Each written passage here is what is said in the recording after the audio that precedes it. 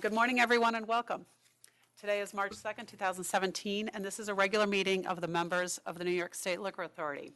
In attendance is Chairman Bradley, Commissioner Ford, General Counsel Riano, and myself, Deputy Commissioner Licensing Jackie Held. Items will be called in the orders they're signed in or in our discretion. When your matter has been called, please approach the podium or come forward and state your name clearly for the record. We ask, as a matter of courtesy, you silence your cell phones. Chairman, do you have any announcements? No. Okay. We're going to go first with an item here in New York City. It's item 475, Pueblo Restaurant 216 Corp. There he is. Okay.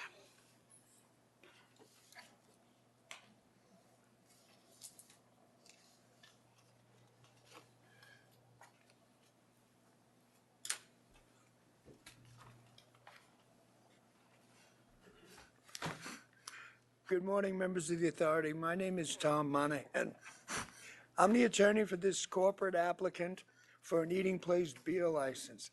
And my client, who happens to be the sole shareholder, officer, and director of Pueblo Restaurant 2016 Corp., is with me today. And we're both ready to answer whatever questions the full board might have relative to this application.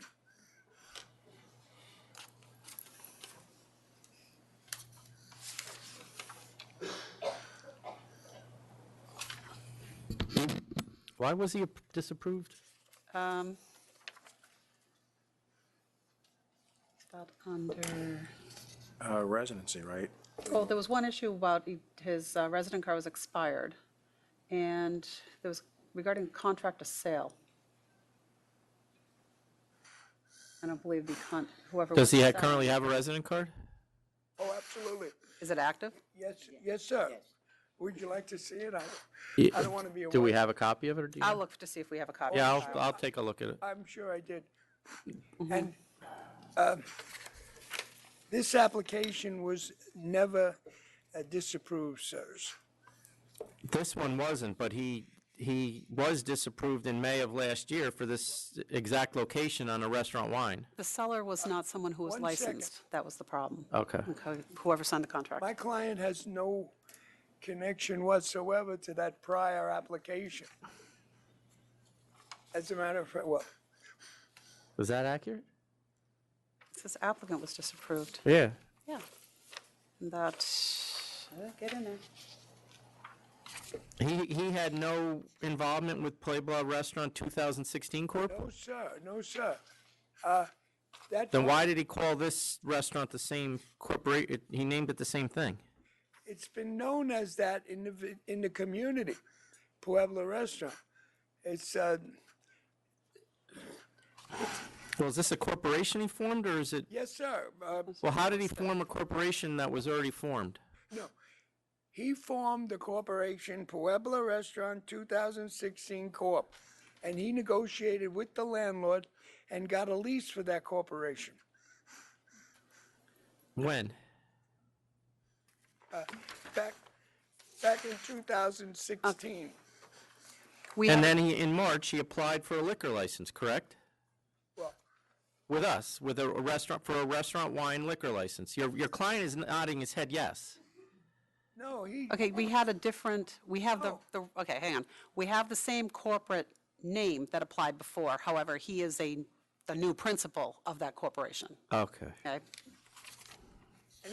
He's the sole shareholder and officer and director. And he has a resident, updated resident card. Yes, sir, but I don't have it with me, but I can. That's okay, it's be on file. All right. Because you're not the other individual. Okay. What are the hours of this place going to be? He plans to close at 12 midnight, 7 days a week, and he opens for lunch from 11 to 2, and Till midnight. Until midnight, all day. Breakfast, lunch. until midnight every day. And there's no music, no dancing. It's a 42-seat restaurant, very small. He's saying here he's planning on using the backyard seasonally. What? We withdrew that, Judge, Commissioner. Okay. So you bought the corporation, or, I'm not clear on that. How are you owner of the corporation now? I'm sorry, me? Him? He's the sole officer, director, and shareholder of the corporation.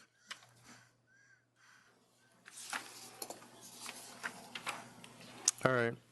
You have anything else? No, I don't have any issues here. So,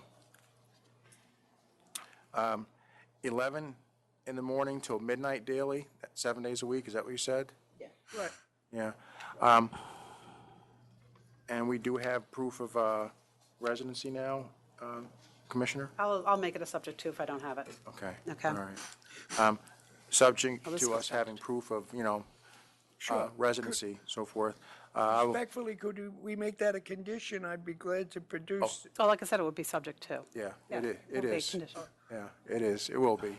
So, Absolutely, absolutely. 11 a.m. to midnight daily, no music, Right. No dancing, no dancing.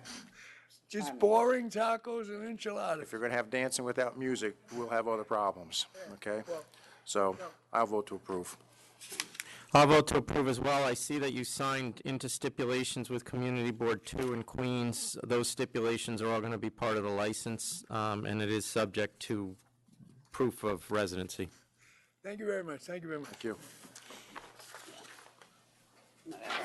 Can now go into Buffalo. Item 480, West Main Liquor. Board members, their applicant is not present in Buffalo, but I do have opposition present. Then we'll second call and give them a few minutes. All right. Okay. Now we're going to 481, Time for Wine and Spirits.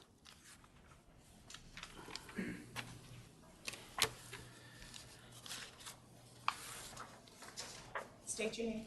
Good morning, members of the authority. My name is Thomas Williams.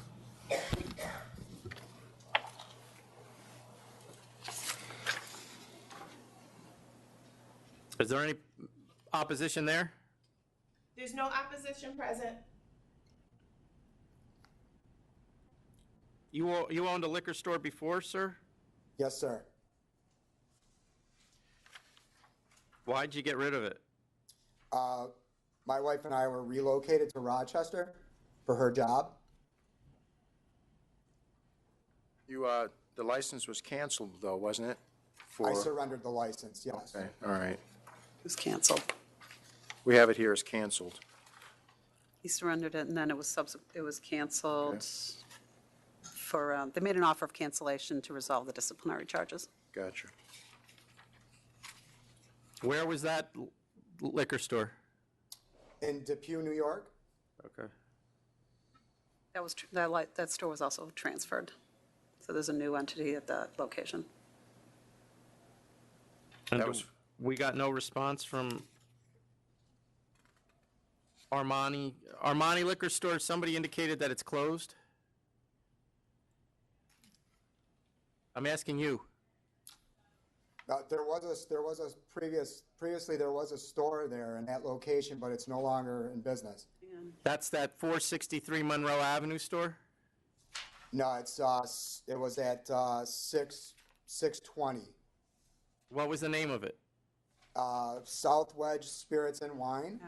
No, but I'm asking you about the second closest store to where you want to go right now. Armani is canceled. It is canceled already? Yep, it was canceled 119. Okay. So there's two, so you're replacing an old store that closed in October, right? Correct. And now we have two canceled. Okay. What are you going to do that the other stores nearby are not doing? I haven't really done much research into what the other stores carry at this time. We will provide education to the customer on wines, new products. We will use Facebook to educate customers on new products.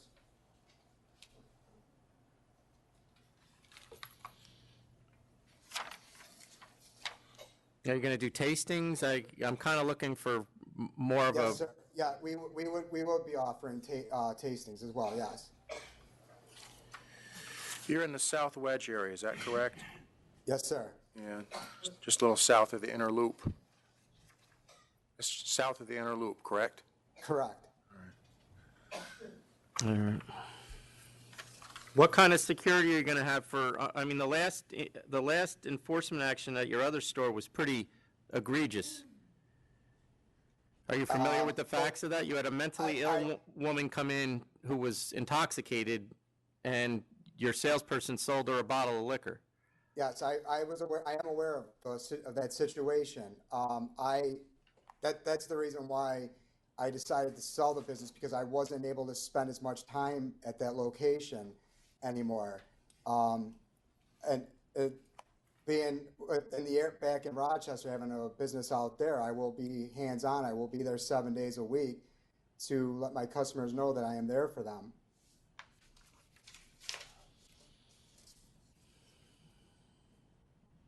Okay. All right. You ready? You're in an area that I think is within walking distance to there's a lot of residences around there. So you're in a business area, but it's also within walking distance of a lot of homes. I'm looking at your competitors in the area, and one is canceled that you'd be replacing. The protest is from one store that seems to be, their profits seem to be diminishing, but everybody else seems to be holding their own. So, assuming that you're going to do a better job of hiring people this time, I'm willing to approve. I'll approve as well. The applicant is replacing a store that was closed in October of 2016, and the second closest store was also recently canceled. So there's now 2 stores in this area that are lacking. So he would be replacing the one he's moving into. So I'll vote to approve as well. Thank you.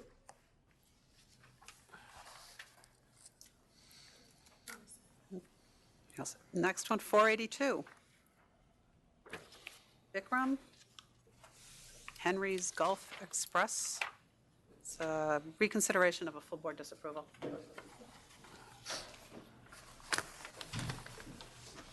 Chairman, Commissioner, my name's Chet McKenna. I was here before to handle this. Well, we're here for reconsideration on the applicant, Bikram Inc. at 265 Delaware Street in Tonawanda, New York.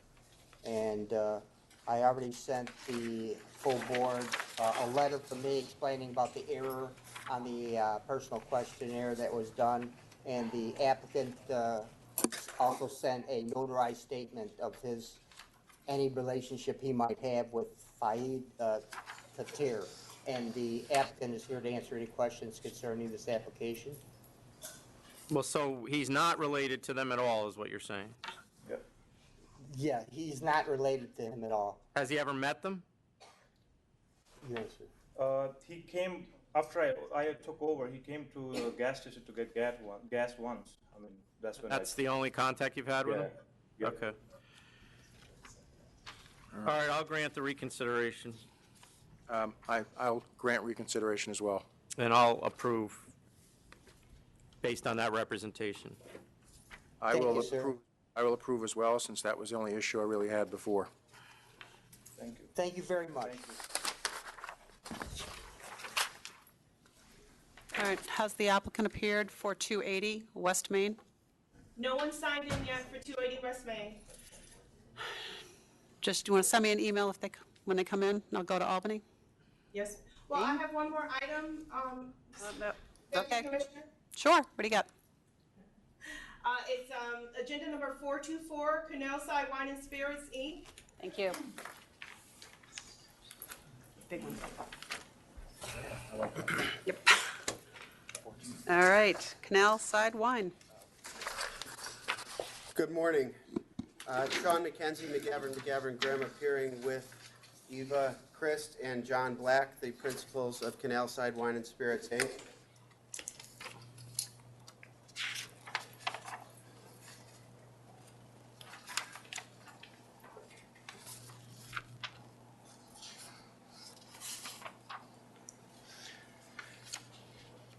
So the ALJ overruled my denial.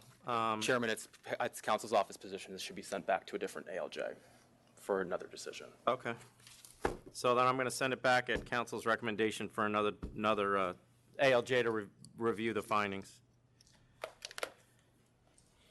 Thank you, Chairman. You okay with that? Yes, I'm fine, yeah, Okay. yes. Thank you. Thank you. I don't need this now, right? You'll get it back later. You should. All right. Go to Albany. We'll just stand by with Buffalo. Albany 229, Marta's Vineyard. Members of note, we did receive an email from one of the opposition. They were unable to attend. See if I can find the email from the million of them I got this morning. Are you opposition? Yep. Or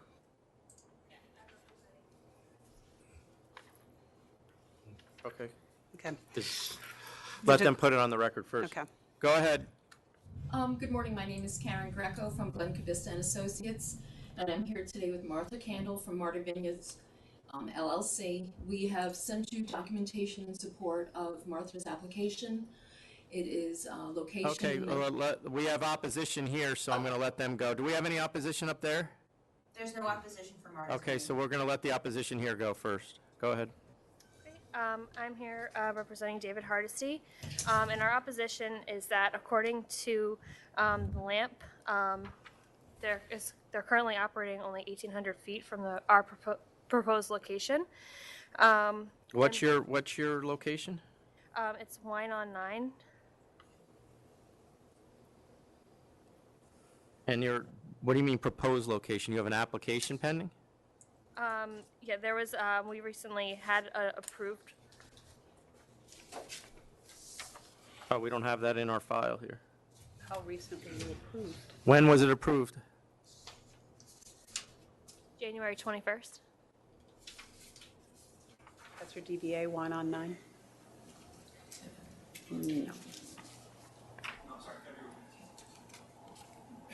February 15th. 215? And you're on Route 9 as well? Yes. Our address is 1622 Route 9 in Wappingers Falls. And you said 1,800 feet away from this location? 1,810 feet. License hasn't been picked up yet. When are you planning on opening? The owner's son, actually.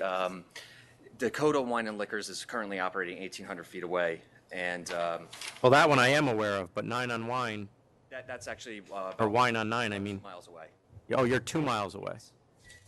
And there are several locations within 3 miles. No, we're aware of the ones that are open, but I was not aware of the one that we just issued. Yeah, this memo was prepared 2 days before the board meeting for the 15th. So do we know exactly where that is? It's 16, what'd you say the address was? 1622 Route 9, Wappingers Falls. Okay, go ahead, you can continue whatever you were going to say. I was just going to say that the multiple locations also exist within 3 miles from the applicant's location on the same road. And I have the LAMP report if you'd like to see that.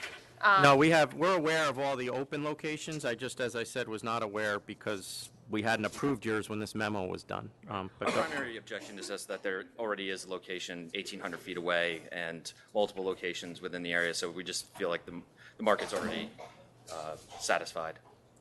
But are you familiar, the majority of the stores that are there, the sales seem to be increasing. Are you aware of that? Yes. But we have a location that is opening within 2 miles. Which would put you at the third closest store. Okay. You have any questions? You did see the note that there was one that didn't appear in LAMP, nor did it appear in their listing of the 4 closest. Yeah, I'm going to ask Easton, him Vera, about that. yeah. Yep. But that's 2.9 miles away. And why isn't it in our listing? I don't know. I don't So know. they probably use the same They may have. system we They do. may have, but it was listed in one of the protesters' letters. That's how it came to our attention. Okay. All right, you have anything else you want to add, or, no? Okay, go ahead. Back in Albany? Yes. Yes. Okay. All right, so we had previously submitted documentation in support of the application at the location. It had been previously licensed as well, and the traffic, I understand the closest stores being in opposition. This is on Route 9. In excess of 42,000 cars each day travel along this road. Martha has knowledge and expertise in the wine industry, which she is going to be bringing to her new location, educating the public, providing classrooms. She has recently hired an employee who has sufficient and extensive experience as well. The location is at the base of the Galleria Mall, access from Route 9, access from the Galleria through a back access road. South Hills Mall has direct access to the south. Major grocery store, a Whole Foods store. She's going to be carrying organic wines to complement the Whole Foods from Mother Earth. ShopRite is within a quarter of a mile as well. She's got an ideal location, and I think that based upon the traffic flow, if enough people are driving by any of these three locations to support all. I don't know whether you're aware or not, but you failed to include a store in your analysis of the 4 closest stores. Which one? Isa and Vera, Inc., doing business as the Liquor Exchange at 488 Route 9. 1488 Route 9. What did I say? 1488 Route 9. It's 2.9 miles away. It would have been the 3rd closest. Actually, the 4th closest. It's south, correct? South of our proposed location? Neither one of us are familiar with that. Yes, it would be south. No.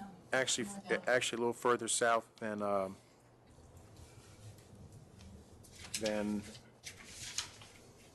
the store that just had a protest from. They got to be right next door to each other. So what, you mentioned she's an expert in wines. Can you elaborate on that a little bit? Certainly. I am a graduate of the WSET Diploma Program, which is an extensive 3-year program designed for wine and spirit professionals. It is similar to a level 4 advanced sommelier, which is 1 level below Master of Wine. I was the former wine director, beverage director at a boutique shop in Greenwich, Connecticut, where I opened a store for a wealthy owner and set up everything from security to employees, including all the product from entry-level product all the way through to investment-grade wines, or what we also call collectibles. I've been in the wine industry working for large shops in the area for about 12 years now. I've also hired, as of a few days ago, a level 1 sommelier, which was educated at the Culinary Institute of America as well as the Guild of Master Sommeliers. He has a radio program every Monday night, and he also teaches the Certified Wine Educator program at Dutchess County Community College. So my credentials are that I am called a DWS, Diplomate of Wine and Spirits, and I'm also a Certified Specialist of Wine.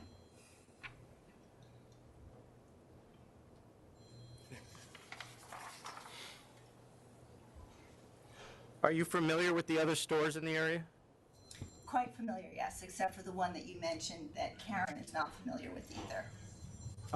What are you going to provide that they are not providing, if anything? Okay, well, I'm definitely, the other stores are mostly providing what we call entry-level product. They are very simple products. I'm going to be providing wines and spirits from all ranges, basically artisan wines and spirits, as well as the industrial-made wines and spirits. I'm also going to provide a lot of products from unusual parts of the world that are up and coming. I'm also going to provide my expertise in terms of wine education classes at the store, as well as streaming videos of myself or my colleagues presenting wine videos on a video screen in the back. Your store is going to be 2,400 square feet. How much of that is going to be retail? How much is storage? Retail, I'm more interested in. The retail space is probably about half of that. There's a classroom area, and then there's a small storage area in the back.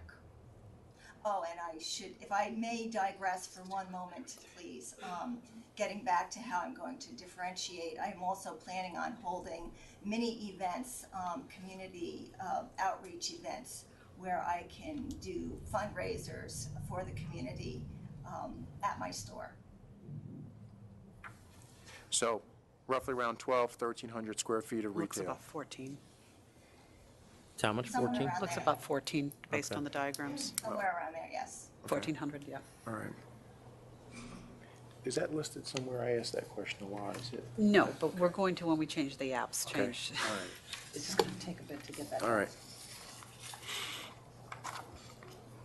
All right, you ready? Yep. Chairman? Based on the applicant's experience, the fact that all stores in the report in front of me at least show steady, if not increasing sales, and the fact that you're talking about being located right next to a mall, I believe that a public convenience and advantage is met here in this instance, so I'm going to vote to approve. What was you said we had an email. I don't know that you ever I got had to an that. email from Dakota. They were one of the ones in protest. And Had- that's they in had our submitted- packet, yeah, right? it's in your Yeah, packet. okay. They just want to acknowledge that they did submit a letter in protest. I'm going to vote to approve as well. The applicant has significant experience in the wine business and education and appears to be focusing on that. And the stores nearby that we have sales numbers for are showing increasing to steady sales. The closest is 0.6 miles away, but is showing increasing sales. And the next two are also showing increasing sales. So based on that, and I also recognize that we did also add one 2 miles away south of this location. But I think given the sales numbers and given her method of operation, there is a public convenience and advantage. So I'll vote to approve. Thank you very much. Thank you, sir. 418 Flower Cup LLC. Reconsideration of a full board disapproval. The only opposition is, oh, my apologies. Robert Romano, I'm here with Eric Worth and Eliza Starbuck, and I believe there is opposition. Yes, there's opposition in Albany. Okay. Well, this is a reconsideration, so we're going to hear from you first, actually. Well, we come to you, Chairman Bradley, previously you had said that you would have approved this application, given the public convenience and advantage served by the granting of the license, pointing out that you were familiar with Cold Spring, familiar with this business model, and you did not feel that the newest licensee in the area would be affected at all because it is a totally different business model. And I believe Commissioner Ford had rejected the application in order to give us the opportunity to present more facts, as you invited us to come back to present you more facts that may change your decision. I'll vote to reconsider. Based on the letter of support from Mayor Morandi,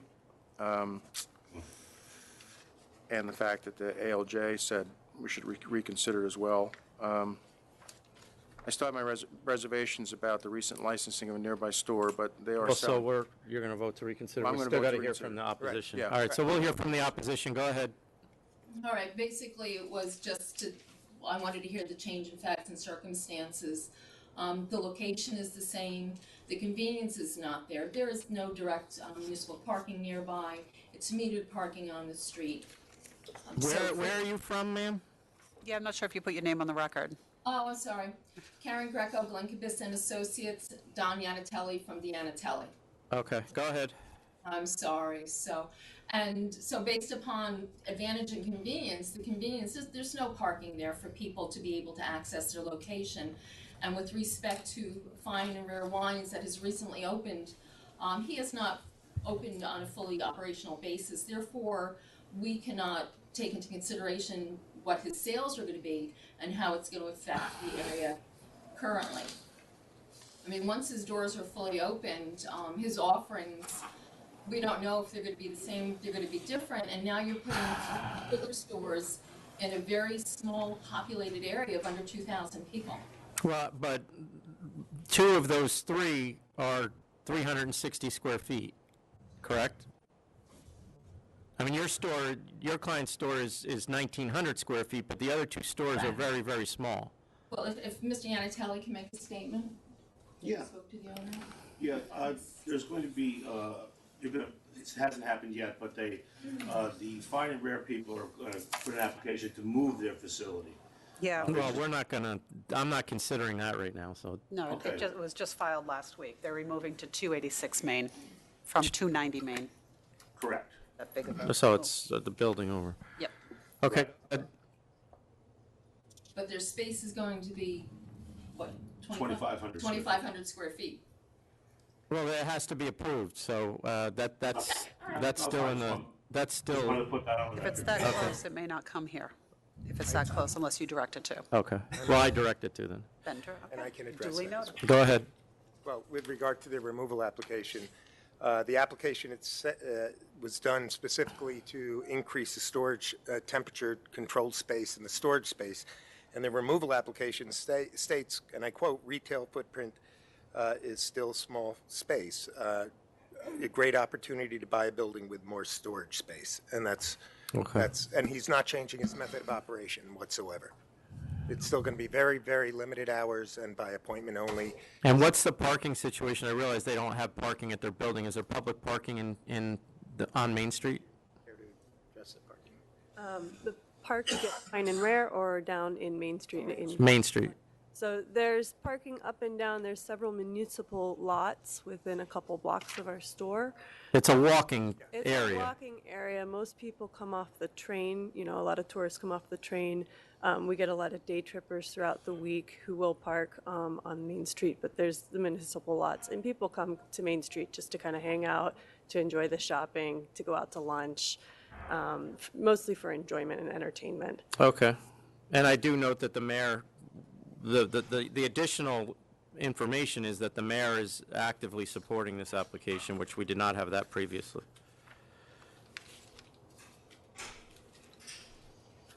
Yes, he states that Main Street Cold Spring is experiencing a rapid growth of tourism driven by heavy pedestrian traffic, to your point. And there are no wine shops currently along the Main Street Business District, so.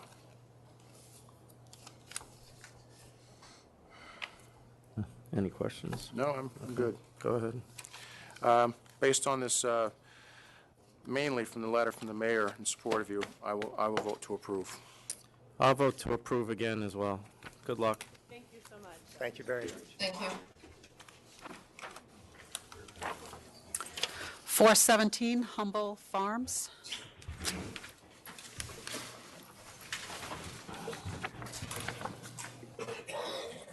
Anthony Menkel and Michael Gerber.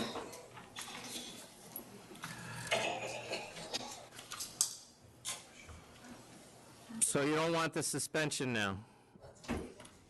No, sir. Because we made it in July. What good would a suspension have been on a seasonal restaurant in January? Well, I mean, it is year-round. It's certainly not as busy as the summer. Well, that's why we put it in July. The point was to make it hurt. Well, that would have definitely have hurt it big time. All right, well, I'll vote to reconsider. I'll vote to reconsider as well. Just to accept the 6,000 as the alternative. Yes, sir. And then I'll accept the 6,000. 6,000 accepted. Thank you. All right, 421, 7249 State Fair Boulevard. It's a request for declaratory ruling. Which one again? Good morning, everyone. 421. Hold on. Oh.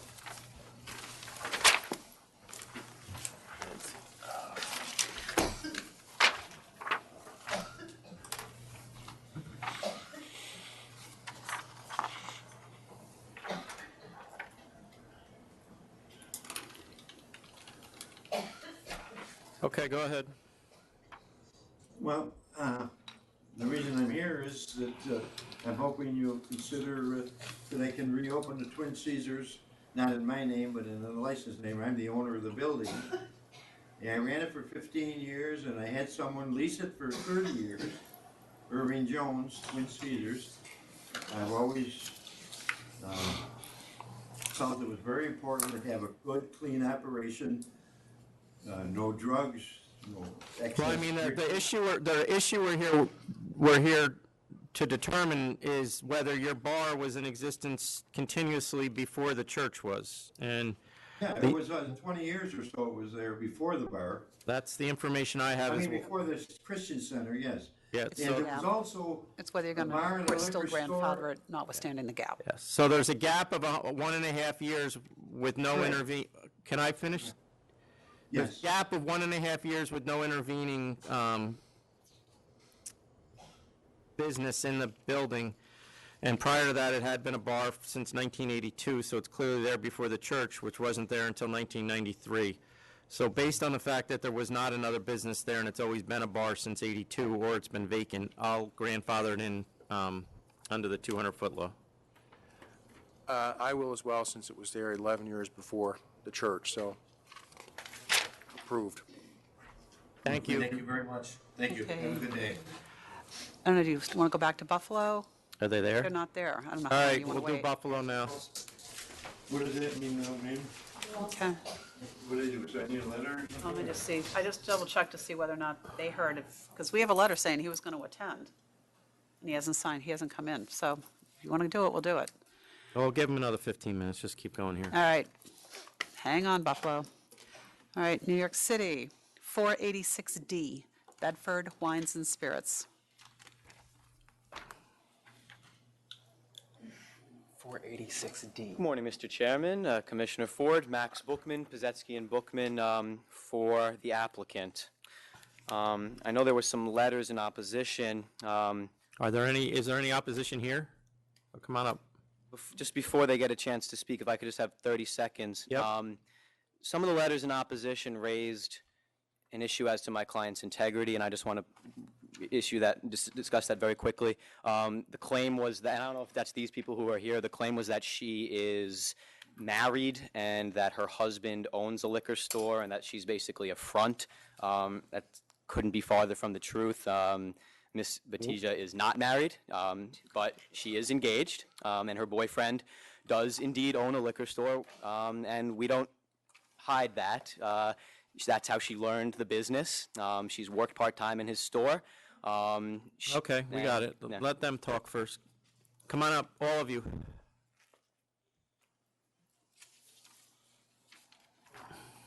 Go ahead. Oh, yes, hello. My name is Sung Won. I'm from the Natural Wine Company. Noel Kavnar, also from the Natural Wine Company. Okay. Rookie Basin from Metro Liquors, Where is Metro? What's your address of Metro Liquors? 298 Metropolitan Avenue. How far are you from this place? It's 0.5 miles, 4 minutes of Oh, so he's driving. not one of the closest. Okay, do you have anything you want to say, or other than this? Oh, well, I have included in the letter. Yeah, we have your letter. Do you want to add to that or no? The one thing I just wanted to make clear is that my brother have actually acquired the store last year, and when we did that, when we renegotiated the lease with the landlord, excuse me, the rent have gone up about $4,000 a month. So even though we have showing about $30,000 increase in annual sales. 30? From 2015 to 2016. Oh, okay. Because from 14 to 15, you're almost at 100,000 increase. Right, that was before I acquired the store. We acquired it in 2016, August. Okay. So even though the paper shows that we have about $30,000 dollars more in sales, it is not really benefiting us at all because we have actually shelled out about $48,000 more in rent. Okay. And currently, January into February, we're about flat with 2016. January was actually a few $1,000s less. Okay, thank you. Commissioner, thank you for letting us speak. I just opened up a store not that very far from them. I know the distance-wise, it might seem to be not the fourth closest one, but You're not even the fifth closest yeah, one. fifth closest one. So I don't even know if you're the sixth closest one. So let me just say, it's literally 4 minutes of drive. You come out of my store, you go to Bedford Avenue, they're right there. They're very close to UVA. They're very close to them, obviously. But this is Brooklyn, right? It's Brooklyn. I'm in Brooklyn. So, I mean, a large portion of your customers aren't driving. Correct. No, I agree with you. Here's the thing, there might be a population growth in that area, but you got to understand, we just opened up a new store. There's a lot of stores are really struggling. Maybe few of them might be doing well. I'm struggling, I know, as a new store. And what the gentleman just said, the attorney, that is absolutely incorrect. They are married, and I'm one of his good friends, by the way. I went to the wedding. So I just wanted to went put it to on the record. wedding? Yes. So I know that, but business is business, right? So that is incorrect. So I just wanted to bring that on the record, okay? So that was incorrect. So just wanted to bring that. Okay, thank you. All right. Were you in the wedding? You were in the wedding? I was. You won't be in it again, I can guarantee you that. I hope he doesn't get married. Okay, thank you, Mr. Bookman. Yes, sometimes I feel like this is Well, I mean, sort of that, worry. Well, yes, we'll get into it. Let me just get my clothes there. because you just stood up here and told me that they're not married, so that's going to be problematic. And she's going to tell you that again. Yeah, all right, so took a page out of Mr. Lynn's playbook. Did you hear he has pictures? All right, so I think this is about public convenience and advantage, but let's discuss this. Well, I mean, issue. it's not, right now, it's about the fact that she, on her application, indicated she was single. Swore under penalty of And perjury. as a result of her being single, she had no obligation to put down the fact that her fiance or boyfriend owned a liquor store. Right. Once you're married, you kind of do. Absolutely. And we're not running away from the fact that her fiance has a liquor store. And with this format, it's something like, So let's get to the chase. Is she married or is she not married? she's not married. What happened was, and I think it's sad that we have to get into this, was that her and her fiance planned to get married. They had a destination wedding. Where was it going to be? Dominican Republic. Dominican Republic. Her fiance's father died 2 weeks before the wedding. They therefore called off the wedding, but as tickets and everybody was booked to go to the DR, they tried to make the best of the circumstance, and instead of having it be a wedding, they made it an engagement party. She is not married, and she can tell you that herself. So then, I don't know I don't know who this gentleman is or what he's saying. So, no.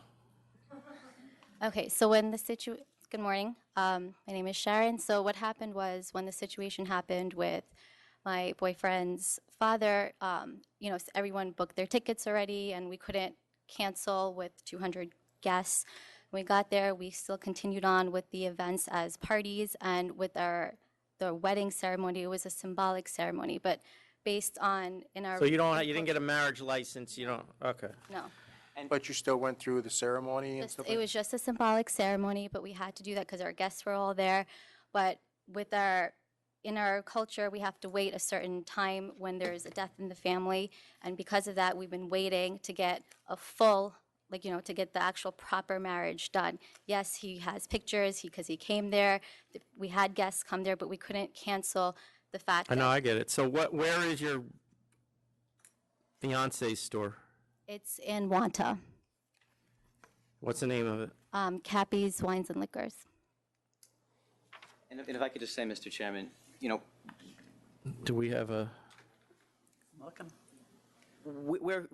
you can ask Sharon herself. I mean, we're readily admitting that Sharon learned everything she knows about the liquor store business from her fiance.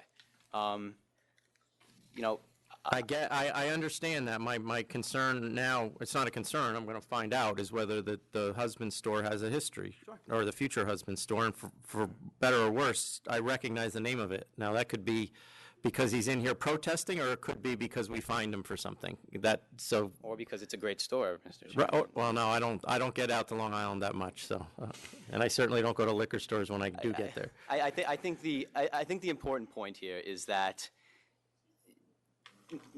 Sharon learned everything she needed to know about how to run a liquor store from her fiance. There's nothing wrong with that. Seeing her fiance run a liquor store has summoned an entrepreneurial spirit in her. She's currently a dental hygienist. She doesn't want to be a dental hygienist for the rest of her life. She wants to be her own boss, with her own hours, running her own business. I think many of the folks in here could appreciate that. And she, rightfully so, has learned how to run a liquor store from her fiance. Should she get and I think the most important. Well, who's the fiance? What's the fiance's name? Sunil Kapoor. Okay. We have him listed as president. And there's only a single sale to minor charge back in 2015. Okay. So it wasn't because I fined him. Maybe you did visit, Mr. This is Chairman. Cappy's Wines and Liquor, not the other Cappies. Oh, okay. Okay, go ahead, Mr. Bookman. There's one in Lindenhurst, Cappy's, it's a different. Okay. No relation. And I think the most critical point to address here before we get to the merits is that, and she's put this in her personal questionnaire, should she be approved here, she is going to quit her job and devote her full time and attention to running this liquor store. There's nothing wrong with that, and it's in fact something that we should encourage. Now, to the merits. You've heard, other than the soap opera, you've heard very little from the opposition as to why putting a liquor store here is not in the public convenience and advantage. And so let me tell you why it is in the public convenience and advantage. And if I may just refer to the diagram. The public convenience and advantage argument here boils down to two words, and those words are Bedford Avenue. If any of you are familiar with Williamsburg, we are right here in the heart, if I may, in the heart of Williamsburg. Bedford Avenue is the main street of Williamsburg. Williamsburg is essentially become a cliche for its notoriety as an area of high population boom in the last decade, high gentrification, high amounts of development, high interest in young people, and that all is centered around Bedford Avenue. Bedford Avenue is where all of the commercial stores are, it's where the shopping is, the restaurants, all sorts of retail on Bedford Avenue. Our store is going to be on Bedford between 11th and 12th, right here in the center, and that's just a few blocks north of the L train, which is on Bedford and North 7th. Now, critically, there is no full-service, standard selection liquor store on Bedford Avenue, with a specific focus north of the L train. So all of the folks who live in this high-density corridor and in the surrounding streets, and I'll get into some of the development in a moment, when they're walking home, they have no option for a standard full-service liquor store. Now, here's what they do have, and this is the closest stores. The number one closest store is the Whiskey Shop. That's located 1 avenue block over on Berry Street, or actually it's between Berry and whatever is next on North 11th. And as the name appropriately implies, it's a whiskey-only store. It's an ultra-niche store. It's like no more than 300 square feet, and they only sell, and I was just there to check it out recently, they only sell unique varieties of whiskey. That's all they sell is whiskey. And you haven't seen any opposition from them because I think they appropriately recognize we're not going to compete with them. What Sharon wants to put in Williamsburg is a standard, run-of-the-mill, standard varieties, full-service selection liquor store where people who want to buy whiskey buy Jim Beam or Wild Turkey. People who want to buy vodka are buying Absolute, Smirnoff. People who want to buy wine are buying Yellowtail. She's aiming for an average price point for wine at about $8 to $20 a bottle is an average price point for wine. So folks who want to patronize the Whiskey Shop are not going to be interested in Sharon's store, and folks that are going to be interested in Sharon's store are not going to want to patronize the Whiskey Shop. So that's why you don't have any opposition from them. The second closest store is also off of Bedford, quite far off of Bedford, in fact. It's the Natural Wine Store, and you've heard opposition from them. It's between Driggs and I believe Roebling. The Natural Wine Store is also appropriately named because all they focus on is natural wine, organic wine, biodynamic wine, local wine, all the things that I sit here in many board meetings and I hear applicants come here and say that they're going to provide. And true to their word, they do provide that. And in fact, if you look at the opposition letter you've received from the Natural Wines Shop, they readily admit, we focus on, I'll quote from them. Here. My business provides the neighborhood with an interesting selection of natural wines made with organic grapes, sustainably farmed grapes, using biodynamic methods. We're not going to do any of that. Our customers are not interested in biodynamic wine. They're interested in Yellowtail for $8. So I understand, they chose to oppose, but I think really after hearing this, they may.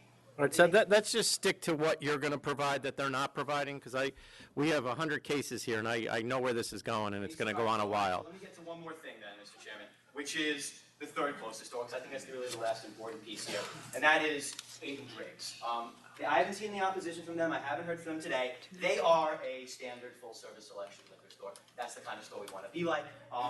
The big distinction is that they're located on Driggs. And I would implore you, if you haven't already, if you're not familiar with the neighborhood, to look at Exhibit B in my materials, where Sharon took a photo-by-photo comparison of what Bedford looks like at 8th Avenue versus what Driggs looks like at 8th Avenue. Bedford at 9th, Driggs at 9th. Driggs is no Bedford. Driggs is not very well developed, it's very quiet, it's a little creepy at night, and it's not where our customers want to go. And the final thing, Mr. Chairman, is that you know that this is what the public wants, because if you look at Exhibit E in our materials, you'll see 350 signatures from members of the neighborhood. From my rough estimate, about half of those signatures are from 101 Bedford, which is the new high-rise development building that Sharon's liquor store is going to be in. The people of the building, the people who live in the building, want a full-service liquor store conveniently located on Bedford Avenue. And the building owners, that's also in the materials, the building owners have held out renting the store out because they've heard demand from the people in their building that they want to have a full-service liquor store on Bedford Avenue. People don't want to go to Driggs. Driggs, by the way, people are going to Driggs, so that's what they have to do. And the proof of that is in their sales figures. Commissioner Ford, the sales figures are going up at Driggs. They made $2.4 million in 2015. We, for some reason, didn't get their gross sales letter in terms of. Where are you getting? We were given. Because that number's not even accurate.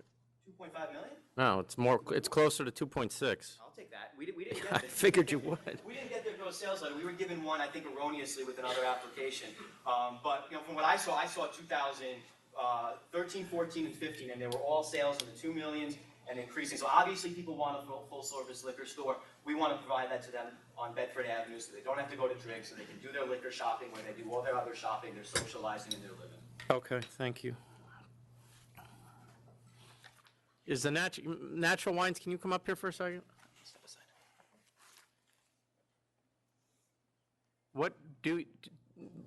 Does the name of your store indicate what you do specialize in? I do see your letter here. You focus on organic and Yes. biodynamic wines? That's correct. We also have a liquor selection, and we are literally a block and a half away from where they'd like to open.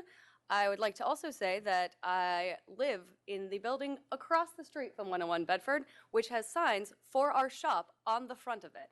It is on 11th and Bedford, and the signs for our store are there. And it's right across the street from where they'd like to open, which I think is really unfair. Furthermore, I have been working in the neighborhood in the liquor business for over 7 years now. I've worked at several locations within a half-mile radius that are wineries, breweries, wine shops, and cheese shops, and I've never really run into a problem where I was actually concerned for my other stores that I was working at in the area. This is actually really concerning to me because it's so close to us, so. All right, thank you. Thank you. Can I just make one point, Mr. Chairman? Yes. The proximity is not the issue with the Natural Wine Store. You heard what the owner said. Yeah, they have a liquor selection. Yeah, sure, they have a liquor selection. It's a Natural Wine Store. And by the way, we know that store is doing quite well because it was just sold. No one buys a store that's not doing well. So it's Yeah, doing just fine, and they. I see it every day, so don't use Well, they're doing just fine, and they're selling natural wine. That's their name. That's their focus. We've shopped there. Their average price point, I think, for bottles of wine, I think, starts at around $20. We're going to provide something different. All right, thank you. Thank you. Of the 1,000 square feet, how much is going to be retail? 700 retail, 300 storage. And I assume none of the stores that are competitors are bulletproof? No. This one isn't going to be. We're not going to be bulletproof either, no.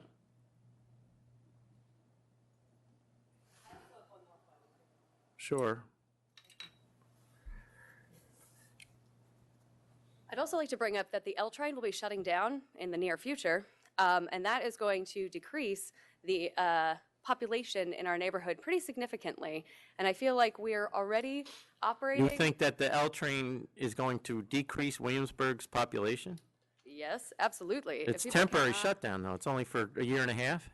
A year and a half to 3. Well, which could be 5, I get that, but I just mean, I think I've already seen, again, I've lived in the neighborhood for over 7 years, and I've already seen the amount of people flocking to the area decreasing. I actually had several people. in could my that have building anything to do with the cost of getting in that area increasing? I'm sure it does. But nevertheless, I really think that that's worth bringing up, in that it's going to be harder to get there, and I don't think we need That that is certainly true. Thank you. Thank you.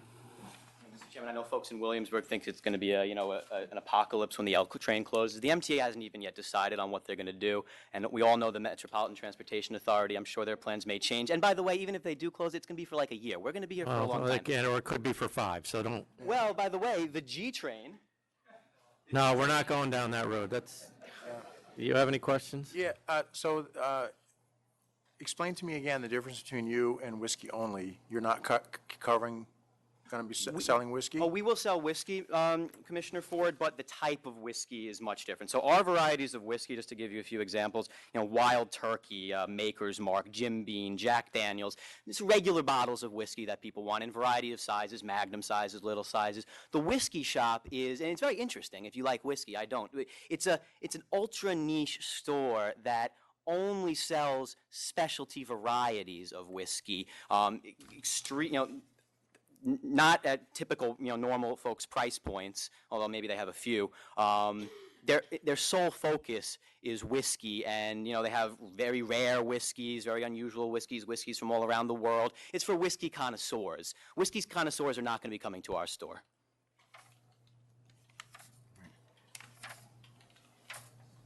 And I think we recognize the price. The neighborhood is exploding, and it's going to continue to explode. And there's been all sorts of new construction just within 0.2 miles of our store. That's in our materials, in addition to ours. And there's already been a lot of construction. So the neighborhood, the population's going up. All right.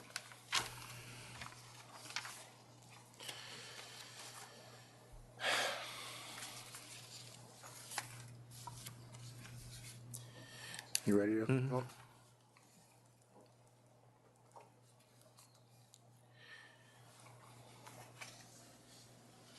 You're going to ask you one question here. You said you're hiring 2 employees, 1 manager and 1 stock person. Is that what I read correctly? And that doesn't include me, so it'll be 3 total. It'll be me full-time and then 2 others.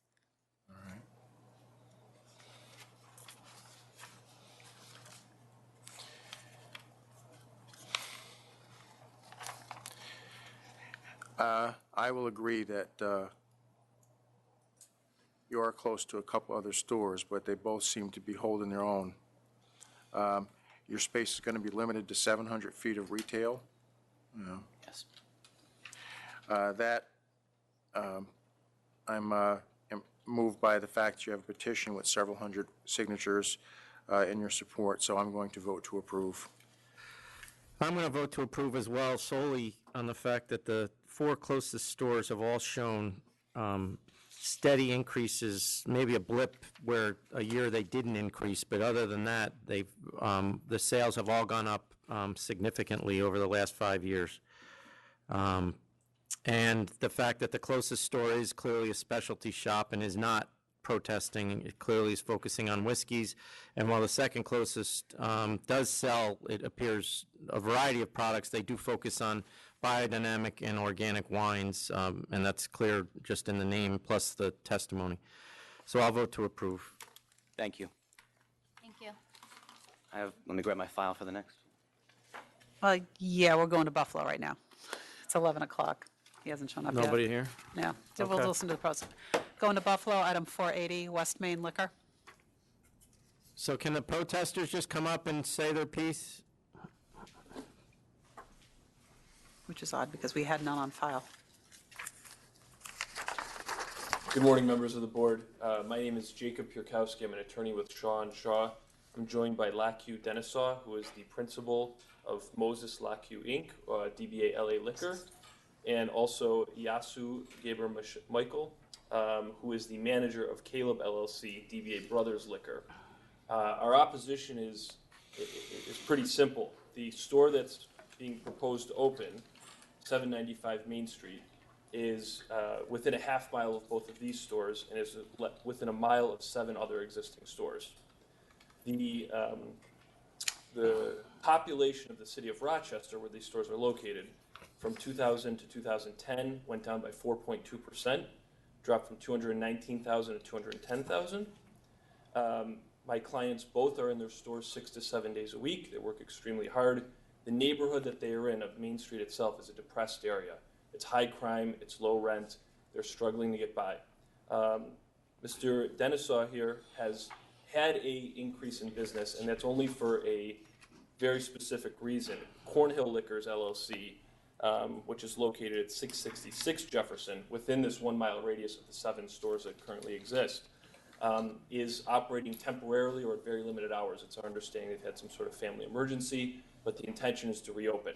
So the only reason that we've gone up is because they've gone down for the time being.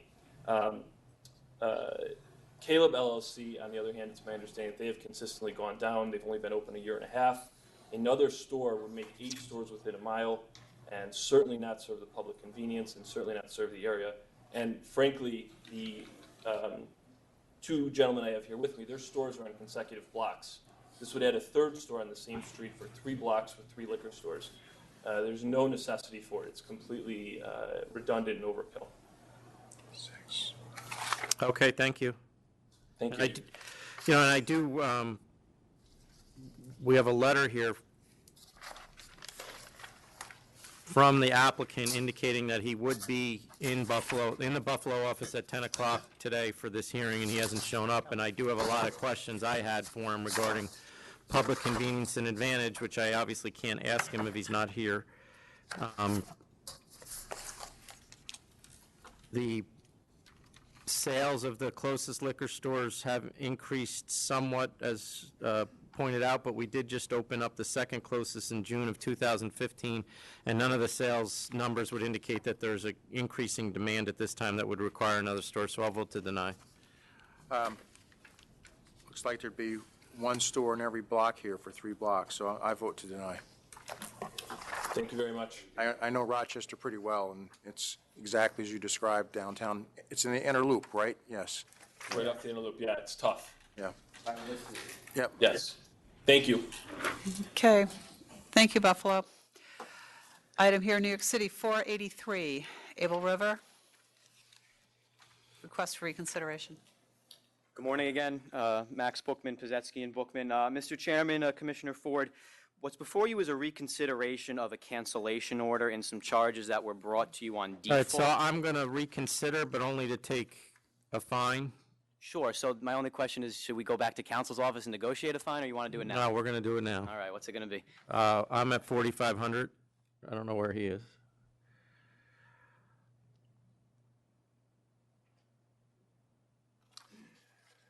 Yeah, and Commissioner Ford, these are the type of charges that typically, would not result in cancellation. And they've been cured. No, the reason we cancel it is because he either didn't get it or ignored it, and then I think we asked him to come in to make sure the stuff was fixed, and he didn't respond to that. We take full responsibility for that. There's been some communication. We didn't send that letter? Have them come over, but generally it would be the failure to conform. is one that rises. Yeah, high my enough. understanding is that a notice of pleading was missed. We're taking responsibility for it. We Good, don't know no what happened food for to it. sale. That would be a biggie. Right. And we fixed that, and there's a menu attached, and, we think Yeah, an but are they appropriate serving fine here would be the proper way to resolve. We canceled when, Commissioner? Cancellation was stated, January 19th.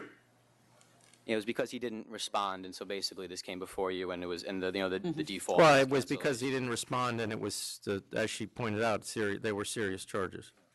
I'll accept 4,500 as well. We'll take 45. Okay, thank you. Thank you. Got one more? Thank you. Okay. 388 Jane Street Hotel. I'm not going to take a lot of time with this. We're asking for a letter of warning. It was a very minor charge that was dismissed in criminal court, and Okay, I'll accept that. The liquor store, when she does get married, you should amend the application? seriously? Yeah. Yeah. Even if it's approved by then? Is she going to change her name or anything like that? Probably not. Probably not. But the fact that her husband owns one isn't, don't But we? we don't ask directly, do you have any other, I mean, she's not involved in it, the money didn't come from him. Okay, all right, then you Family don't need to. relations, What I can tell No, you you is- don't need to, What I okay. can tell you is we're not inviting that gentleman to the wedding. Yeah. All right, so, wait, he has to vote on the letter of warning. Sorry, Commissioner Ford. If it was determined that it was in compliance with lighting at the time in question, but the occupant sign wasn't posted. Yes, I'll accept letter of warning. Thank you, sir. Oh, wait, I'm sorry. I was trying to look for a way to let you off the hook completely. Item 420, Fat Pig Incorporated. This is request for reconsideration of a full board disapproval. Good morning, Stacy Weiss, for the applicant. This is a request for reconsideration. I submitted some documents for you to review. If you have any questions. So you got approval now from the community board? Yes, Commissioner, my client went to the community board and they approved it 20 to 10, and as well as the NYPD 3-4 precinct. Do you have a letter from the precinct? I have a letter from the community board that references the precinct. Which letter is that? Because I'm Is that sure the I have it. December 20th letter? Yeah, in December, yeah. Just a letter in December from the community board that speaks about the vote, and they reference the precinct in it. Yeah, they say they were informed that the 34th precinct requests a meeting with the owner. Right, and they met. They met with the precinct and they approved them. The precincts don't give out letters by themselves. They won't. But they rarely give out opinions negatively also, and they did here. So that's why I would like to know that they did meet. Did you meet with them? Yes. Yeah. I have Okay, an yeah, email. can you speak? Yes. Go ahead, please. How are you? I met with the person in charge of Communities Affairs on Precinct 34, and they sent a letter to the community board. I have an email that he sent me, because I asked him if he can hold my email, so just in case, if anything. And I had the email that he sent me saying that he approved me opening the. Do we have a copy of that email? I'm sorry? Do we have a copy of that, or? I have it on my phone. I don't know if you guys can check. You have it on your phone? I have it on my You phone. can forward it to, you can forward it to. Cool, perfect. You want to forward it to me and I'll forward it on? Perfect. Is that okay? Yes. Or you can just read it. Do you want to read it? Okay, sure. While he does that, There was also, who is Cy Gomez? Cy Gomez? Who's Cy Gomez? He was helping me just design in the restaurant. Well, is he involved in this business? No, no. Why is he identifying himself as a business partner? Where? Where is that? He indicated to someone at the community board that he was a partner with you. Not at all. No, that was even before I was involved, but as far as I know, he's somebody that was assisting with the application. That was all. Is he still involved? The restaurant is done. So he That's what I'm saying. Is he still involved with you? So he's not going to be promoting or anything like that? No, not at all. I don't. Now, you own a bar, Marcha Cocina? I own two restaurants. One, Washington Heights, where the same community board is, and another one in 7th and Avenue C, Which is Community which Board is 3. community board number 3. Susan Stetzer. And you, based on some of the stuff that's been turned in, it appears that you're having DJs at these places? No, sir. Well, what, you didn't have a DJ on Halloween at Marcha Cocina? No, I myself go and put the music for. Live DJ from 11 to 3 a.m. I know, sir, but I am the DJ basically because I put. Yeah, but you're not supposed to have a DJ at all. No. I don't use a turnstile or anything. I just use it from the iPad. Well, what's this? I mean, you're advertising, you're trying to get people in there saying you have a DJ. I don't think. Just because you call it something different doesn't mean it's not a DJ. Oh, okay. And you're clearly calling it a DJ. What is it exactly? Basically, I play music from my iPad, from the restaurant iPad. And then you did, also on, around Thanksgiving, it appears you did it again. As I said before, I'm basically the DJ. I put the music in the iPad. Well, see, this is why they complain, the community boards complain about these places that come in and tell us they're restaurants, and then all of a sudden, 11 p.m., they turn the music on, and the DJ, or whatever you want to call them, starts playing loud music, and then you're not a restaurant. I assure you. Now you're a club. No, I assure you that we don't do that. We haven't had a single complaint at any of my restaurants in Washington Heights, not even for noise, because we close early. You can see the time that we. This one says you're open till 3 a.m. We are open just in case if I have an event or whatsoever, and that's only Friday and Saturday. But we don't push it that far. We haven't had a single phone call to any of my community board, to any of my precincts in my restaurants. But sometimes you get like buyouts and stuff, and they want to stay a little extra, so we just do it because of that. He even has a letter from Community Board 3 that said that he has no problems. Yeah. They gave a letter. I don't know if this is relevant, but the person, the community board, is here, so she might be help the case. Of course. And now you're going to manage all 3 of your restaurants? That's what I do. And this restaurant is going to be a barbecue place? Yes. All right, do you have any? No, it appears the community board has. And one of the main issues were, I mean, you had praised, actually, on the last meeting, you had said that he seemed to do everything right. Yeah, and that's before I found out that he had DJs. Well, it's not really a DJ. I mean, and it's really on just a holiday. Who approved it? He did? Commissioner Ford had approved it, and you had denied it. And you denied it because he said the place never had a license before, and in fact. Oh, and the community board objected to it, so there is a change of circumstances in that they clearly don't object to it now. Right, they don't object to it, based right. upon the owner's agreement, it says no DJ, no live music, no And he absolutely will abide by that. sound governor, soundproofing, and good Right, neighbor sign. And he will absolutely do that. All right. I'll vote to reconsider. I'll vote to reconsider as well. I'm assuming your vote is remaining the same. Yes. So the community board has indicated that they now approve of your method of operation. Do we have stipulations in here? Well, it's like listed in one of the paragraphs there about the no DJ, no live music, Limited- no hookah, limited sound governor and limiters. all that. It's in the back page of one of them. All right, so I don't know exactly what, but I have my own, obviously. No DJ, no happy hours, no promoters, no live music. We need proof of soundproofing. Did they mention no happy? Because no place in Washington Heights survive without happy hour. We have a very. They didn't deny him happy hour. They Yeah, I am, Why can't? because of this. But he's not going to do that anymore. No DJ. But he no- shouldn't have been doing it before. Now, you can come back in a year and see if you can get the happy hour, but if I keep seeing these things, then we're probably going to lose all 3 of them.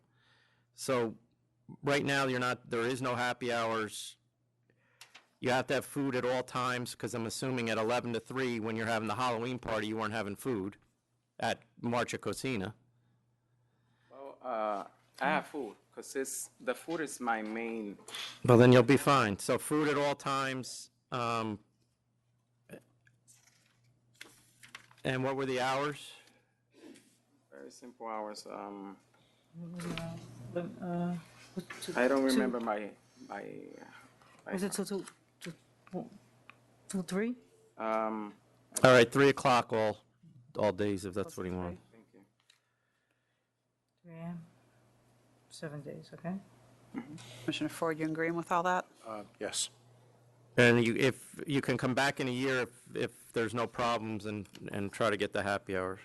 But I wouldn't have, I don't care if you're DJing or, no, on the other places too, because I looked up your licenses, and to my information, there's no DJs at these places either. No, they're restaurants. No DJs. No DJs. But you advertising that you're the DJ is still a DJ. Probably was a mistake that I made, but as I said before, I play the music from my iPod. All right, so on those grounds, I'll approve. Thank you. Also? Approved. Yes, thank you very much. Thank you. All right, 484, El Recon Perano Restaurant. It is reconsideration of licensing board disapproval. So this is the same issue, right? 484. I don't know where It's the 484. Peruvian. We didn't do 483. Yeah. Oh, we did that one already. I don't know why. 43. So I'm, do you have yours? Here, Chris, you can. Did you here. pull the wrong one? I got it. Okay. So he has, I don't see that we have a copy of his employment card. that's what I was asking. He doesn't have one. He doesn't have work one. there. We modified the application. He owns it since 2013. He's a passive investor. He has a construction company, and he has residency in Peru. And he has no green card of any kind. So I don't have this I don't have this application in front of me. Is This would he, have to come back to licensing. but is he a stockholder of the Yes, corporation? he's a stockholder only. And who's the officer? His partner owns 50%, and he's the president, and he's a U.S. citizen. Okay, all right, so I'll grant reconsideration and send it back to licensing. This is a Peru national, Stockholder, who is a stockholder. I have a New York address, so is he, he has a New York address, is he here? Yeah, he stays He's here here. sometime. Actually, right now, I think he's in Peru. But he's a passive investor. He doesn't work there, and he doesn't have your disapproval referred to a work card. He doesn't have one, and we don't Well, have it doesn't one. matter anyway. We didn't know he was a No, but work stockholder. card here is Okay. not true. So are And you, that made us look at this. We modified our, so we're going to vote. Okay. Yeah, I vote to grant reconsideration and send it back to licensing. Good luck.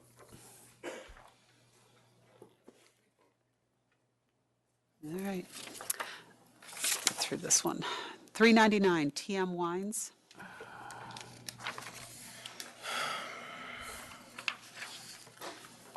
Good morning, Leonard Fogelman for the licensee, and this is my client, Mr. McKenna.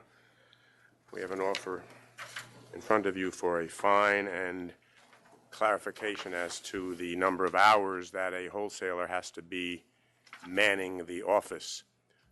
Well, does he have an office in New Jersey? I don't understand what, or is he on the road himself? Is that what the situation is? Yes, Mr. Chairman, I'm on the road myself. I have an office in New York, and I'm not there probably as often as I should be. I mean, the reason this started was because an email that was sent to you by us bounced back as undeliverable, which means then they went out to reach out to you physically and nobody was ever there. And via telephone as well. I mean, I don't have a problem. What are the hours you're looking to keep somebody there? I think we've said that, and I've seen this over the years in terms of the number of hours, where I think it's gone from 15 out, minimum 15 to 20. So where a wholesaler can be at the office. He's willing to have someone there 4 days a week, 4 hours a day, equal to 16 hours. Okay, and the other thing, I would just make sure we have your cell phone and that your emails work. I mean, that would be the helpful thing as well. Okay, sure. They But do. I'll accept the 10,000. Is there any way that, because he's I'll use the word marginal wholesaler, can the fine be reduced from 10,000? It is a substantial amount of money for him. Are we gonna- Obviously, he's, Can you give us an idea of when the hours are going to be? Or is it just going to be About 9 random? to 1, Monday through Thursday. That's what I've lined up somebody for. 9 to Okay. 1, all right, just so we have something in there, 9 to 1. I'll Monday leave it through up Thursday. to Commissioner Ford. I'm willing to go down to, let's say, 7,000. Okay, that's better than 7. 10. All right. Thank you very much. Thank you. Thank you. 406, St. Vita's.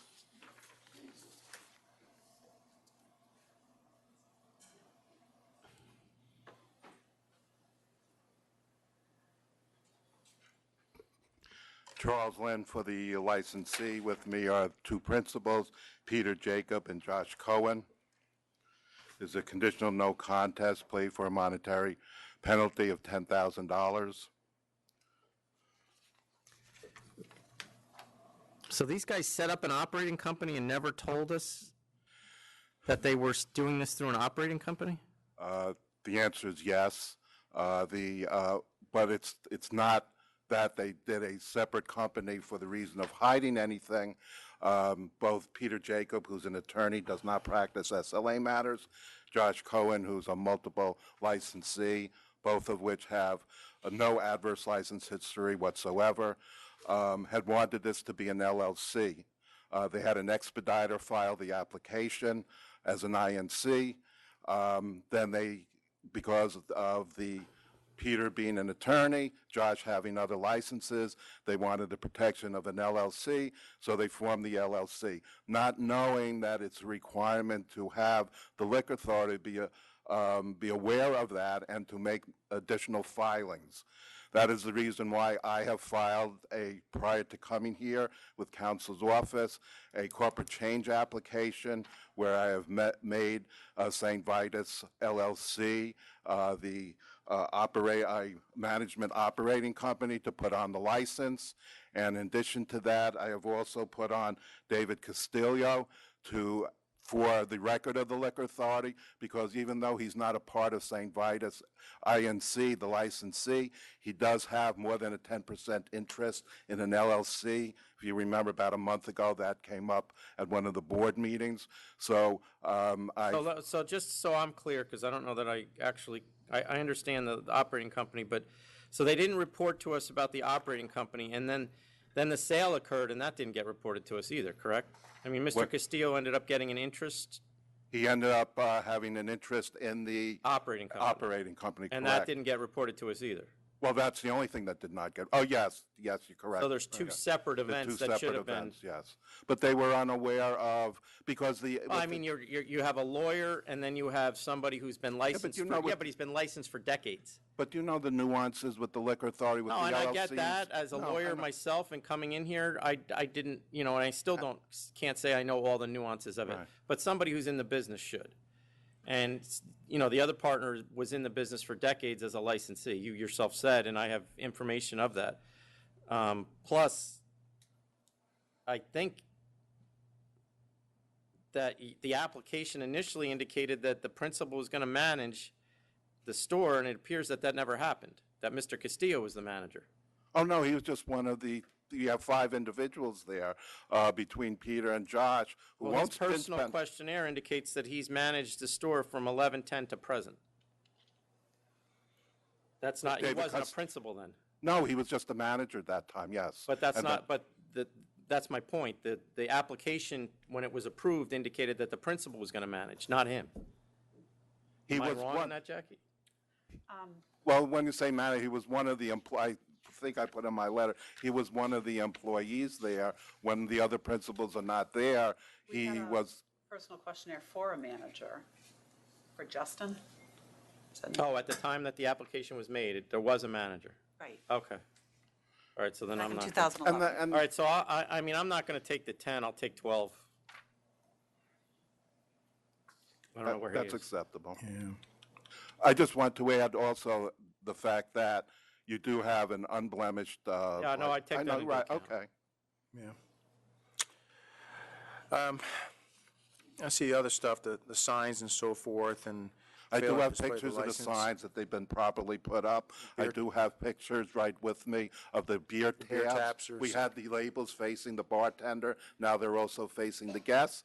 And with regard And to... those, and we all know those are minors. Yeah. Here, And books and here records I'm are- talking about the availing and the books And and books records. and records are apparently important too. I Right. just want you to know that the books and records, they don't have a point of sales set up, so we're going to make sure that there's duplicate thumb drive that's made with the invoices. They're all get collected down and kept in a file down in the cellar, that will be done as well, because that's a serious Right, yep. matter as Okay. well. Yeah. I'm going to agree with the chairman and agree to set it at 12. Are you accepting? Accepting, Yes, yeah. Okay. Thank you. Thank you. Guy doesn't have to wait. 4:35, Todd Hilltown Spirits. And then the mouth. How are you? I'm okay, thank you very much, Mr. Chairman. This action springs from two sales which were made in 2014. One of our salesmen was asked to deliver some spirits to this MV Wines, I believe is the name of the MS licensee. Wine. Yes. They're famous around here. We hear that. We understand that's the case. The salesman was asked by another salesman to deliver it and was unaware that they were not on, they were on the COD list. And there were only two sales. As soon as we were notified this year of the violation, we immediately retained attorney. We made a deep investigation and realized that those sales were made when we were between distributors. And when we were with the distributors were always responsible for checking the list. And the salesman was caught in 2 months between. Right. So he was unfamiliar with that rule. We have remedied the situation now. We've made it a part of our employee handbook, what that responsibility is, and we've had our people who are involved in field sales sign off on that policy. So we've done our best to mitigate it.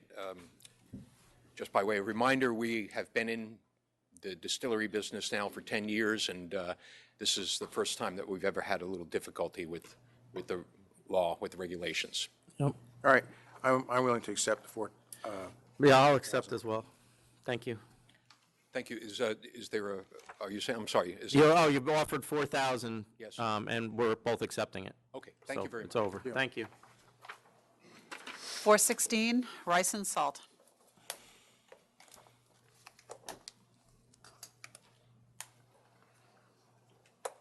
Can we take 2 minutes before, because I think this is going to go on for a while. Come on.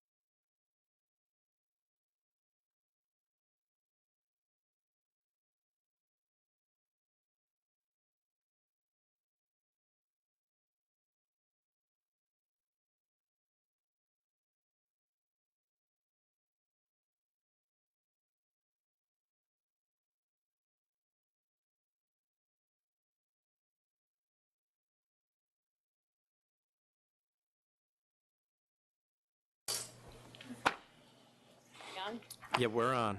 Good morning, Chairman and Good morning.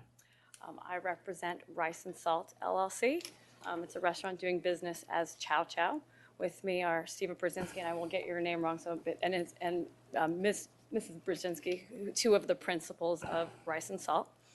Rice and Salt is a full-service contemporary Vietnamese restaurant. So let me just see, do we have any community board here? Come on up, let them go first. And any other objectors? Everybody come up. Try not to repeat anything. Go ahead. Good morning, thank you. I am Susan Stetzer, representing Community Board 3. 171 Avenue A was an unlicensed restaurant. CB3 supported the current business on the conditions of applying for a beer wine with hours till 1. Avenue A has been an oversaturated area for many years, and to be transparent, CB3 has long posted on its website its policy regarding the 500-foot rule in saturated areas, and specifically Avenue A. The applicant first applied for full liquor in July 2015 and was asked to withdraw and work with residents. The applicant returned the following month after agreeing to stipulations with the Block Association and agreeing to stipulations with the Community Board. The Community Board supported this only as a beer wine and never indicated this was a two-step process for full liquor. There are 6 full liquor licenses within 500 feet, 27 within 750 feet. Avenue A from Houston to 14th Street is dense nightlife. This is a residential neighborhood with a commercial overlay to provide retail for local residential needs. It has become a destination nightlife area, and this does not indicate another license would be in the public interest. Because of the oversaturated nature of Avenue A, causing unruly and loud crowds the entire length of the avenue, with restaurant and bar hopping crowds behaving very loudly on crowded sidewalks, and more traffic, particularly cabs, that can be accommodated. The traffic is at a standstill and horns are blaring all night. The applicant has not provided a public interest. There are plenty of places to have a drink. There are other Vietnamese restaurants. There are proclaimed unique food styles on every block. It is impossible to add another full liquor and claim it provides public interest. The 500-foot rule does not provide for benefit to be an interest of the business owner, which this is. The applicant's statement of public interest states that it's always intended to have full liquor and dining into the evening, but initially had to curtail the plans. The CB enters into agreement based on trust, and the CB believed that the owner agreed to operate according to the agreed stipulations. This, along with altering without notice and changing the trade name without notice, does not indicate public interest or compliance. Additionally, there are longstanding good neighbor businesses who have been rejected for full liquor. An example is Ozatar right on the corner of 12th Street and Avenue A. They have respected the community and have success with community support with their beer wine. We have several longtime residents representing the BA and the Block Association in the immediate area, but they will be brief. May I ask you- So, yeah, I have a question for you. Sure. Oh, go ahead. They've been open since, what, 2015? I don't know exactly when they opened. And I agree that these are questions going to have to be answered about the unauthorized alterations and so forth. But in general, I see no adverse history. Has the restaurant been any problems in the neighborhood that you know of? So Specific to them? basically what we want to speak to is the 500-foot rule. Yes, they are, because they add more people. We cannot I accommodate. think what he's asking is, do you have any violations or Specifically- noise from this restaurant? I don't have violations. I'll let the residents speak to the impact on the. Do you have any immediate area. noise issues or? I have not had complaints on that. Any 311 complaints, anything like that? or- I Now, haven't- you I have talked, not checked with about anyone. illegal alterations. Are you assuming that the alterations are illegal because construction was done, or you've seen alterations that are illegal? Because you can do construction, that may not be an illegal alteration. I understand that, and we have assumed they were. We thought that that was something that was going to be checked with the SLA. We cannot guarantee whether they're legal or not legal. Well, so you just saw that they had somebody working in the restaurant and jumped to the conclusion it was illegal? Well, there was no notice, and we brought, like I said, we brought this up at the 500-foot hearing and thought that it was going to be inspected. Notice to who? Pardon? Notice to who? Well, the community board gets noted for alterations. If they make an alteration, but Right. but why would they tell anybody if they didn't? Well, we know, Right, the building permit, I would assume you'd have to get, but they don't have to, if they're not making an alteration to their licensed premise, as far as we're concerned, they don't have to give us notice. that's correct. Residents saw the premises being altered, and I do know that Because some, they saw work being done. yes. Okay. And I do know some alterations do not require notice, that they could be minor. I don't know if they're. Or they could remodel their kitchen. Right. So I do not know whether the alterations were ones that had to be noticed or not. We only know that they weren't noticed. Okay, thank you. And no, I have one more question. Regarding the agreement you think they violated, what portion of the agreement do you believe they violated? Because I've read what you think they agreed to, and I don't see where that said we're never going to apply for a full liquor license. At the 500-foot hearing, they said that the community board had told them that they could later apply for a full liquor, and that's what I'm objecting to. So that never happened, you're saying? Yeah, that's Okay, correct. Okay. So why don't you all come up one at a time and express your objection? Try not to repeat what Ms. Stetzer already said. In advance. First, your name. Andrew Comey, I live at 167 Avenue A, 2 doors down from the establishment, and I've lived there for over 20 years. In advance of this hearing, I provided a significant amount of information, including that this establishment is directly across the street from a church, and we asked that that be investigated, I believe. And we had information that there's an apartment above the church that is clearly for rent. That's just an ad, random ad, I think. Well, that takes it out of, if they're using the building for anything but a church, it's All not a that- church. With all due respect, that was just an advertisement. The family lives in the units above the church. It's got a full property tax exemption from the city of New York.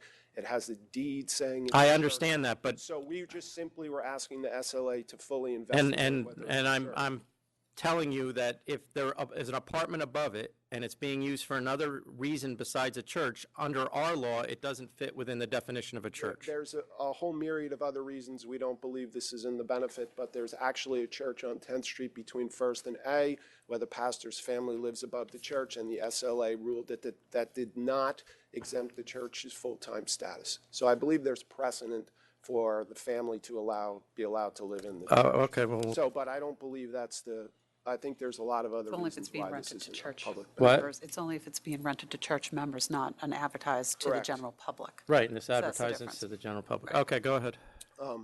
So I also believe that we've provided enough information to make it clear that granting this license isn't in the public interest, including there are 17 licensed establishments within 2 blocks, 6 are full OPs, and in our 1 blocks alone, 6 of 9 storefronts are licensed beer and wine and full alcohol. So there's no lack of a place to get a drink, so adding this is not in the public interest. The applicant stated that the issuance of this license is in the public interest is because he's been operating a Vietnamese restaurant, serving a unique blend of contemporary Vietnamese comfort food complemented by exceptional craft beers and wines.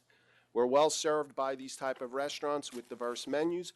All of them operate with beer and wine, all closed by midnight or earlier, and I submitted a chart detailing all of this. There are 7 within walking distance that offer a similar concept or very similar concept, so we believe this establishment offers no public benefits. They also stated they intended to create an upscale Vietnamese restaurant, but had to curtail these plans and such restrictions have made it difficult for them to succeed. This was not the plan the applicant presented to us and the community board when we met with them, and we actually agreed to support their application in writing for a beer and wine. We supported their plan reluctantly for an open facade to give them a chance to succeed, and they agreed to move the bar away from the facade. I have drawings and emails to that effect in the package, and they did not do that. They built a large bar right up to the facade. So that is of great concern to us. They told us they wanted to be a neighborhood family restaurant with home-style cooking, the plan we supported, and instead they're now saying they want to be a destination. The statement also notes 130 signatures in support, yet a CALFO review would show that only 18 are from the immediate vicinity who may be impacted.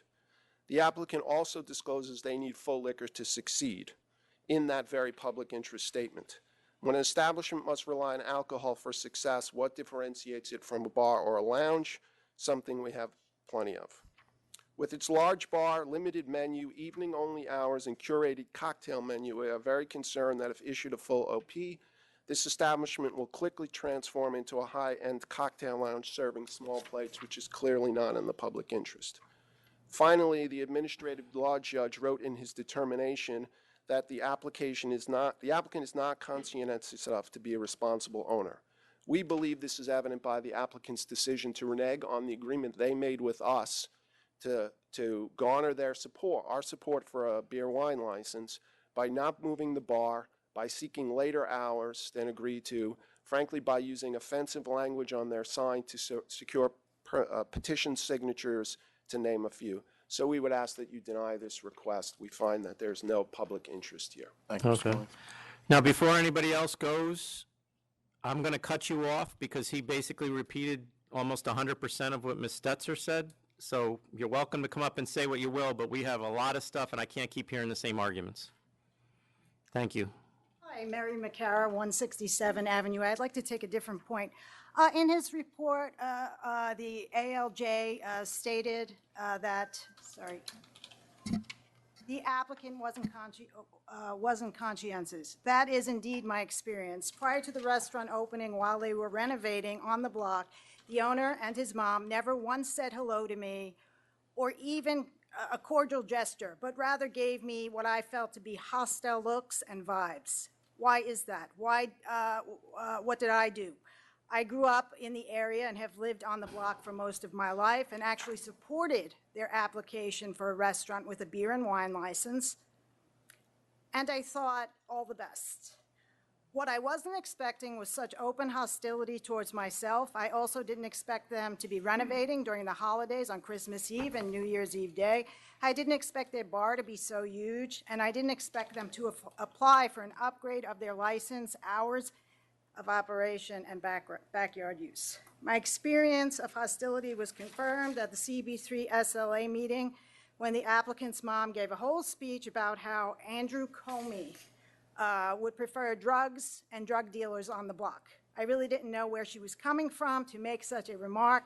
Ma'am, I'm going to ask you to stick to the business. Whether your personal relationship with them is bad or good, it's not really relevant. I don't understand why there's such hostility towards I us. don't either, but that's not really relevant to my decision. Okay, well, I just feel as if their bartender sneers at us when we walk on the street. And I feel very uncomfortable with that. Okay. I feel like they have demonized us. And But that there's this is the inner workings of, Oh, you said that we should say something else, so I'm bringing something else to it. but that's not really part of what I'm worried about. But, okay, next, thank you. Hi, thanks for having us speak about our neighborhood. And my name is Anton van Dalen, and I'm a Dutch immigrant. Grew up in Holland and came here in the mid-'60s and discovered Avenue A in the East Village. And in we arrived in 71, right across the street where they have their restaurant. And the next year we were able to buy the house, a 3-story house. So I'm coming here also as a homeowner, but also as a family person. You know, we have 2 children, and now we have 3 grandchildren, and all of us have lived with Avenue A all of these years with a lot of thrills and a lot of times when it gets very dark, and especially later in the day when that restaurant bar life can produce a lot of noise, especially when it involves a liquor license. That seems to really step it up. And that's why so many of us have come out today. Because I myself, I'm a teacher at an art college, and I have a miniature theater that speaks about the neighborhood, and I travel with it. I've taken it to Europe, I've taken it across the country.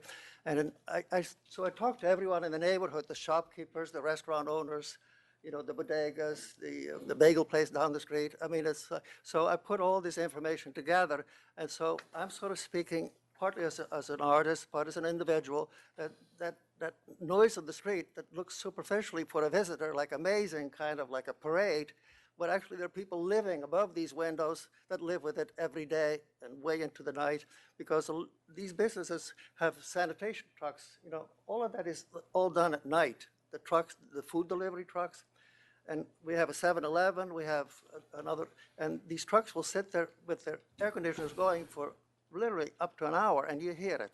Okay, I got it. So so you're of the opinion that the area is saturated and you don't need another liquor More license? businesses that are more directly in need for the neighborhood, like a hardware store, all of these things we don't have anymore. Okay, thank you. Thank you. Yes, my name is Dale Goodson. I live at the corner of Avenue A and 12th Street, been there for over 25 years. And I will just speak a little more to the meeting that myself and Mr. Comey had the second time when the restaurant, the applicant, came to our block association to get approval or our acceptance of their request for the full liquor license. And at that time, the applicant did not show up to the meeting. He instead sent a representative, which we were confused by, but went along with that. We still don't understand why the applicant himself didn't show up to negotiate with us for the second time for the full liquor license. And at that time, we asked the representative point blank, she said, well, why is he here when he knows, they know how much there's opposition to a new full liquor license in a space that's never even had a liquor license. And he said, well, quite frankly, the business is failing and they need the liquor license to be economically viable. And so at that time, that really raised a concern of risk for the neighborhood, that here's a business asking for the full liquor because their restaurant plan, their model was not a good one, and they don't have enough business as it is. There are a lot of restaurants who only have beer and wine closing at midnight who are thriving in the neighborhood. So that would be my one thing I would add to this, is that the representative literally told us they're failing, they don't have a good business model. So the risk is now on the residents if they get approved for a full liquor of what's going to happen in the future. Did they ever commit that they would not apply for a liquor license, a full liquor license? They, Okay, thank you. in our Next. meeting with them, yes, they, we said, they first started by asking for it, and we said that that's probably not going to fly with the. That was a year or over a year ago, but we got to keep moving. Okay, Thank you. okay, Thank you. Good morning, thank you for your time. My name is Justin Cook. I live at 184 Avenue A, less than a block from the premises being considered. I've been there for 35 years. Just want to add that almost 2 years ago at our first Community Board SLA meeting, the petitioners acknowledged that their real estate agent had cautioned them against seeking full liquor in this area, as it was a saturated area, and full liquor in restaurants had not been granted in recent years due to this. One would presume that they would double check that red flag in one way or another, do their due diligence, and or amend if it was then necessary, their business plan to open with beer and wine only. There are 3 beer and wine only restaurants closer to where I live than when they are. One was mentioned, Ozatar, a couple others been open a few years, and one recently moved to a larger space because their business was so thriving. So restaurant with beer and wine only is certainly for some a viable business model. It was their understanding from the beginning that this was their only option, and further seeking of full liquor in the face of all this information, I think further indicates their lack of experience or lack of due diligence, or seeking to operate not only not in the greater public interest in the neighborhood, but frankly contrary to it. Thank you. Okay, thank you. Thank you very much for your time. My name is Laura Sewell, and I live on 12th Street and Avenue A, a block away from the restaurant. I just have to say, as someone who lives in the neighborhood and has an opportunity to observe it over a period of time, I can honestly say I don't know enough about this applicant and this restaurant. They opened as one concept called Soothsayer. They were open for a few months. They closed for a few months. They changed whatever they were doing. They reopened. It's been winter time. It hasn't been the active summer scene that it gets to be. And I honestly, living a block away and walking by the premises periodically, can't tell you whether they deserve the privilege of a liquor license. And so I would just ask that, I personally would never demand that someone not have the right to come back. but I don't feel that they're ready at this time. There are other businesses in the neighborhood who operate, and I know who they are, and I'm comfortable with it, and I'm not comfortable with this. Thank you very much. Okay, thank you.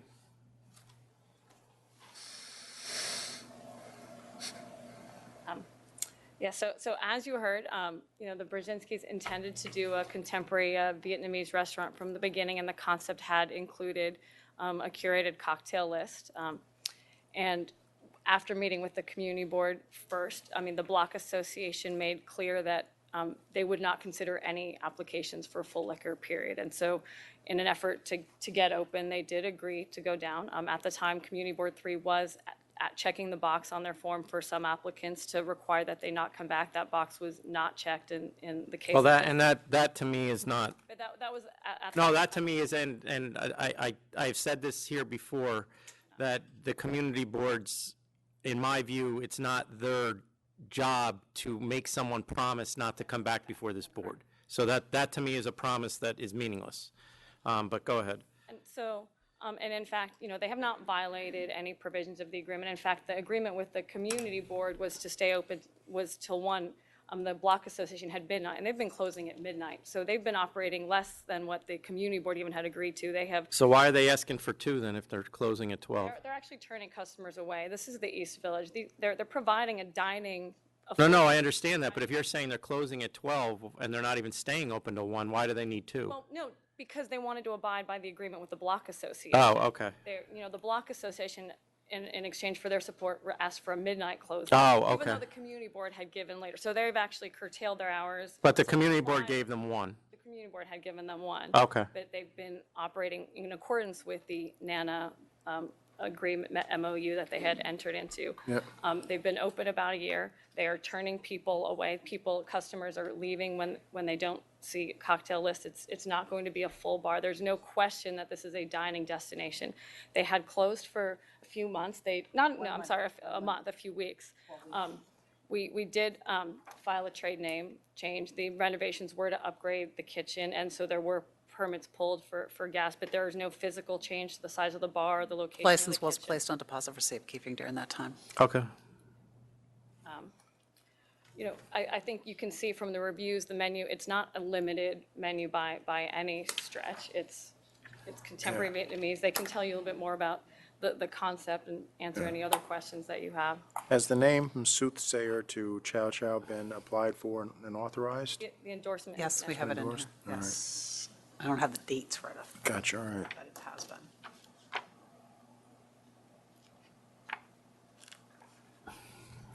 And there are 6 full OPs of those. I think 2 are restaurants, 4 are bars. This is a full-service restaurant in an area that is otherwise, more casual bars. This is a food concept, and it's he's got restaurant experience, and that's not changing. So you're not asking for any additional hours, or are you? Well, yes, they'd asked for Yeah, additional so hours 2. to go from, yes, they've been closing at midnight to go till 2.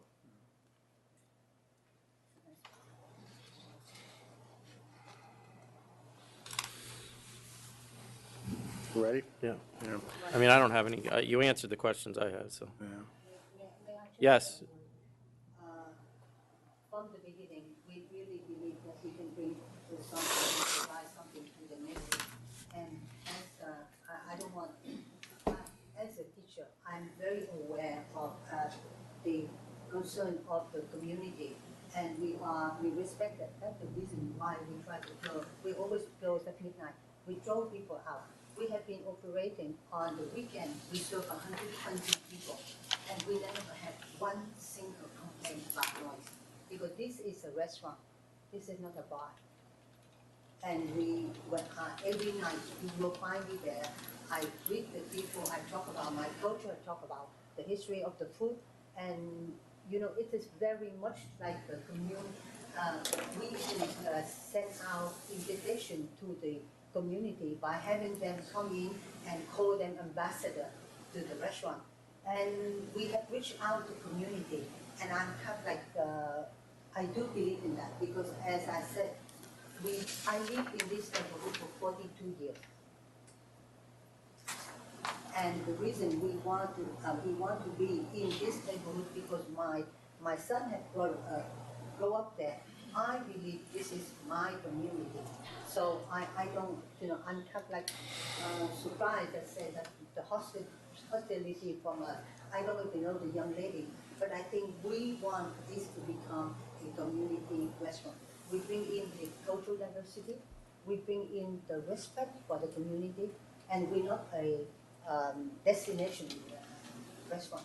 We are a Vietnamese community restaurant. Okay, thank you. Thank you. No. All right. All right.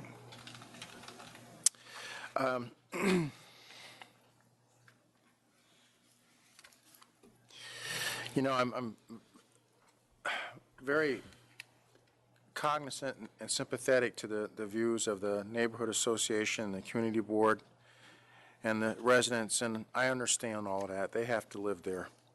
But this business has been there for a couple of years, and there's been like not one single violation. I don't have evidence here of one single violation of anything. You're saying there is?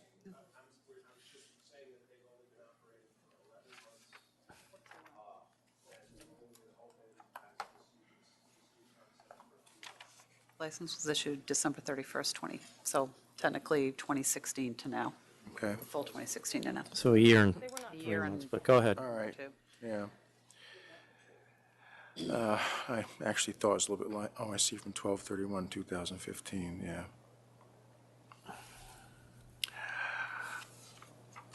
I think I'm going to vote to deny, but I'd like to give you another year or so to see how things go, to see if you maintain your record of no violations.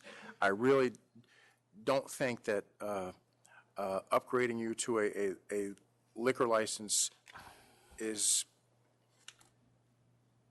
that much in the detriment of the public, but I do want to be cognizant of how the rest of the community feels. So I would deny and say come back in a year, and then I would probably approve if things stay the way they are. I'm going to vote to deny as well, and this isn't a reflection on the way you're operating your business, and it's not a reflection on the type of food you have. It is simply a reflection of the fact that this area is full of licensed premises, and even though yours, I fully believe, is quiet, just another restaurant creates more noise, more clatter, more just ambient noise in the community. And you've only had the restaurant wine for 1 year. I agree with Commissioner Ford. I'm not saying I would never give you one. I'm just, right now, I don't think you haven't been there long enough. I think you do have to make some inroads with the community board. There is, if you were to come back here in a year, I probably would have a different opinion. However, I am willing to give you another hour till 2 a.m. if that's what you want, as long as he agrees with it. Yeah, I'm with that. It appears to me from your record that you're running your business well and not being a nuisance. So I'm willing to give you that, and then we'll see in a year or so. We'll reconsider at that point. Thank you. All right. Thank you. Okay. 442 and 443, Villa Samita. Also running out of items.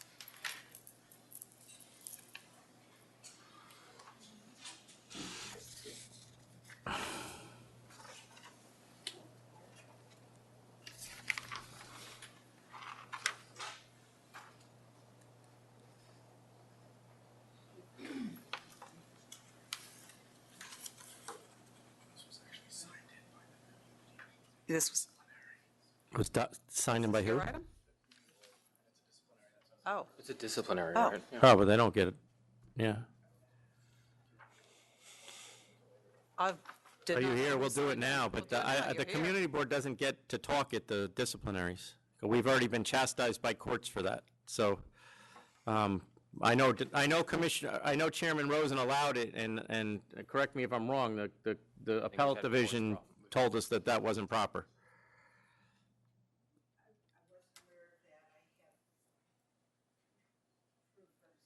Well, the proper thing to do in that instance would be to submit it to our enforcement. Okay, then we have it, but other than that, we can't really take testimony here regarding it. So I apologize, but go ahead. Joseph Levy here on behalf of Via Samita Inc. This is a restaurant wine licensee.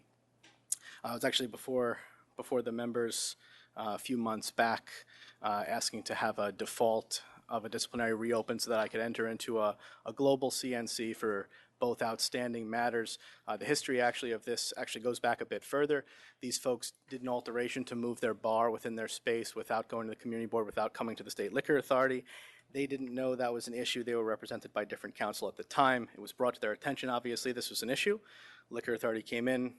They paid a fine for it. They notified the community board. They went to the community board meeting. They were denied by the community board. This is about a year or so ago, maybe a little bit less. Ultimately, again, they didn't really have the greatest guidance. They didn't know that it actually could be filed beyond that. They changed counsels around that time to me.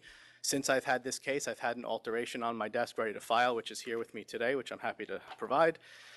But I haven't been able to file it because there's been outstanding disciplinaries ever since. And if I file an alteration application with outstanding disciplinaries, it gets denied. So I've been waiting to enter. Is this the last disciplinary? Correct. And what, so they moved the bar? They moved the bar. How far? From the back of the restaurant to the front, or vice versa. I don't So what's the plan here if the alteration gets denied? to shut down, do construction, and rebuild it in the back. There's a small restaurant wine license. All right, so I'll take the 5,000. Do you want the alteration to come here when it's filed? Yeah, the application, at which point, obviously, the community board will be able to speak at the alteration application. But yeah, I'll take the 5,000 and the alteration comes here. I can just give a copy to council or licensing, this is the application. As long as Commissioner Ford agrees. I have a question. This Omar Quatarzo, is he still involved at all? No. Okay. And that case is actually almost wrapped up. So I don't have a disposition of it yet. Yeah. But I know that he's out.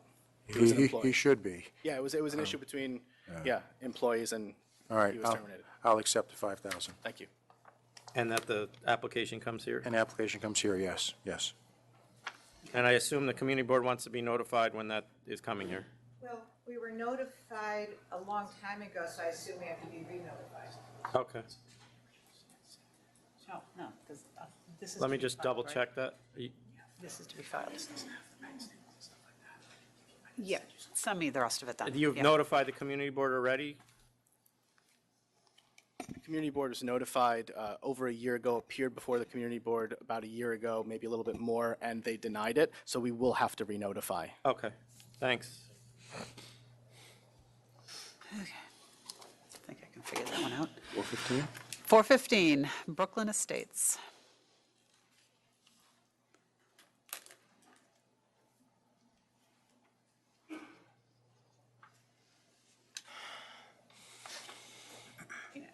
Thank you. Do we have any protesters here? Okay, go ahead. Oh, we do have one? Nobody raised their hand, so go ahead, guys. Oh, there is one?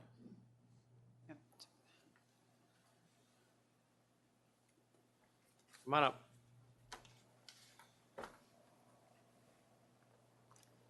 Good morning.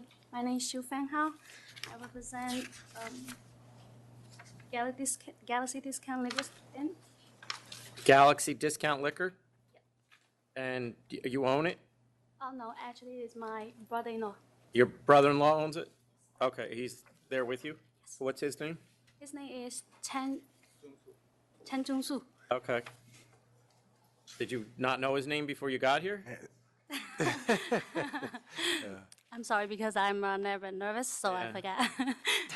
You don't have to be nervous before us. We're pussycats. Okay, No, go it's- ahead. Well, we were here to saying that Brooklyn Estates the store is not, it's very near us, so we were here. It's about half a mile away, is that right? Yeah, it's, Is your store bulletproof? I'm sorry. Is your store or your brother-in-law's store bulletproof? You know what I mean by that? Are the plastic walls up when you walk in, or is it open?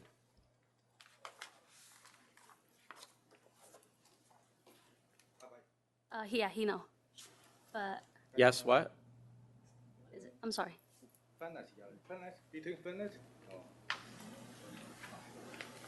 Do you understand what I'm asking you? Or does, I don't understand, but he said he understand, that's why. right, okay, so is it yes, it's bulletproof, or no, it's not bulletproof? Both. Yeah, they've been approved, if I would. What'd she say? So you're saying, yes, it is. So when a customer walks in, that's as far as they go? Do you guys know? Okay, all right, thank you. All right, that's all right. Do you have anything else you want to say? No. Okay, thank you.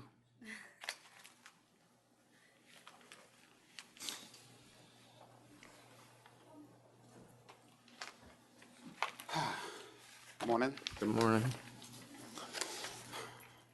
My name is Roger Lutchman. This is my partner, Jerry Theodat. We're the owners of the proposed liquor store in Brooklyn Estates to be located at 9608 Avenue L in Brooklyn. First, I don't know if you have my file in front of you. My representative submitted it February 24th and was told it wasn't received. But I have proof of the fax transmission here for 34 pages. And I also have a copy for each one of the members if you want to take it to go along with I me guess with my Secretary's exhibits. office doesn't accept faxes, so they indicated they did not receive it. Okay, we don't have it. What is in it? Exhibits A through G. But what are they? They're a map of the area to show where the nearby liquor stores are. All right, we have a map. Go ahead, what else? All right, so then there's also New York City data as to the Population. and growth. So why don't you summarize that for me? What's the population of the neighborhood? Is it going up or going down? It's going up. It went up 6,000 people since 2015. Is that the zip code that you're talking about went up 6,000? Yes. What percentage was that? Do you know? No. Okay. But let me just backtrack for a minute, and then I'm gonna get back to the population. We chose this area specifically, and we're excited. We believe we have a good understanding of our our target clientele for the area. We visited our closest competitors, and it was clear that Avenue L and the streets surrounding it are currently underserviced. Exhibit A and Exhibit A1, you can see a map of the area where we want to service. Yeah, we have that right. Okay, great. Right here, right? Right, yes. If you'll notice on the map, persons living on Avenue L from 96th Street traveling towards 88th Street and going upwards towards Avenue J currently have to travel out of their way to any of the competitor stores. We have zero competition on Avenue L. This means the store would be convenient to persons living on Avenue L and the connecting streets because they would not have to go out of their way onto Rockaway Parkway, where our nearest competitor, Taz Liquor Store, is located, or go even further away to any of the other stores. Is Taz bulletproof? Taz is not bulletproof. Are you guys bulletproof? No, we're not. Okay, go ahead. We also have photos of hundreds of houses located in our target area. This is Exhibit B, photos of houses in the area. You can show us that if you want.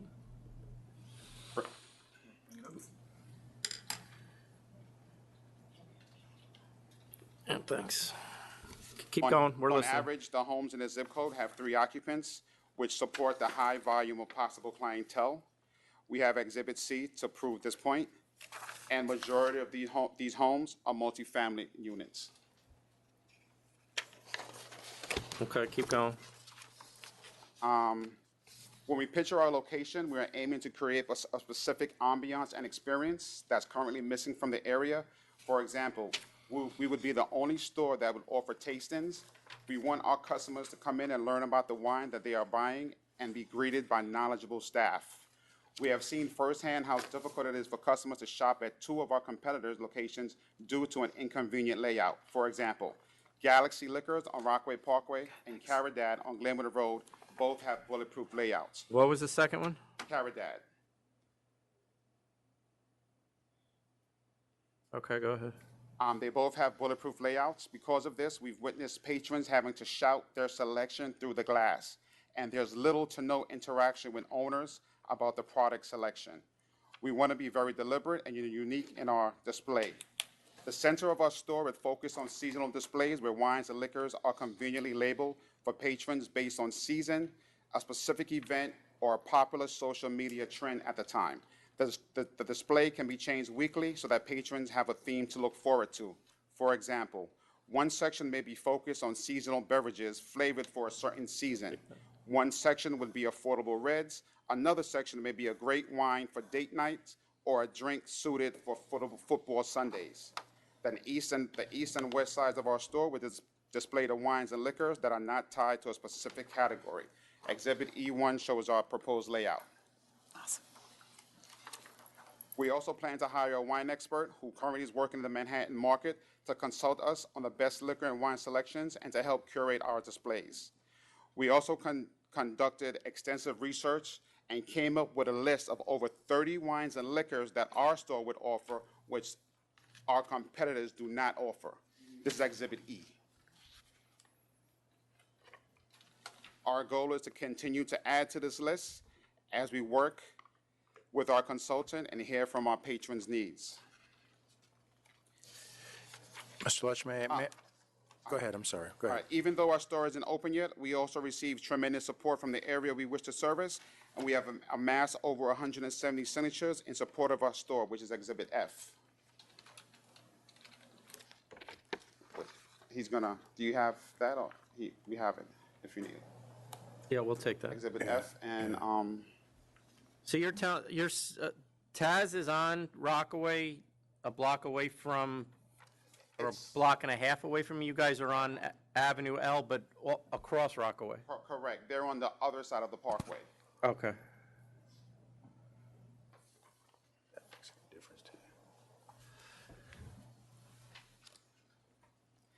And, How many lanes is that parkway? Four lanes.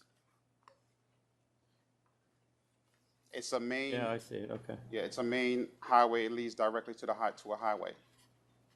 So they're like down here, the other one. The other one would be, Right here. Also, can I also address the Yes, go other ahead. group? They were from Galaxy? Yes. Okay. Regarding Galaxy Liquor Store, their store shows an increase in sales and could be expected to surpass their 2015 sales in 2016 because their figures do not account for holiday sales in the latter part of the year, which are busier for retailers. There was an increase of almost 200,000 between the years of 2013 and 2014, and they are already at 310,000 with just this half of 2016, which they submitted. And that doesn't include the busy holiday months. The addresses. It's very important to note that the store pulls in over $600,000 despite having an inconvenient bulletproof layout. This supports the fact that there is enough money coming into the area to support healthy competition. Our store is servicing a different area, and it is extremely unlikely that patrons living close to Avenue L will walk about 6 long avenues away to Galaxy Discount Liquors. Okay. And you mentioned tastings. How often are you doing tastings? We work with the distributors. We'll organize that through the distributors. I'd say at least maybe twice a month. of your 1,200 square feet, how much of that is retail? About 900. And you guys owned a bar together, We did. We own the nightclub, yes. and it didn't go very well? My partner got sick. We actually had the club for about 7 years, and my partner had got sick towards the, and it just coincided with the time we got an offer for someone that wanted to buy it. Well, you had some issues with us, is more what I was referring to. Oh, okay. Cabaret, unlicensed cabaret, failure to conform to the application, Disorderly premise, obviously, that won't be an issue here, but. And you're right, 8 years, and I believe all of those summonses that we've had, they were all dismissed. No, they weren't No, dismissed. well, during. No, you paid fines. Right, with this SLA, yes, correct, Yes. with the SLA. Yeah, $17,000 in fines, actually. Okay. What are you going to do as far as to avoid selling to minors?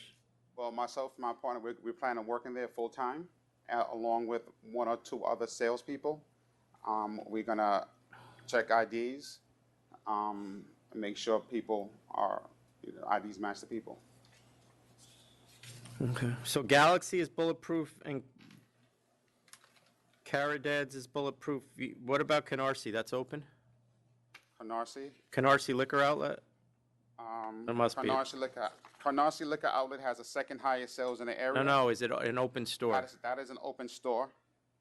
And But- what about Sony Wine and Liquor Corp.? Is that an open store? Sony Wine. Sony Wine is an open liquor store. That one is within a shopping center with other major chain stores in that area, in that Okay. shopping center. Okay. And they're also a few feet away from a large gas station.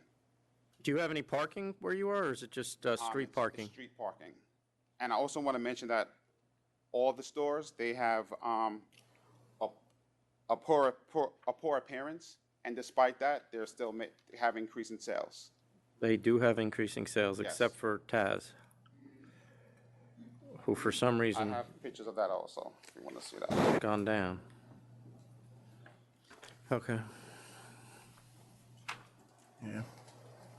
Yeah, Taz seems to be, well, this is back through 6/30 too, so if you want to take that out, they could be around 12, 13 again this for 2016. Can I also mention, the Taz, you just mentioned it, they're within a shopping center also. There's 2 major chains in that shopping center. There's Walgreens, a pharmacy, and a Golden Crust, and a large dry clean and laundromat, and a large nail salon. So they also have built-in traffic. Okay. Okay.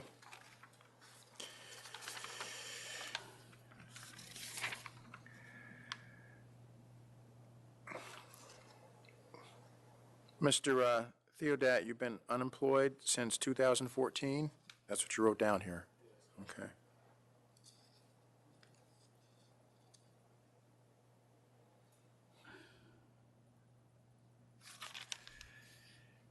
All right. You ready, Chairman? Yes. You know, when I first looked at this, I was going to vote to deny, but as I'm looking at some things, a couple closer little things here, looks like there's a couple stores that have been recently licensed, but everyone seems to be holding their own.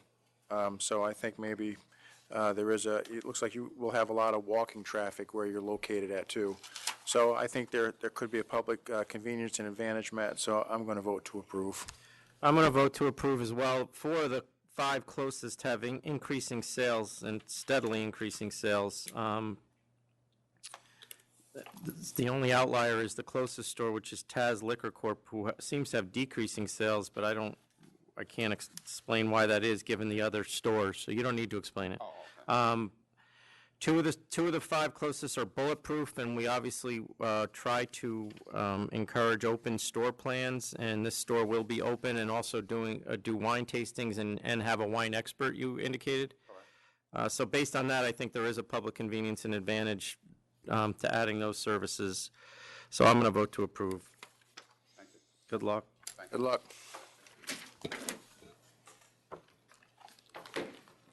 .476 South Face Wine and Liquor.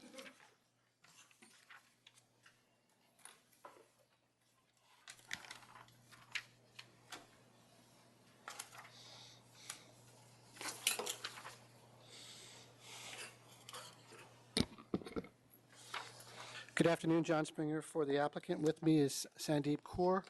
We're not aware of any protests, but perhaps you'd inquire? No, are there any protesters here?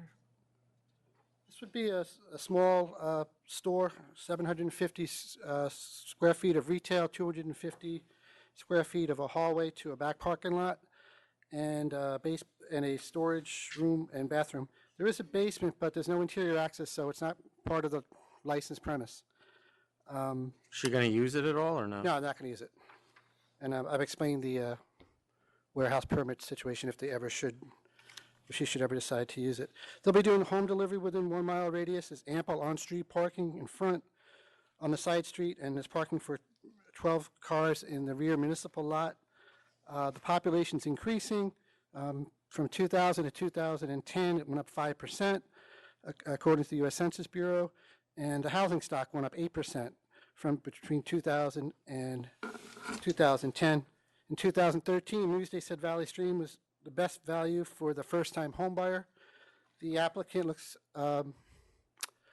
forward to serving the neighborhood immediately adjacent to the location. On the north side of the parkway, it's a very commercial area. On the south side of the parkway, where the applicant looks to go, there's a lot of subdivisions right off the street there. There's the hospital. The location's wedged between the hospital and the annex. So she owned a liquor store previously? Yeah, she did in Maspeth about 6 years ago. Yeah. I thought it was in Queens. Maspeth is in Queens. Oh, I thought it was Long Island. I'm sorry. No. No And issues. why did she stop? Why did she give that up? Because she only had it for about 5 months. Good afternoon, Chairman. I can't hear you. Good afternoon. Good afternoon. My name is Sandeep Kaur. I have a wine and liquor in Maspeth. The business is slowed down, so I sell it. You were only open 5 months. Yeah. Apparently, there were some misrepresentations about what the gross sales the seller was doing. Oh, she bought the place. She had bought it, yes. Oh, and then she went to work at Broad Channel Wine and Liquor, and she stayed there about just over a year. Why did you leave there? Because I have a family, so I need to spend time for that. So, but after that, I realized the business is, I will do it, my job very well. So I need my own business. So that's why I am doing. Are any of your family members in the liquor store business? Yeah, my sister-in-law have lives Where? Broad Channel Wine and Liquor. Where? Broad Channel Wine Liquor. Oh, that was your sister-in-law's store? Yeah. Is it still? Yeah. And that's the only person involved in the liquor stores? Yes. Oh, you were a sales clerk there, okay.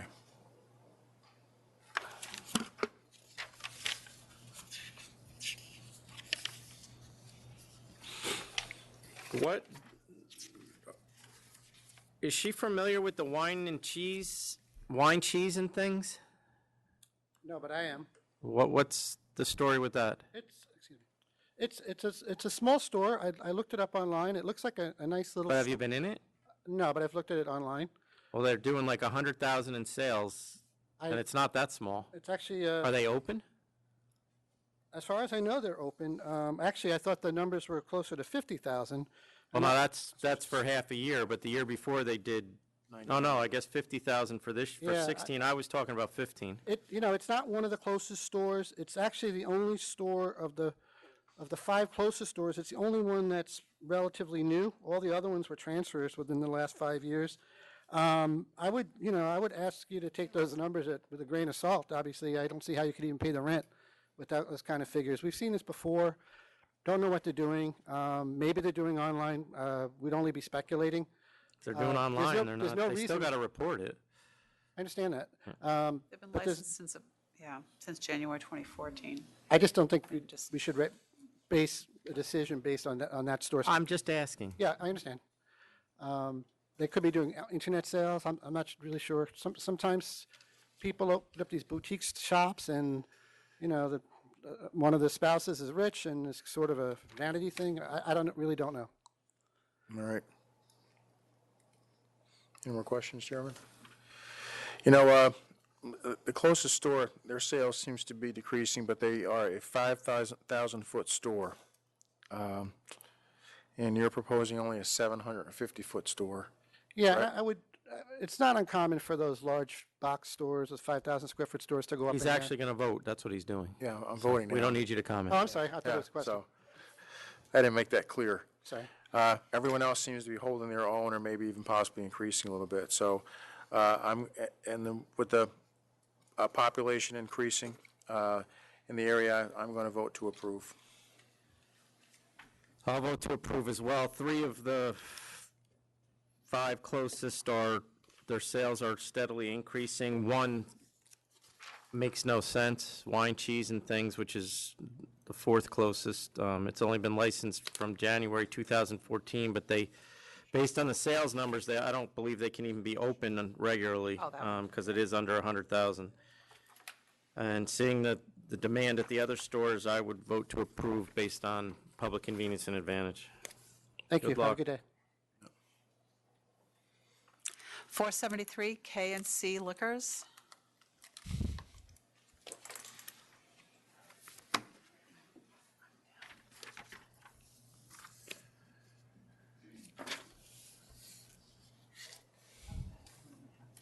I got all this before.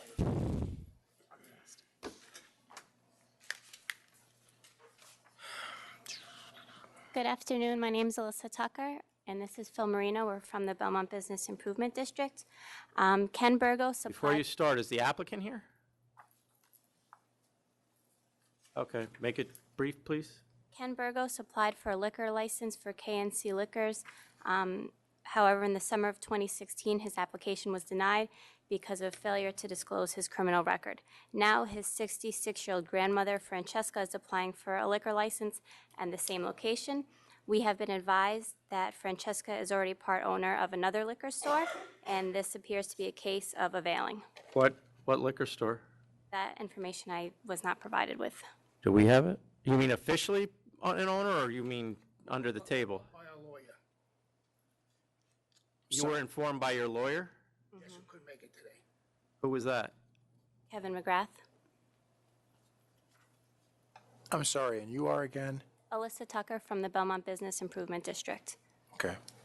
And that's your only issue? You don't have any other issue with the store? Well, we already sent in a letter. Yeah, we have that, yep. Yeah, everything was Okay. in there. This was just added information we had. Okay, great, thank you. Great. So is your understanding that Kenneth Burgos is going to be the one running this store? Okay.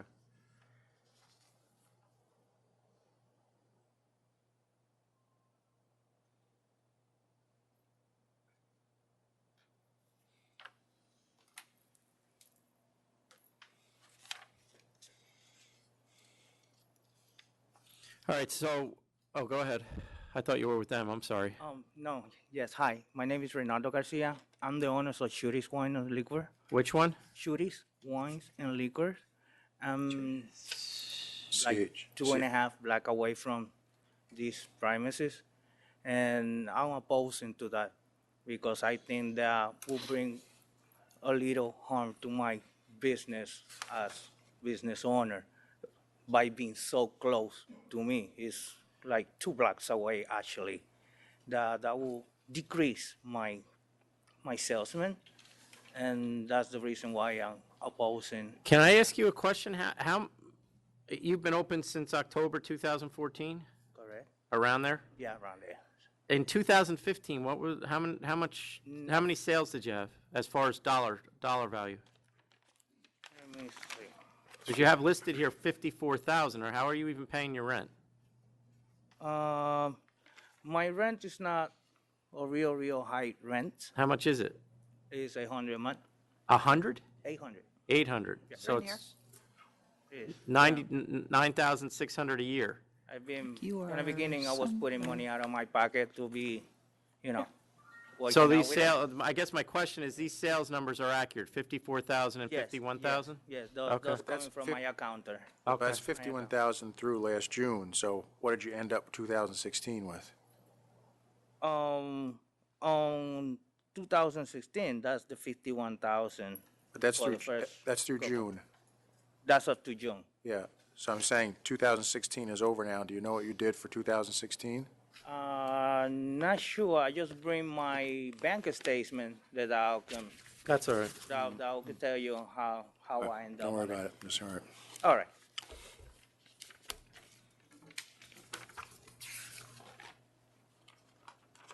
I'm ready. Yep. So the applicant isn't here? No. Okay, yeah. I'm going to vote to deny. 5 stores within half a mile. They all seem to be, the 3 closest stores seems to be declining sales. And I'm not clear about the rest of this cleanup with this other person involved. So I'm going to vote to deny. I'm going to vote to deny as well. There's 5 stores within .4 miles. 3 of the 5 show a steady decrease in sales, and one was just, as I pointed out, was just opened in October of 2014, and that's the closest store. And this is also going to be a bulletproof store, which obviously I don't see much public convenience or advantage to that, given the sales numbers that we're seeing with the competitors. And notably, the Belmont Business Improvement District is adamantly opposed to granting this license as well. So I'll vote to deny. Can we take 2 minutes? Yeah, I can take 2 minutes.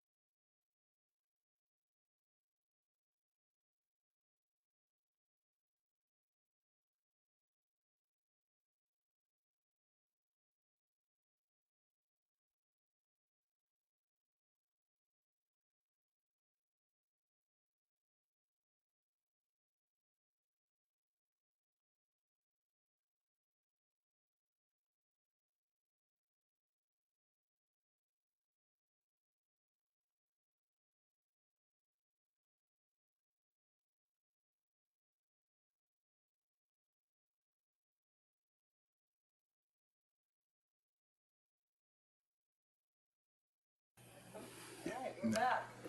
Next item, 461, Club Miami.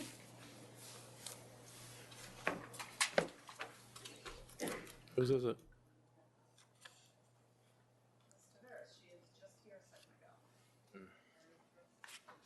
Next. Okay. Is 486B, M3 karaoke. Oh,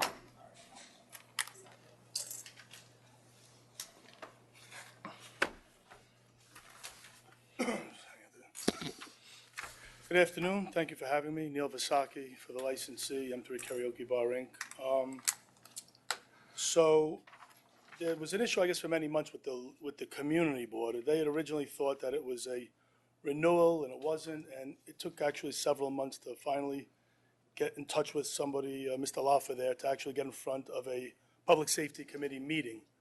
We did that on February 14th, Valentine's Day, and we presented our case with my client, security guard company, and present at that meeting was also Lieutenant Meyer with about a dozen police officers or so from the 7-2 precinct. So we had a very extensive, detailed meeting at that time.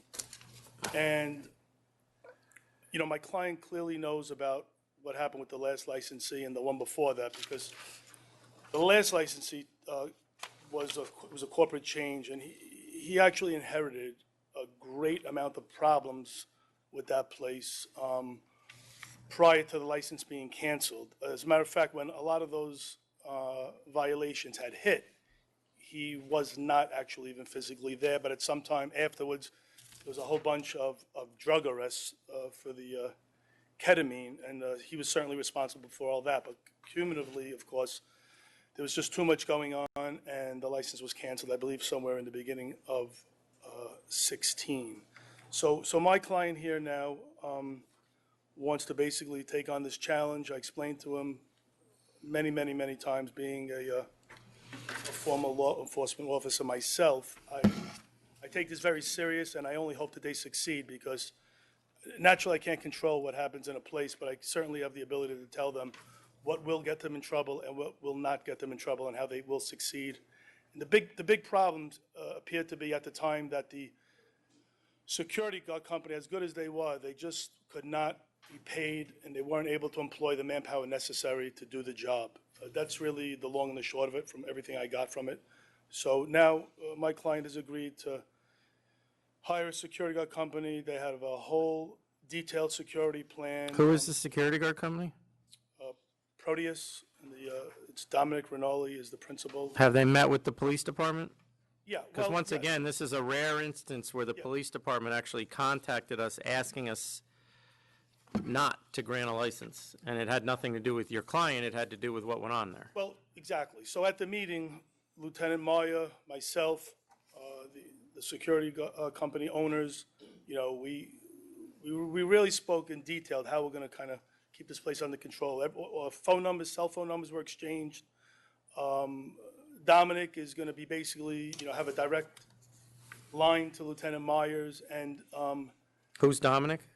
he's the owner of the security guard company. Oh, okay. He's actually a federal law enforcement officer now. So the big thing is, I think once basically a place is not policed the right way, and the amount of people, it just leads to chaotic behavior. So I believe basically that, you know, if in fact the security guard company is there and they employ the 1 in 50 rule, and they're really able to not only, you know, stand outside and check IDs, but they're actually able to basically roam around the 2 floors and go into rooms periodically and sporadically, and, you know, signs are posted from the last licensee, drugs will not be tolerated, you know, you'll be fully prosecuted to the fullest extent. But I think I think the tone is going to be set right from the get-go. That's just my belief. And what, does he has no experience in this doing, because this is a very large place. right, exactly. And he has no experience? He worked in a restaurant many, many years ago. For the last 7 years, he owned a Chinese restaurant. He's going to be there full-time, 7 days a week. He will be there unconditionally full-time, and as things transpire, he'll hire a manager. I mean, he did not want to hire a manager because nobody knew how this license was going to turn out. But now he's going to actively, depending on what happens today, he's going to actively go out there and just kind of, you know, play it by ear. I mean, if it gets busy, and, you know, he's going to certainly get a manager who does have experience to help along. But this is, you know, between him, the security guard company, I would imagine hiring a manager at the, before any problems happen, it could certainly be an asset to the community. I mean, the full board is, just referring to the letter directed to yourself on February 16th, they had a heated discussion, and it went on and on and on, and, I guess they voted 22 in favor, 5 opposed, 11 abstentions. I guess they felt that, it wasn't, according to at least the way they felt, it wasn't horrific enough to just really all agree that there should be no karaoke in this place. And so What's the hours? Well, they did not put any restrictions on. No, the I'm hours. asking, but what does he want them to be?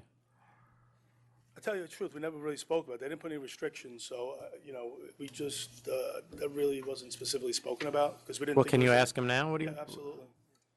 So what are the, like, the big? 9. Yeah, but do you need to be open 7 days a week? Like, Yes. Maybe 3 to 4. Maybe till 3 a.m.? I don't know if that's an issue, I mean. And he's going to open it, what time is it? He's not going to be open all day, right? He's. What time are you coming in? Okay, when we filled out the application, I believe it was much earlier, like 12 or 4. What are the hours of the establishment? We need clear hours right now, please. It's not going to be 4 p.m., I mean, 4 p.m. because after work or Do whatever. we have in the application, Jackie? I mean, specific hours would be, again, I guess depending on what time people are going to want to get there and all that other stuff. I mean, Well, I don't there's care. a prohibition- I'm less concerned about when he opens Right. than when he closes. I'm Right, just, so, I mean, he'd like till 4 naturally. I mean, we'd like till 4, and if there's any, I mean, the community board, I guess if I guess specifically in well, that- they don't, I mean, you and I both know that they aren't the final word. Oh, absolutely, but I think if, So I don't really care that they don't care. I'm asking No, absolutely. what he can live with or what his expectation was. If it was 4 on every day, then it's 4. I don't know that that's what the hours are going to be coming from me, but Right, absolutely.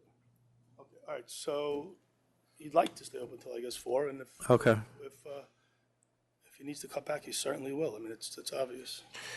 Are customers going to have access to the basement? No, that's just a kitchen and storage area. I think there's some diagrams. I actually have I think I have in my briefcase, the diagrams from the service we use. Okay.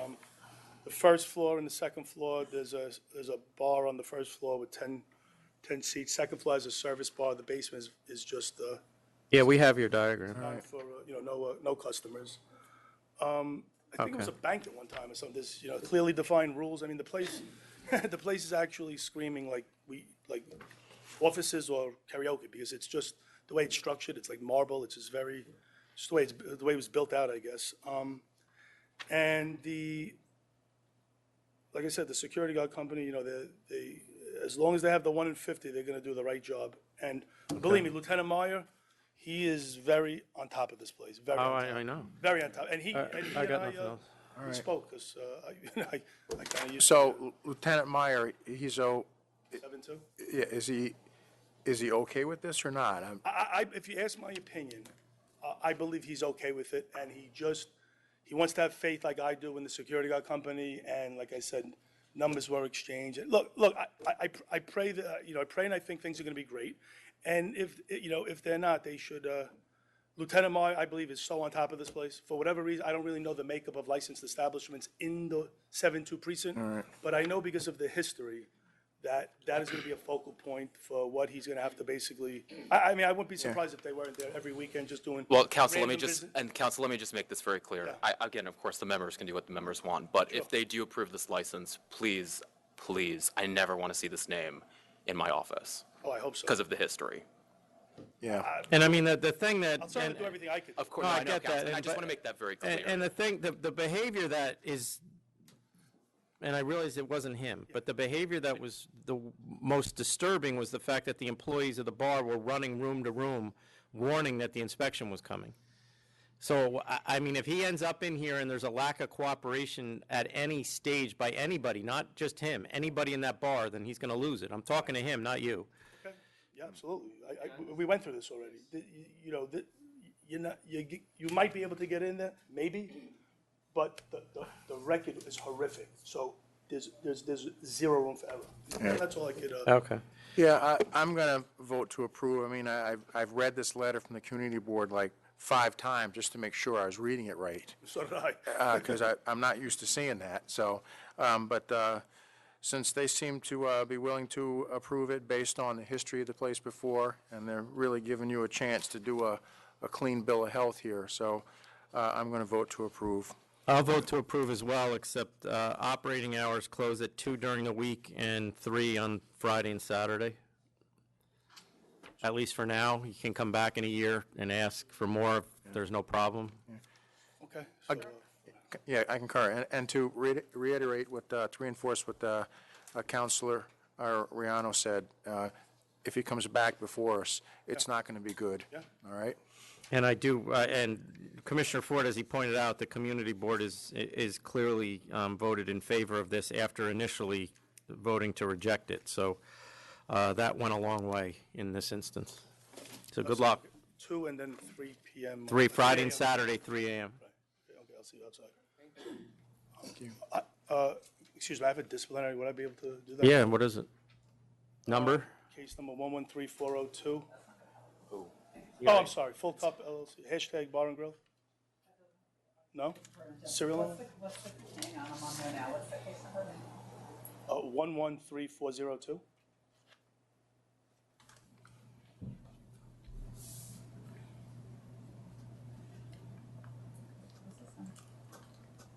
The agenda numbers work.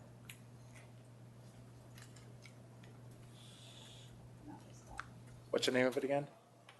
Full Cup LLC, doing business as hashtag Bar and Grill.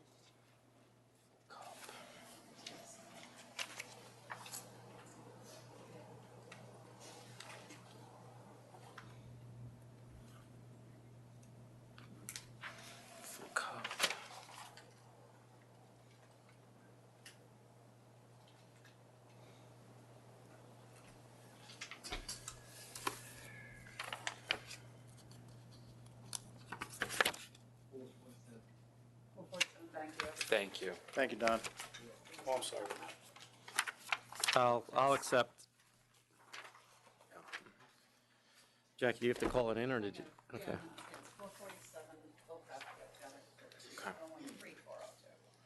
Cancellation of bond.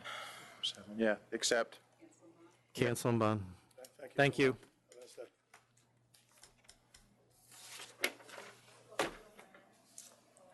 We- I'll recall you. Here's Club Miami? Club Miami, 461 Club Miami. Yep.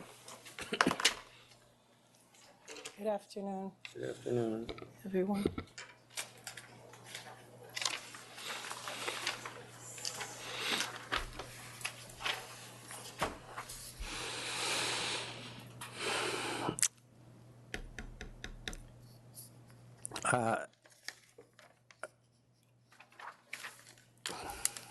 I don't know what it is with your clients, but they seem to want to put DJs when they tell us they're not going to have DJs. And if, let me just put my name on the record, Aurelia Tavares, for the licensee, Club Miami Inc., 26 Bruckner Boulevard. I asked for the original application to be pulled up on this, and it is one of those applications where there was no DJ section to highlight on. This is an old application. Additionally, But Is it not there was involved? also not a DJ booth in the diagram that they supplied to us when they opened, and now there's a 9-foot tall DJ booth. Yes, that was subsequent to the filing. Additionally, but it wasn't right away, it happened later on. But also, in the application filing, it's a bar lounge. So in their defense, they're not a restaurant, they are a bar, and in bars, it seems to be that they are permitted to have DJ, and we're filing a change in method of operation to add a DJ to, because there's some Let me stuff ask that you needs this, to be updated. is the DJ booth taken down? It's taken down. And they want to update their security on the change in method of operation, and they want to add an updated menu so that the SLA could be apprised of how they're running their operation. Well, we should have been apprised earlier. I'll counter at 10,000, and most of that is because of the previous history. Can we do 6 or 7? You were Because at these, 5, no. I mean, this is, you know, if this was the only thing they had, I would have given you the 5, but they have a previous failure to conform. They have disorderly premises on 3 different occasions. They have a focal point for police attention, sustained pattern of noise and disorder. I mean, this is a pattern here, and this is all over the last 2 years. We They had had a 15-day suspension once already, and a $10,000 penalty. That's why I'm at. Specifically back then for a DJ, the notification for the initial application for the community board is stated for the DJ. Okay, no, but the bigger problem I have, because I recognize that, is the unauthorized alteration. And failure to conform. Not the first time. So I'm in full agreement with the chairman, 10,000. I mean, it really is mostly because of the previous history over the last 18 months. I mean, it's just not, if there was a disorder on here, it would be canceled. So, All right, we accept. Thank you. thanks. Anything else? No? 477, TZ Liquors. It's 477.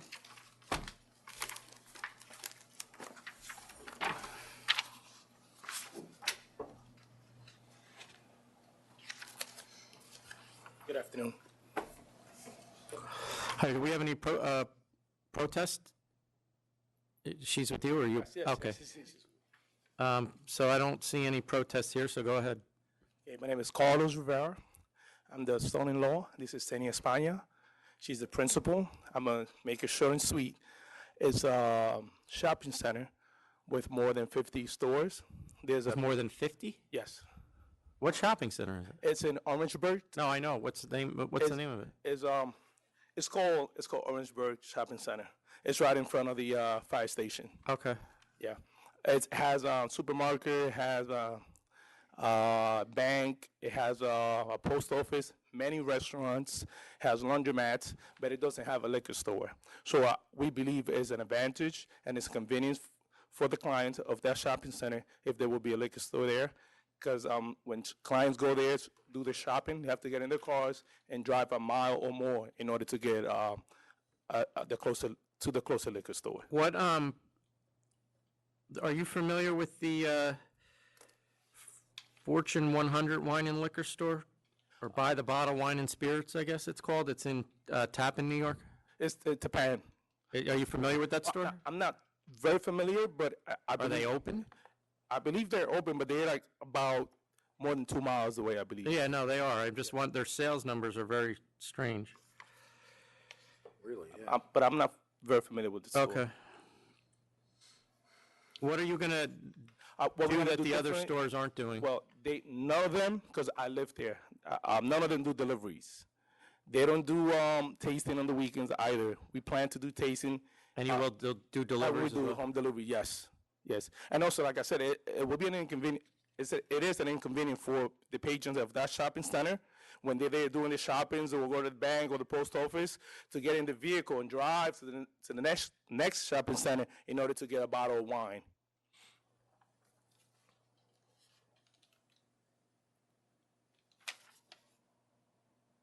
And you're going to work there full-time as well? Yes. Are you going to be a manager or just a worker? Because you got to put a personal questionnaire if you're going to. No, I'm just gonna be a worker. Okay. Yes. Do either of you have any experience? Yes, I do. I worked at 2 different liquor stores prior. I worked in one in Washington Heights and 179th Street in Amsterdam. Since you seem to be the one talking with all the experience, okay. how come you're not the one applying? Well, she's my my mother-in-law. Oh, I understand that. I'm just asking. Well, I don't have the money to to create a business. She has the money. That's a perfectly good answer. And she's the mother-in-law. She's the mother-in-law, she's the boss. mother-in-law, Yeah, yes. all right. There's two stores I see here, Liquid Discount, Wine for All. It says that they shut down in the past couple of years. Do you know anything about those stores? Heard those before? No, I don't know. Jackie, Liquid Look up Discount? liquid discount. Where are you reading that? It's in the Oh, the protest letter? Yeah. Got any other questions while I'm looking it up? That's about it. Kind of the system's stalling. What's the, you got 1,200 square feet, what's you're gonna be, It's gonna be 300. How much? 300 for storage and 900 for retail. So we're at 900, okay. Yeah.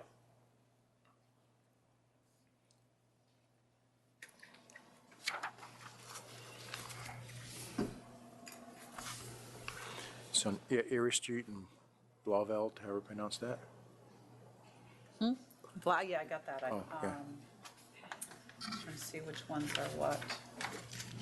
This is the only one on Erie Street, Ginger Birch. How far is Blauvelt from Orangeburg? Like 5 minutes.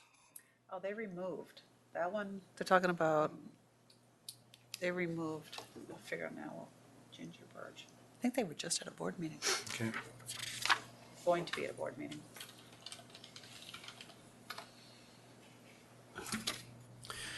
Okay. All right.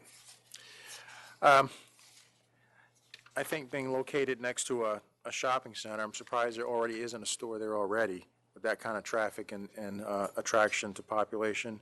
You're going to do home delivery? Yes. I don't know if, do we ever make that a part of a method of operation? Or is that just, no? Okay. Well, But it is a plus. it is a plus, yes. So, not that I'm making a stipulation, but I find it in your favor. So I'm going to, I'm looking at the other stores, looks like everybody's pretty much holding their own, so I'm going to vote to approve. I'll vote to approve as well. The closest store, Moved to Yonkers. the closest store is Mountain View, who did send in a letter of protest, is 0.8 miles away, and their sales have increased over the last 5 years, although they did see a dip in 2016. And then the next closest sales also increased. You are in a shopping plaza, which I think would be convenient for the shoppers in the supermarket and the other stores there. And you've indicated you're going to do deliveries and tastings, tastings on the weekends? Yes, sir. So I see that those as also being in the public convenience and advantage. So I'll vote to approve. Good luck. Thank you. Good luck. 422, Devon Brand Corp.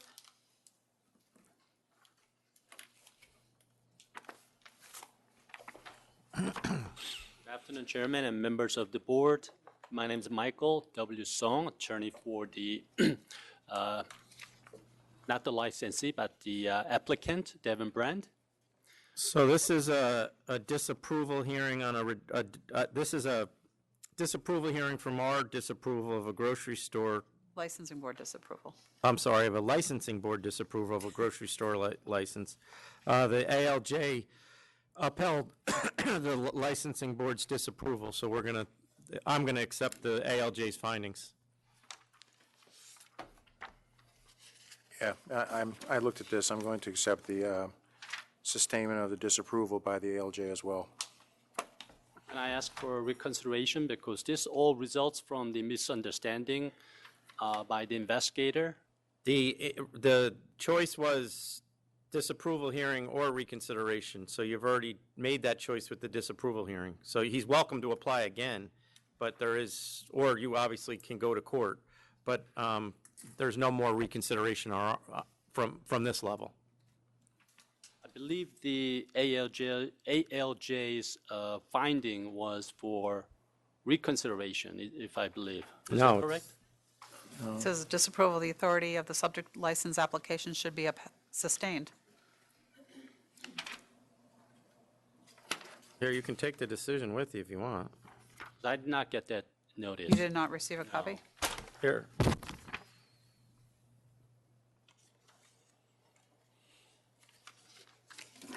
But you can go sit down and read it. If you have any questions, I'll listen to them again. But there is, as far as at this board level, there's no more proceedings. But can I come back? Yeah, if you have a question, you can come back, yeah. But I think it'll be pretty clear to you when you read it. Sure. Okay. All right. 486C, LMTD.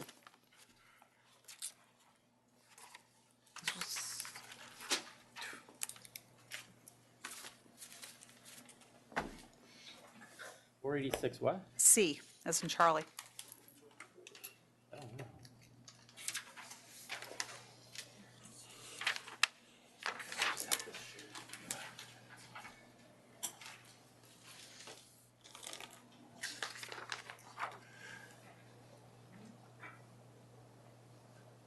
Oh, I know what it is, okay.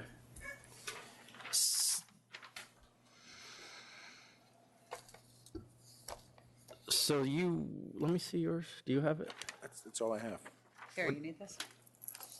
There you go. You leased out your restaurant, correct? No. What am I misunderstanding? First of all, I'm Monica Byrne, and the restaurant's owned by my wife, Lisa. Okay. I'm the chef. In spite of being very stressed, I'm the better person of organizing this sort of thing. I sent an extensive letter. Yeah, we have that. I've read that. All That's why I remember this. It's that you had somebody come in. So what we did was we hosted a pop-up, and pop-ups are becoming more and more a common occurrence in the industry in general, and definitely in high-density areas like New York, where rents are really expensive. A restaurant, when it's trying out... I'm familiar with what Okay, a pop-up is, but what the ALJ found and what the evidence indicated, at least to me, was that when the woman came in who you hosted a pop-up for, she also shared in the profits of the alcohol sales. No, 100% inaccurate. And the investigators understood that, and the ALJ did not understand that. Is that the way you read this? I'm pulling it up right now. But I'm happy to go over it. Go ahead. And make it very clear. So what happened very, very briefly is that we offered to host a pop-up for this friend of ours who had been displaced from her restaurant, given a partnership problem. And it was the opportunity for her to showcase her food. We ordered all the alcohol, and we received not just the profit, but every proceed, every penny from alcohol sales. She bought, paid for, and ordered all of her food and kept the proceeds of her food. The only possible interpretation of any proceed going to her would not even be to her. It would be to the waiters who kept any tips on any checks. But there were absolutely not a single penny that they kept. And there aren't formal ways that pop-ups happen, but this is one of the most common ways that the operator does the bar and the restaurant does the pop-up does the food, and that's the financial arrangement. We explained this when the investigator came to us. We made this agreement in July of 2015, and because of a complaint from the person's ex-partner, the investigators came to our place early August 2015, so literally like 3 weeks after we had started this.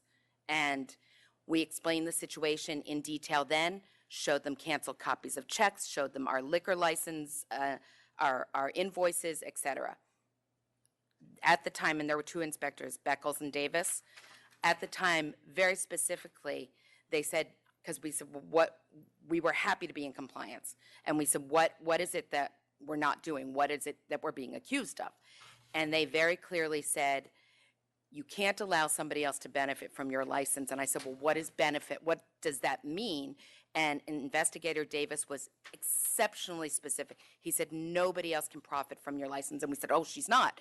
And then he clarified. He was like, it doesn't mean whether the business is making money. And I was like, no proceeds, no sales, whether the business is profitable or not. Like, she's not getting a penny of liquor sales.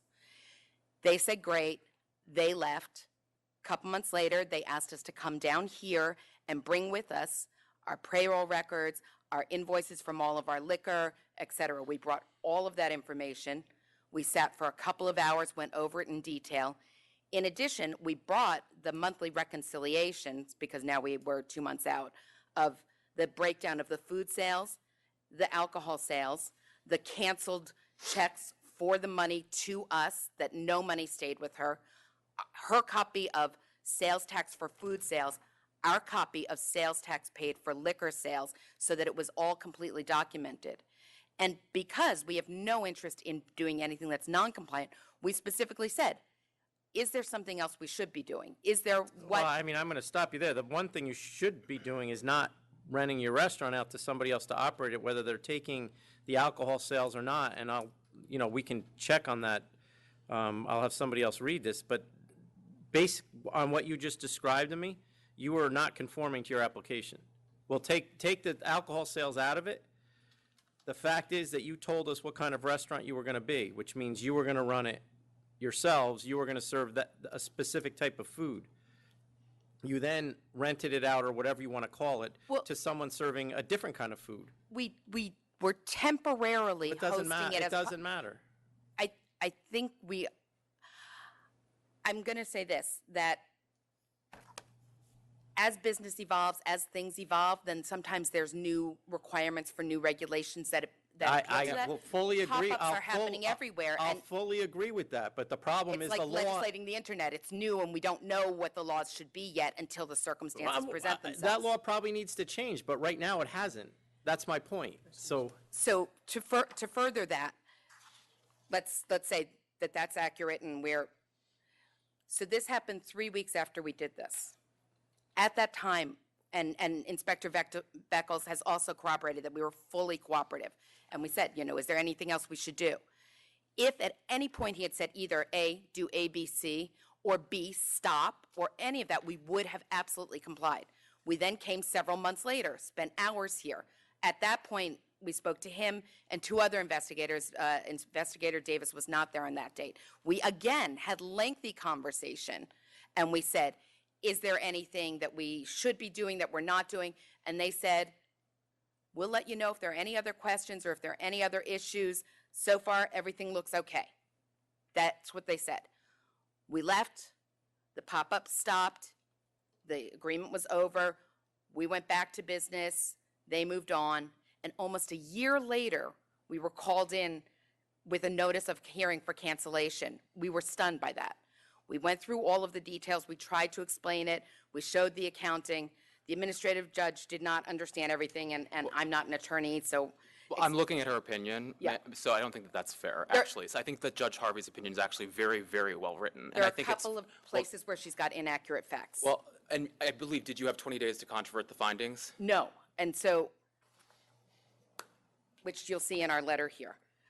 You didn't have 20 days, or you didn't? You We did decided not not. to contribute? No, we never got, and if you see dated here, and if you look at our emails and everything, we are very good about following up. On a couple of occasions, we did not receive notices. Here's what I think I'll do, is I will stay the cancellation, or continue to stay it. I'm going to send this back to somebody to review the tape. And then we'll come up with a new decision. Yeah. Will we be notified in writing of any appearances? You will get to see the decision and then controvert it again. Because Because I still maintain, even if everything you're telling me is true, and I'm taking you at your word that it is, you're still admitting to a failure to conform to the application, which is a charge. It's not something that we probably would cancel your license for, but it is a violation. As I said, if at any point we have been told that that was not something we could do, and it is commonly happening everywhere, it didn't, because we were very careful, we made sure that things were No, documented. and you don't have a history, so I believe there you. was every effort to be in compliance, and if we'd ever been given any indication we should do something different, we would have been. So I think that there's a difference between intent, and I understand the idea of getting a license and then letting somebody else use it and how that can be I get the concept. But I also think that understanding circumstances and intent matter. And the fact that we weren't, trying to change our business, we were trying to give somebody an opportunity because I she get was it. in a hard situation. So we're going to have somebody review the tape. Okay. And then you'll get the decision and be allowed to respond to it, and then we'll go from there. Your license will remain intact as it is. One other just note in terms of communication. We've been at our address for over 8 years. We've had a license with you for almost 11 years.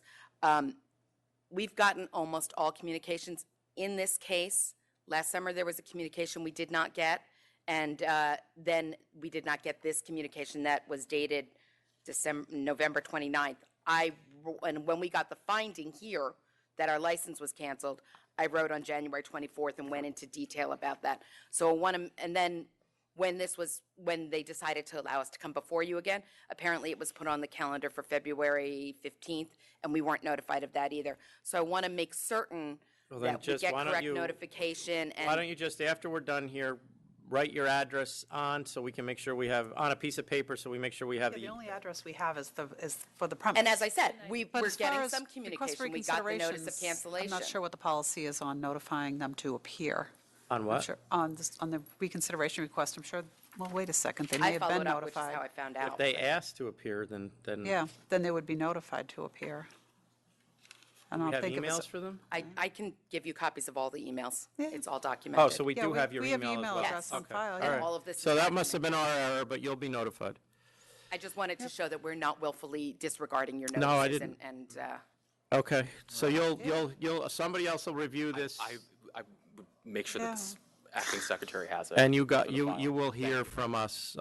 It'll probably take a while, but you'll hear from us. All right, thank you. Thank you. Yes. All right, so this is what a recall on 422 Devon Brand.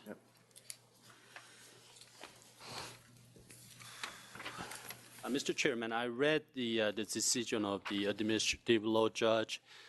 Still, there are two factual errors which led to the decision of the licensing board, and I'd like to straighten out, if I can at this time.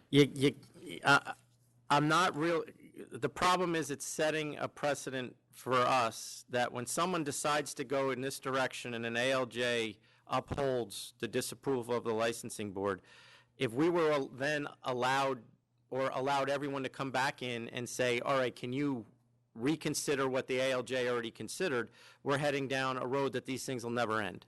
So if you think that it wasn't clear, then reapply and make it clear. But it was obvious to me that there's facts that were undisputed that there was arguments about whether there was an availing going on here. So But that's the whole issue. I understand that, but you need to clear that up in the next application. The time to clear that up was in front of the ALJ. Obviously, he didn't buy the argument. I'm not going to re-argue it here. So you are welcome to obviously file an Article 78 if that's the direction you want to go, or try to reapply. But we're not going to reconsider a reconsideration. So, Understand. thank you. Thank you, Mr. Chairman. 423 Evere Corp.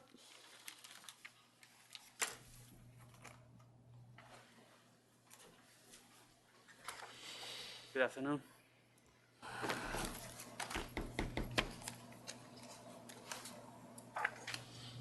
I just want to recuse myself on the record. 423, correct? Yeah, that's you. Thank you. Oh, you're that Christopher L. Riano. So this is the same situation. Yeah. Was this licensing board or us?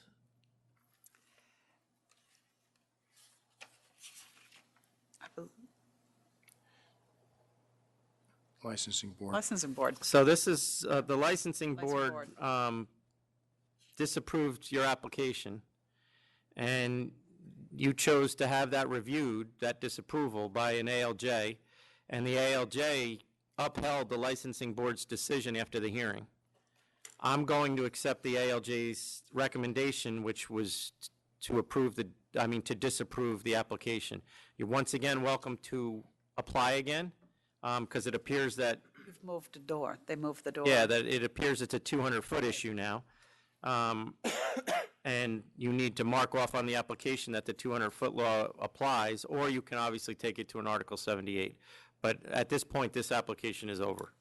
How soon can I reapply? Tomorrow. Oh, okay. Yeah. Can I know it's been a long day. I want to make this very short. Mine's not even close to being over yet. So. The thing I thought the discrepancy was that if this is a church or not. And I thought there were some factual errors in some of the going back and forths.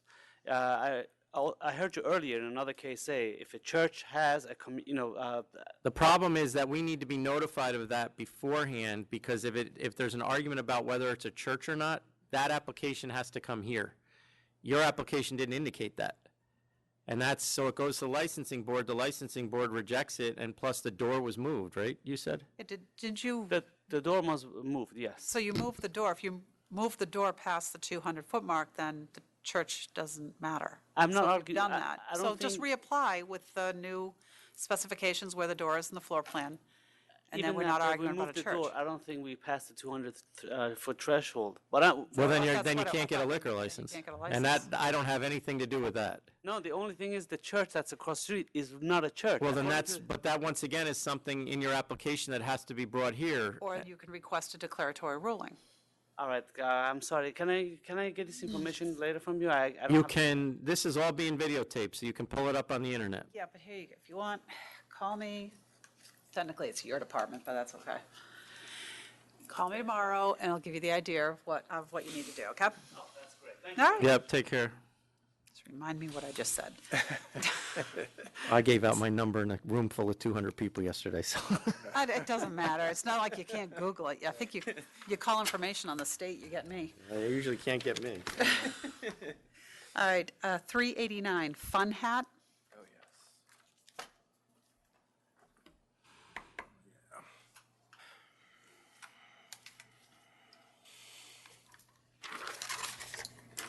Good afternoon. Elke Hoffman for the applicant. With me are the principals of Fun Hat as well as principal of Kingfish, the current licensee. Do we have any community board or anybody here? For this one, no. 3, no. Ms. Okay. Stetzer didn't stick around for this one. Surprising. It's the same community board. I thought she might, but she I did did not. too. Um, And what was the other guy that was? Carter? Carter, where? Third one that's coming up. Oh, okay. Okay. Yeah, this is essentially a transfer of an existing restaurant. One of the principals is actually the principal of the existing licensee, and I really think that the SLA Committee of Community Board 3 did not like the change in concept. They don't like the concept. There's actually no change to the method of operation. The menu doesn't change, but it's a theme restaurant and it's a different theme. What was the first theme? It was called Confessional. It was sort of a Latin theme menu with Yeah. the walls were of blackboard and people were, before they took the orders. they wrote Confessional as in Church, like you had to write the sins in black. I mean, having I gone can to, tell you more about having gone to Catholic school my entire life, I can tell you I would never be in there. Well, hence perhaps the change in theme Yeah. to a Tim Burton-inspired theme. Okay. So there's actually no change to the hours of operation. There have been no complaints.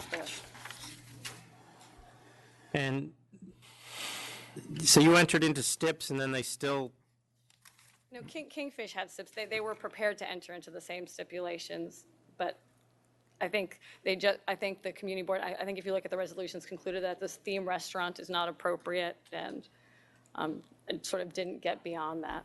so, and then, now, we have a case that's pending? We do, and I believe you submitted a CNC, but it has not been accepted. It has not been considered. I thought it might be up today. And so my letter addressed it essentially. The owners were sort of contesting the veiling. They did change the trade name in advancing, which is what we agreed into the CNC when they changed the theme.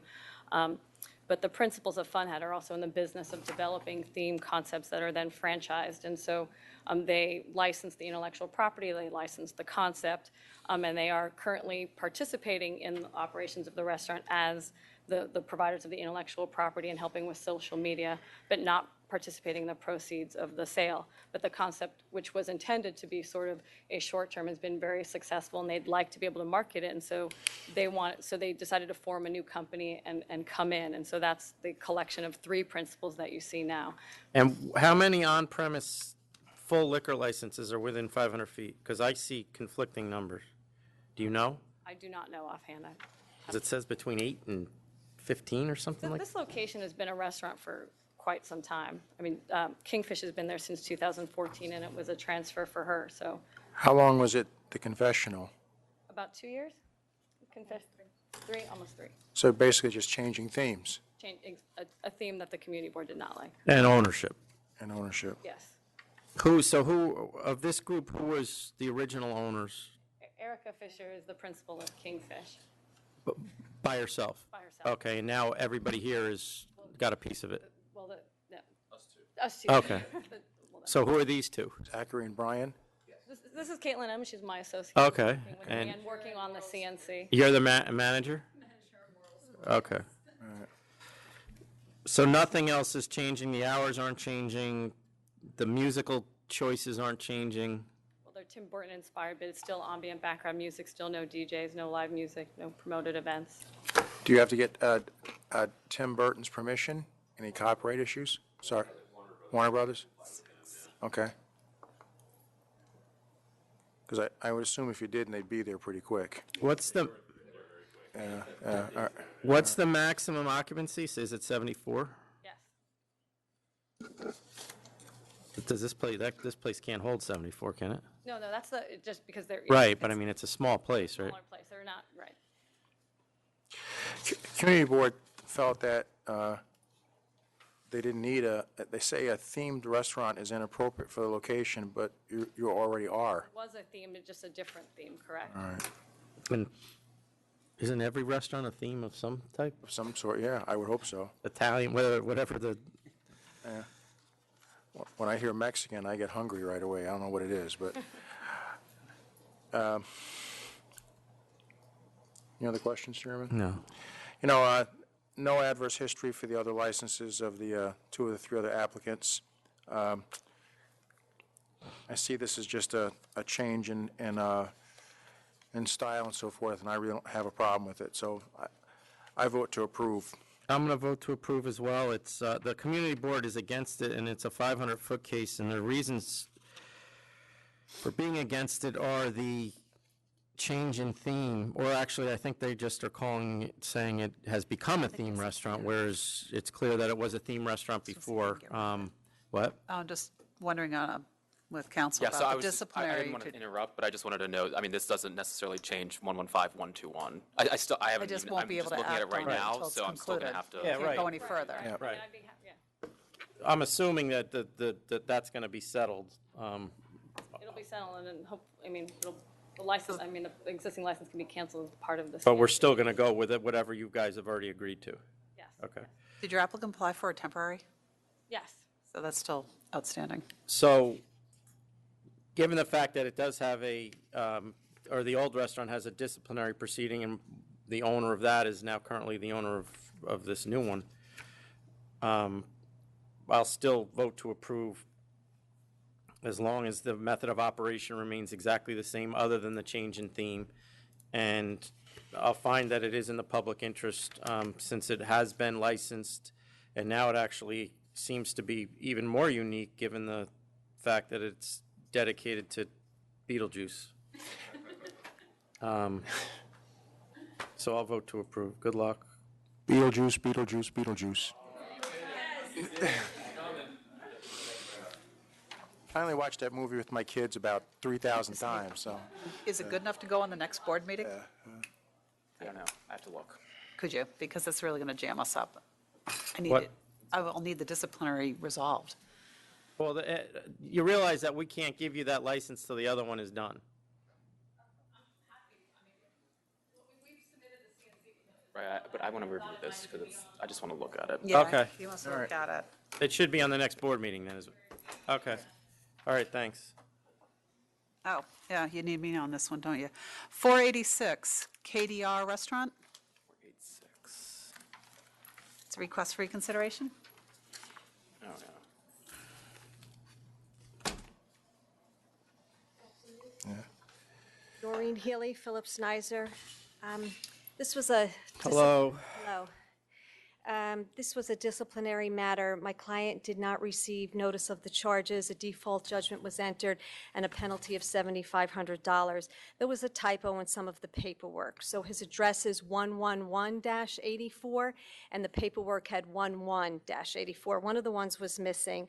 I submitted proof that the certified mailing to the restaurant was returned and that the disciplinary matter to his home was also returned.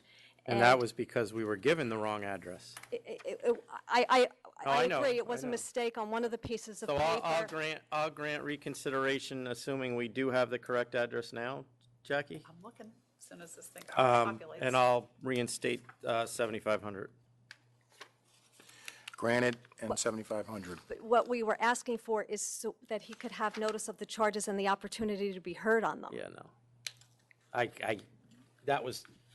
I wrote on my reconsideration that it was only to pay the fine.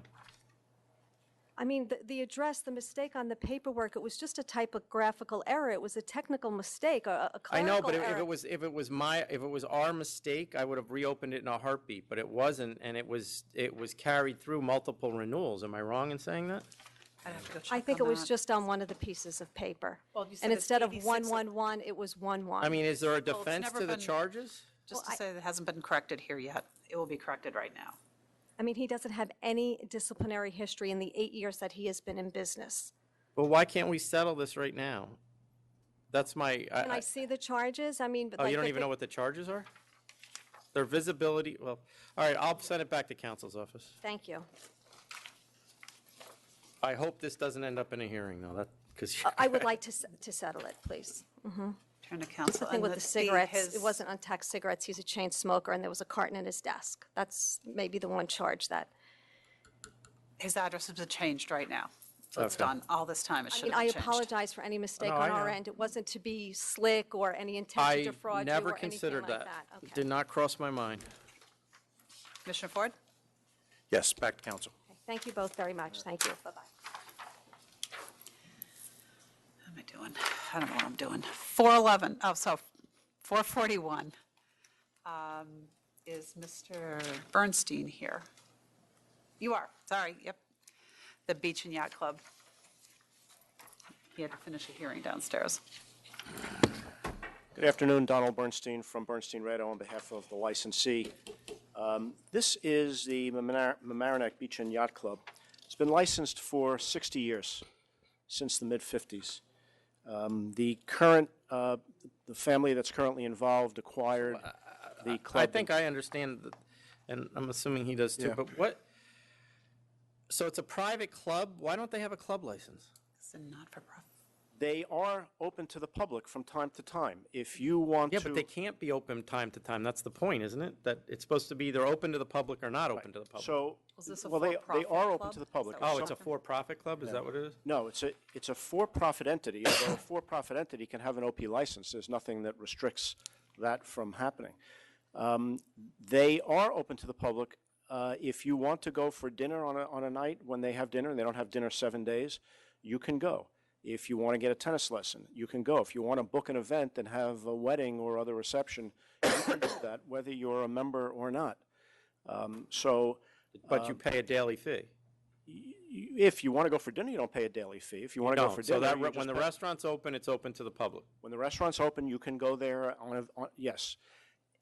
What we've also agreed to do is, and this is consistent with, I think, what's going on at another sort of private members club facility, is offer a daily admission for a rate. And there's nothing improper about charging a fee.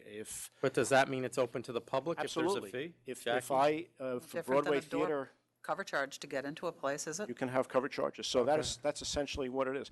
It's been licensed this way for 60 years. I recognize that. I'm just questioning whether that was proper or not, And renewed every year, always discosing the that exact certainly same doesn't method of mean that you operation. know that could happen in error 50 So- times. so but I- I'll accept the 2,500, assuming it's 2,500. remains open to the public. Thank you. All right. Which one was that? That was 419, J&K Discount Wine.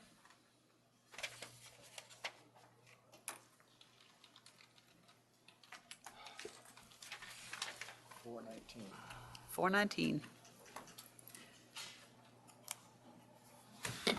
Good afternoon. This is a request for reconsideration of a previously disapproved package store license by the members here a few months back.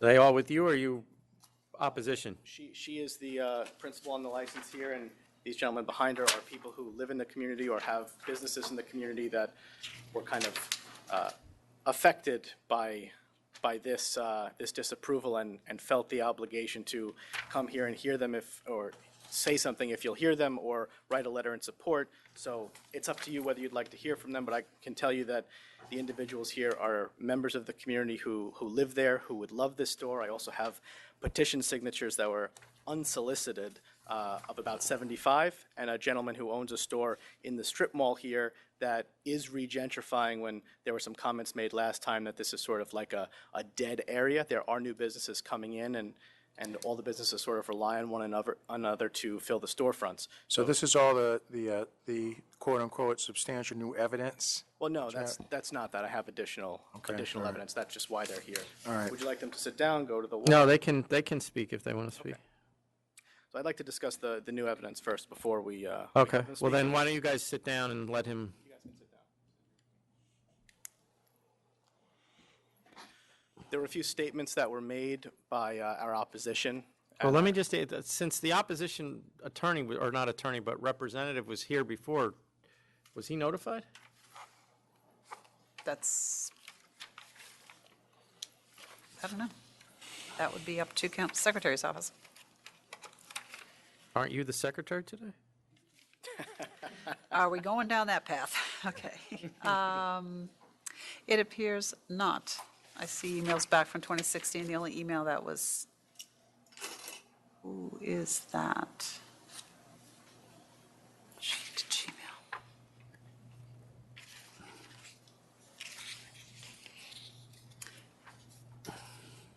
Nope. All Does right, not I- appear. Opposition was notified. We got to put this over then. Wait a You can have the supporters put their stuff on the record, but I can't do this with, because they had a pretty vehement opposition. Whether it was accurate or not, I think he has a right to respond to you. Understood. But if they want to come back, they can, or they can put their information on the record now, whatever you want to do. So you're talking about John Springer to be notified? Okay, Yes. Got it. Might as well save them the trip to come back Right. next time.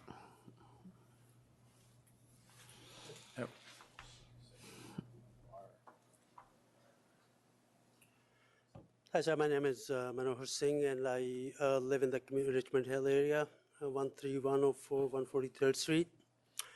The most impact this store is making on me is they will be introducing vegan life. I've been vegan all of my life, and none of my community, like 90% people are vegan, and no one knows there's a vegan liquor or wines exist even.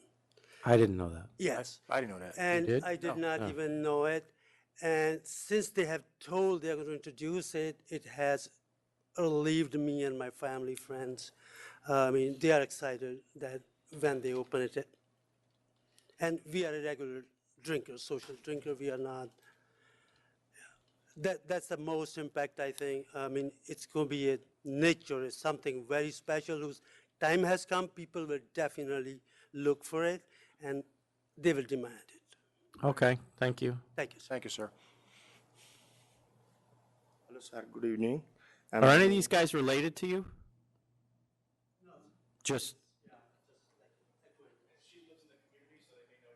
Right, okay.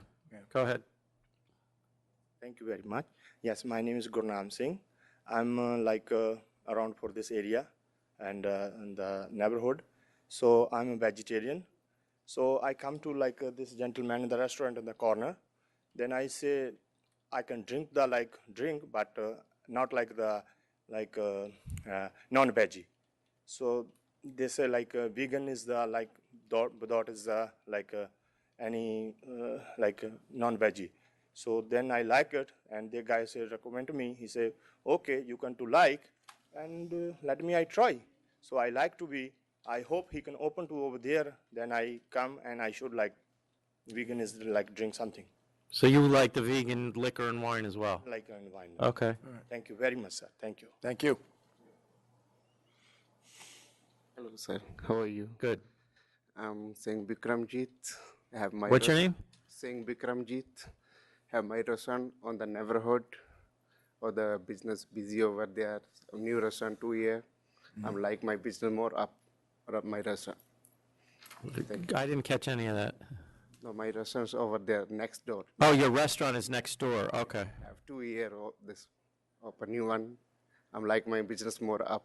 That's why. So you think her business will help your business?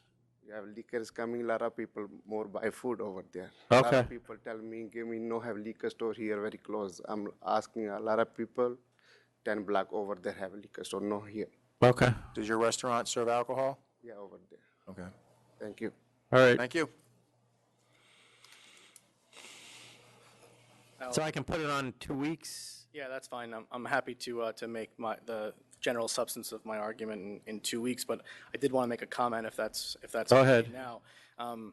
You know, we have the opportunity to submit materials in advance for these types of hearings. Sometimes I choose not to. The Yeah, I reason noticed that. I choose not to is for a reason. Well, I don't have any issue with that. Sure, and well, one of the reasons in this particular instance was if I come to the authority and I put paperwork on file saying that these stores that represented they carried certain products don't, they're going to stock up and take photos and come back here in 2 weeks and Right. make sure you see that that's contrary. So that's the substantive misrepresentations that I referenced in my letter. Oh, I see what you're talking about. Mostly Okay. vague. It was a representation by the protesting group that they do carry Indian products, that they do host these wine tastings, and we've actually sent people into these stores to find out that there actually are none of either or very minimal Indian products. And, you know, as you've heard here, my client's looking to do a substantial vegan section. There are actually mainstream products out there that are vegan friendly that people just don't know about. We are going to take the guesswork out of things by having an actual dedicated vegan section in addition to an Indian section to carry way more SKUs than you can find nearby, as well as happy to commit to a substantial amount of the store being New York State products as well. So those are the things that we're going to do when there was representations made that that's happening in other stores nearby. And I can tell you from people who've actually gone into these stores on our behalf and made a list of these products they found that they don't exist. Okay. Yep, okay. So we'll see you in 2 weeks. Thank you. So what's that, 3:15? 3:15, yep. All right, 4:30, Endless Summer.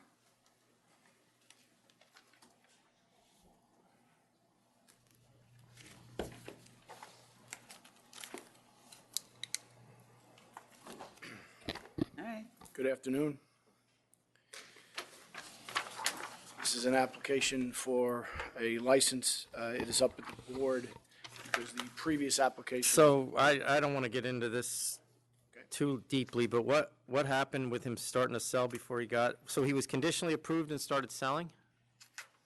No, he was approved, and what he didn't sell in the terms of you and I would say selling.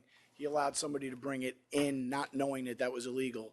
The So he police- knows that now? He absolutely knows. The All right, police didn't. I'll approve. Thank you very much. You have any well, he's got to Oh, vote. Do you have any Oh, questions? question, I'm sorry. 5 temps expired. Yes. Yeah. All right, I'll accept your explanation and approve. All right, good luck. Mr. Levy was next, but he's not ready yet. 4:20. I just want to make sure I didn't throw multiple cases away. Do in between. How about 4:28? Peters La Cittadella. Mr. Leone. Hello, good afternoon. Matthew Leone for the licensee. Good afternoon, Chairman, Commissioner, all members of the board. This is a conditional no contest plea. I'm here, though, to ask for a reduction in the proposed civil penalty based on several factors. How much? Well, I mean, I'm not adverse to doing that since he has been licensed since 1988 without an issue. Right. But it's got to be something, so. Oh, sure. Throw So a number at me. would you consider half the penalty? No, but I'll give you 2,000. I was thinking 2002. Okay, that's great. Thank you very I'll much. see you. Have a nice day. Thanks. Bye.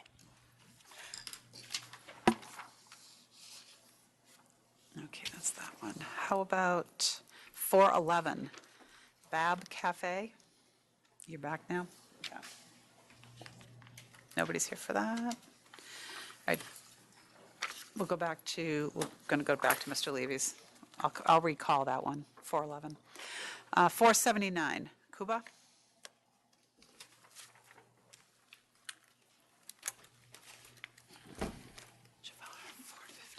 Hi again, Joseph Levy here on behalf of Kuba. I have with me one of the principals and the chef, Melanie Shirka.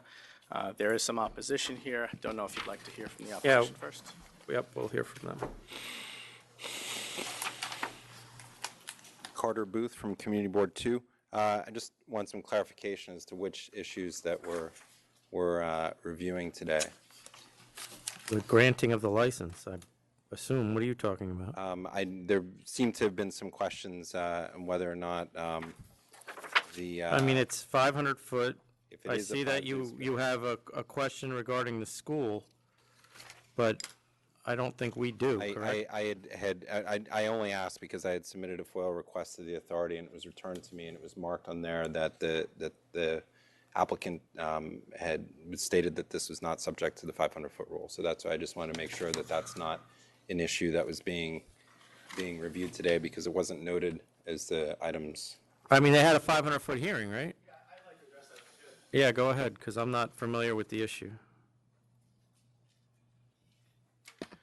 We originally noted this case as a non-500-foot case, and we requested in our cover letter specifically that this be considered as a non-500-foot rule case based on the fact that there had been a continuous license here, full liquor license, for over 30 years. Now, although there wasn't a contract of sale, which would render this kind of an automatic grandfathering of the 500-foot rule exemption, we did begin negotiating a lease for this space certainly within a year of when the prior license was surrendered.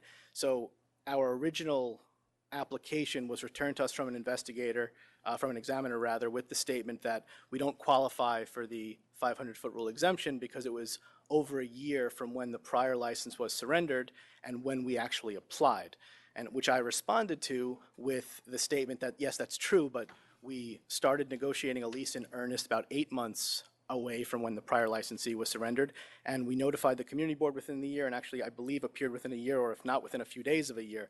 So we actually did begin this process in earnest within the year, which has always sort of been the rule of thumb. I just learned that when we submitted supplemental materials for this case, which I actually did in this instance because I thought it was beneficial, they were submitted by my associate, I was CC'd. She just received an error message that it wasn't deliverable to me. So I don't know if you guys got the packet that was recently sent where I took this request and I put it in a cover letter. Yeah, that might be it. That? Great. Is that it? Yes. Yeah. So you can see in there, I'm very clear about. Oh, I did know about this. Okay. About what we're talking about here. Yes. And again, everyone's got their own interpretation of All right, this. so we need to take 5 minutes.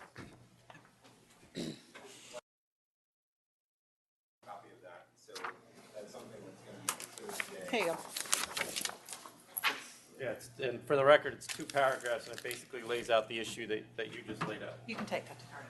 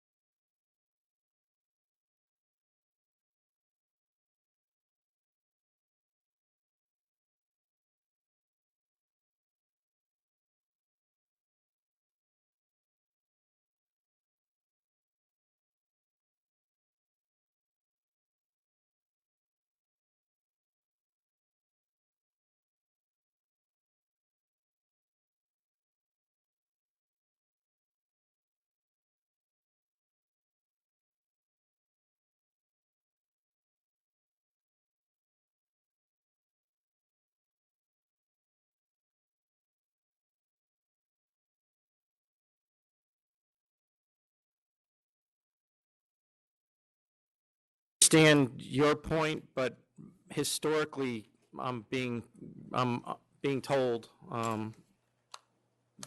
that generally it is in a straight transfer that we have grandfathered the 500-foot law, not during negotiations, particularly not, here we have an instance where the license was surrendered in October of 2015. Hang on, I got that. Figure what workflow I have. I think it was September of 2015. And this was filed in a full year later. So the fact that there may have been negotiations going on, but that's not enough to bring it into Yeah, a look, transfer. It's totally up. Which to you is, guys. that's, because once we get into that frame, we're kind of, if we're going to give you a year, then what about 2 years? What about 4 years? And Totally understood. I thought it was reasonable to ask the question. It's not- because yeah, it well, happened before. Just for the record, we actually did have a 500 Yes, I know. hearing on this anyway, just in case, but there are benefits associated that I Right. speak to. which I recognize. Let's have Mr. Booth then give his.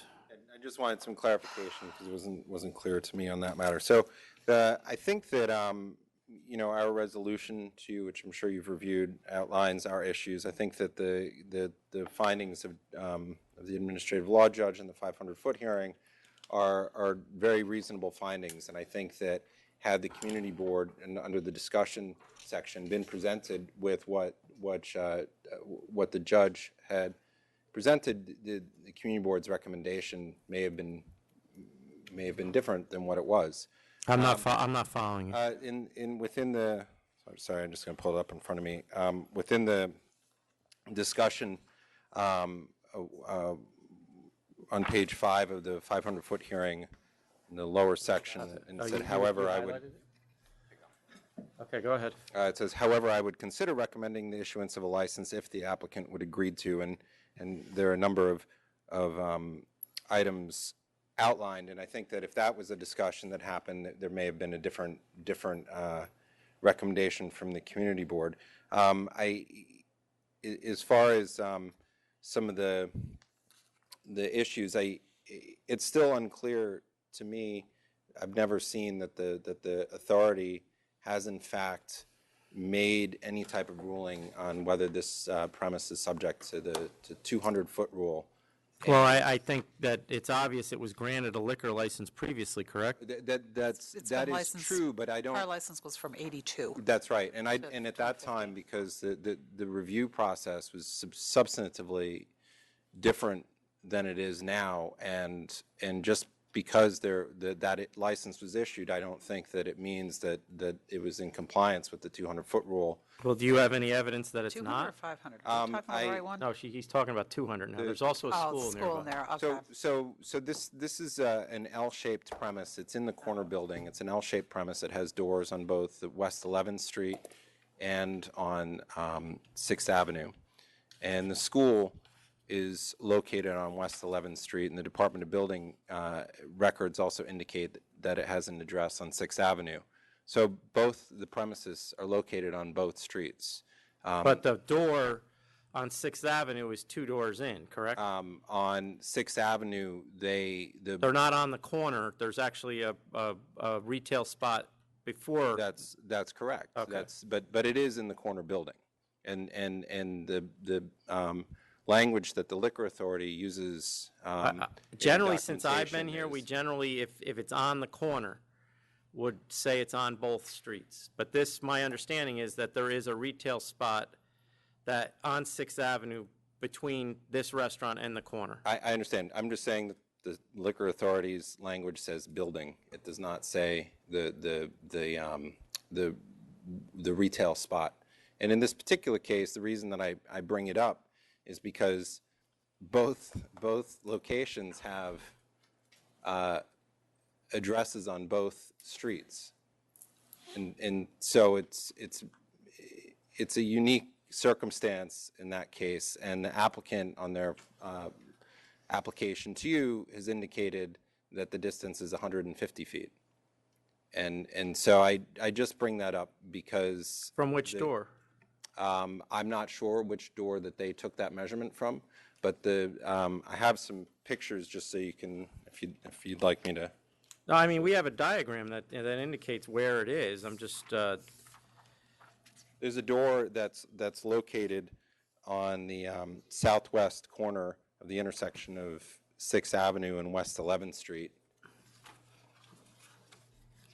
And there's the door to the proposed premise. I don't have any measurements, but generally when we discuss this, you know, it's 201 feet or 205 feet, and From the door. from the door. But in this particular case, I didn't do the measurement, but the applicant Well, I think submitted so. the I'm sure he'll be able to, materials he'll explain that to Okay, us. that it was Why don't you go 150 on? feet. So anyway, I'm not sure that this has actually been visited because I've seen no evidence of that. And I think that the presumption, given the issuance of the license, is not necessarily the presumption that such a ruling took place. Well, I certainly can do it conditionally if I want to.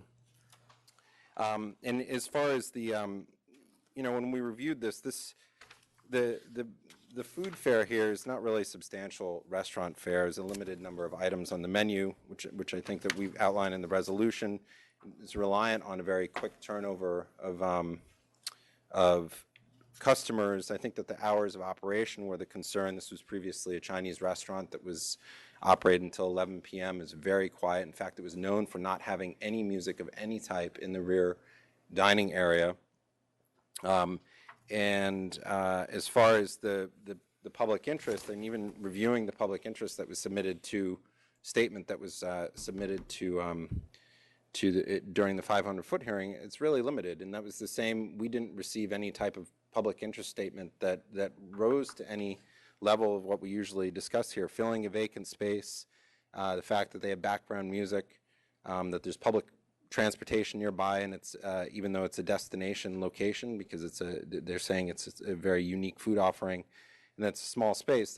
None of those reasons really rise to the public interest, and that, along with the later hours of operation, which are much more than what was previously there, really raised a lot of questions. So the operating hours that we're talking about are 1 hour longer, correct? I believe that they are 2 hours longer. And So then, it's 11 then- and I'm just going through your resolution and some of the things that you pointed out, or your board pointed out, that were issues. Now, noise from the rooftop ventilation system, that would appear to be a landlord issue, wouldn't it? Rather than a liquor license issue? Well, one of the things that's an impact. I mean, she can open this restaurant without the liquor license.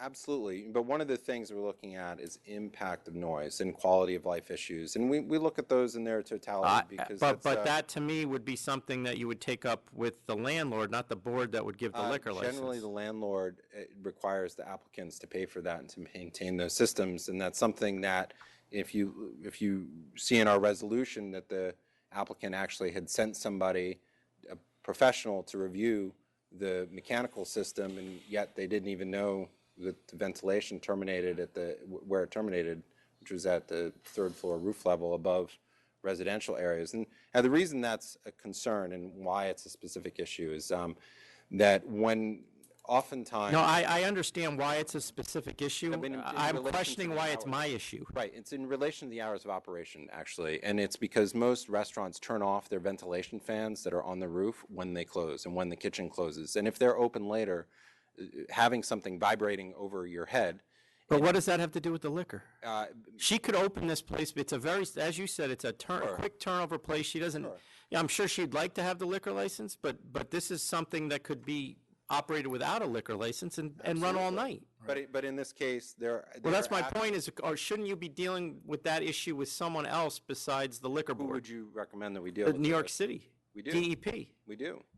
And those are the issues, but they're not open yet, so it's not something that can be addressed. But how would I address it? Or why would I address it? Well, it's one of the concerns that we have. And So part of that to me is not a concern. I understand it's your concern. It's not a concern that I have to deal with. Okay, that may be. I mean, our concern is that if the place opens and it's not fixed, that's our concern. And we, as I said, it can open without the liquor One of the license. things that the community board prides itself on is we're the only agency that looks at these applications holistically. If every single application is looked at, divided, sliced, and diced between every single agency, none of these issues would be resolved because everybody points fingers. Yeah, but We look at it as a whole. I don't see. Here's what I don't like. I don't like the community board using me to try to make another agency do its job.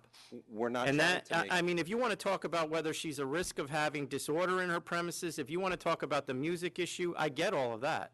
But the fact that the ventilation system on the roof isn't working and you want me not to give her a liquor license? Okay, so moving on to the next issue then. Well, so now, there's other things I wanted yes. to talk about there. Sure. You mentioned her inexperience. Yep. Your board does. I read that not only does she seem to have extensive education, but also extensive experience. Yes. You don't agree with that? She managed not a only premise within Community Board 2, La Durée, Soho. and she also worked at one of the highest end restaurants in Soho for several years. Sure. We have a recommendation recommending that the authority not renew the liquor license for the premise that she was managing. If I can present that to you. But that, at the end of the day, that's not experience to the community board? I think that the managerial elements, as far as later hours of operation, there were issues there. And as a manager, those are generally things that are taken into account in the past by the authority when reviewing these matters. And you know, our concern again. Do we have any complaints from All I'd have, the prior. Lattery? Am I saying that right? Lattery? Ladore. Okay, go ahead. Just need the serial number. But those were materials that were presented to the 500-foot hearing judge as far as the experience. But again, I'm just going to point to the administrative law judge's hearings. I mean, you know, as far as the hours of operation, we think that those are very high for a casual style restaurant. It's, you know, in most cases when we have. She's on, so 6th Avenue, assuming the door on 6th Avenue is the one they're going to use, you're saying 12 o'clock on the weekday and 1 on the weekend is. So here's why I bring No, that I'm up. asking you. Yeah, so- 12 o'clock on the weekday and 1 on the weekend is too late? Yes, and the reason that I bring that up is that most of the fine dining restaurants that you have before you, the argument and what they're proposing for these hours of operation is that the dining experiences for their customers are an hour and a half long or 2 hours long, or whatever they may be, and everybody says we need these hours because we can't have anybody in the premise, you know, after that. In this particular case, it's such a high turnover, you can review the pricing on the menu.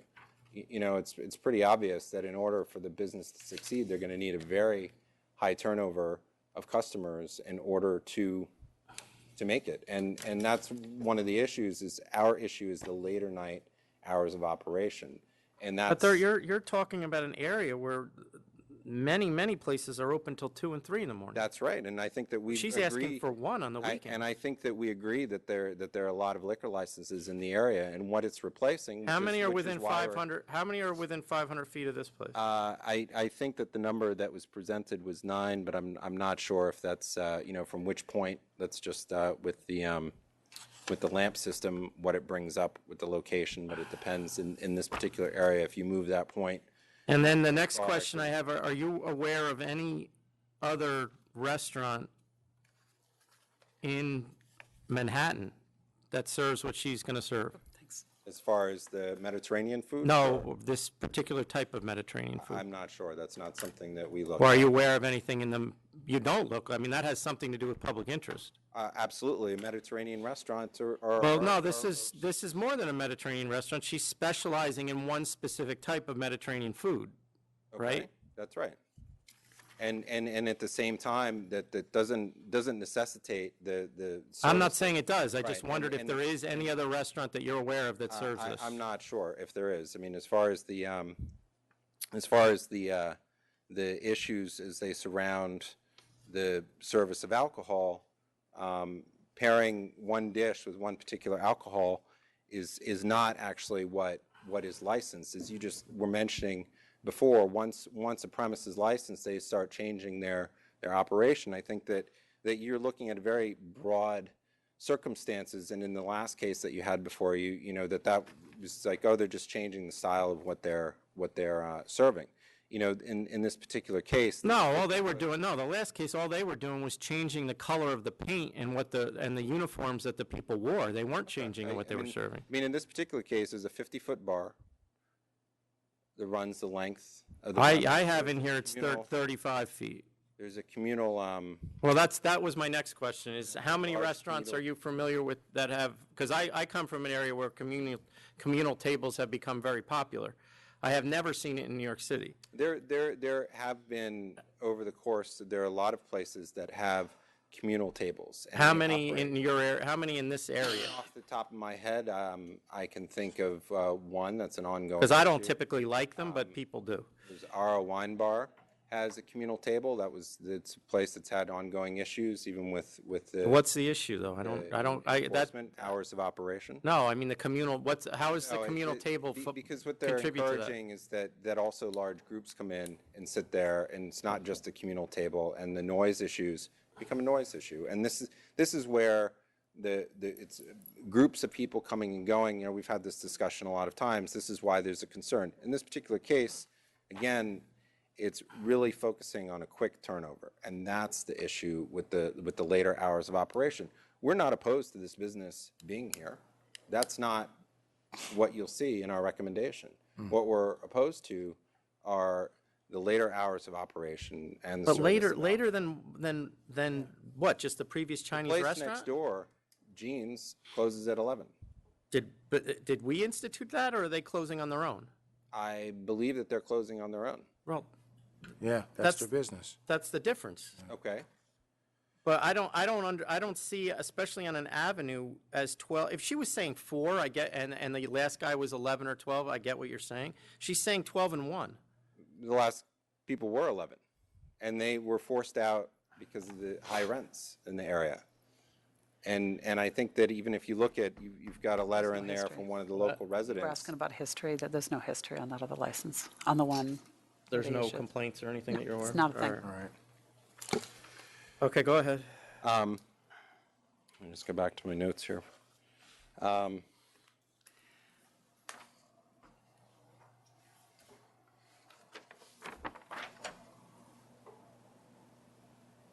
And I think also, you know, in the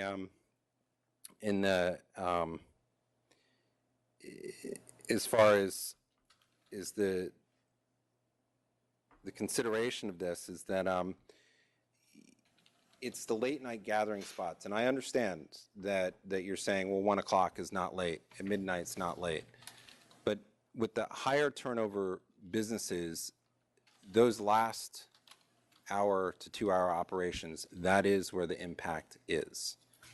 And for the restaurants that are typically coming before us and before you with closing at midnight and 1, we have extensive discussions about when was that last seating that they had for the people who are supposed to be leaving by there, and it's significantly earlier. And that's where our issue lies, I guess, within this particular place. And the food really is not, you know, I understand that it's unique, but I don't think it rises up, and the community board didn't think that it rose up to having a full liquor license where you have a full service bar with seats at it into the later hours. And that's why I just go back to Judge DeLuglio's recommendation as far as in his discussion.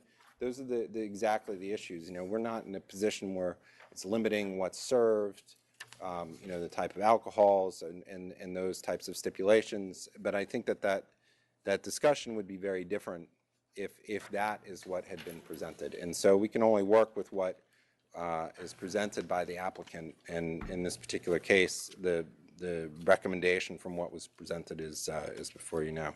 Okay. Okay. And then as respects to the 200-foot rule, I'd be more than happy to submit the other additional. No, I mean, if this is granted, I will make it conditional on somebody going out and measuring. Because obviously, I have no interest in presenting a license in violation of the 200-foot law. Go ahead. Few issues. The first, the 200-foot rule, I don't know how much you'd like me to talk about that, but we. Well, I mean, it's at the end of the day, it's going to be a measurement. I don't know that, I assume you're going to tell me you're only using the door on 6th Avenue. Correct. So then Correct. it's And this not is on the something- same street. This was something that I brought to licensing. It was actually Deputy Commissioner Held as well as CEO O'Brien at the time. Which means it's not subject to it. About this issue. And not only that, we submitted a significant amount of information as well, showing photos and why we thought it wasn't an issue, and the fact that it was ruled previously and nothing's changed, that it wasn't an issue. Do we know if the other license, we did rule on that? I'd have to get in, every time I try to hit the documents, it's locking But I me mean, out. the end result is, it's on if the door's on 6th Avenue and the school's on 11th, it's a non-issue. It's on the same street. It's not on the same street. Right, okay, Correct. go ahead. And we, I think, disclosed that in our application, that You did, although it was yes. under, it was around the corner, so it shouldn't apply. So you're basically representing that the door on 11th Avenue is not going to be used? That door Except is perhaps as an emergency exit? correct. The main entrance is on 6th Avenue, which is not the store, on the corner, and the measurement is closest usable door to closest usable door, and the emergency exit is not a place where patrons can enter. Okay. The first point that I'd like to address is the roof and mechanicals issue that Carter brought up about this being an issue. And actually, at the community board meeting, the upstairs neighbor attended and voiced this concern, and it was really the first time that we had heard this concern. It's worth noting for the record that my client, on her own dime, has already undertaken to start the process to fix that. Fixing the vent, fixing the hood, all that good stuff. It's going to cost her over 30 grand. And she's happy to do it, and she's working closely with her upstairs neighbor, keeping them involved, and they're very, very happy about the progress she's making there. This application, and actually before I get into the technical aspects of it, I'd actually like my client to address the members to talk to you about the concept, the philosophy, and kind of where she comes from with the concept of this restaurant. Hello. Hi. Yeah, so Kuba is a unique concept. It's specifically a dish that you find in Iraqi, Israeli, Iranian, Kurdish cuisines. What a better time than now, actually, to be showing a really beautiful part of this culture that most people don't know that side of it. It's a dish that will be representing those different regions in these dishes, as well as arak, which is the traditional spirit of those countries and meant to be drunk with this food, is something that we'd really like to be able to offer. What is it? Arak is a spirit that's made of anise, it's a flower that's kind of like fennel. Is that like licorice So it's flavor? almost like a... Pastis. It's kind of like the pastis of these Arab countries. And that is something that we'd be really unique in, and it'd be just really a loss if we weren't be able to serve the classical drink with this type of food.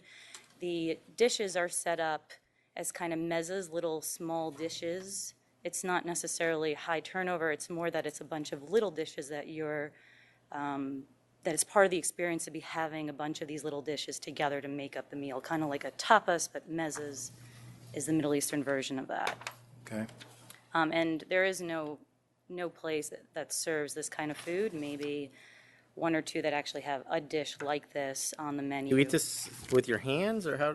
Yeah, it's hand-rolled. It's like a dumpling. It's made with semolina and bulgur wheat, hand-rolled. I spent over 2 years developing the recipes, learning from people of Syria, Kurdistan, Iraq, how to make this dish, and then have personalized it.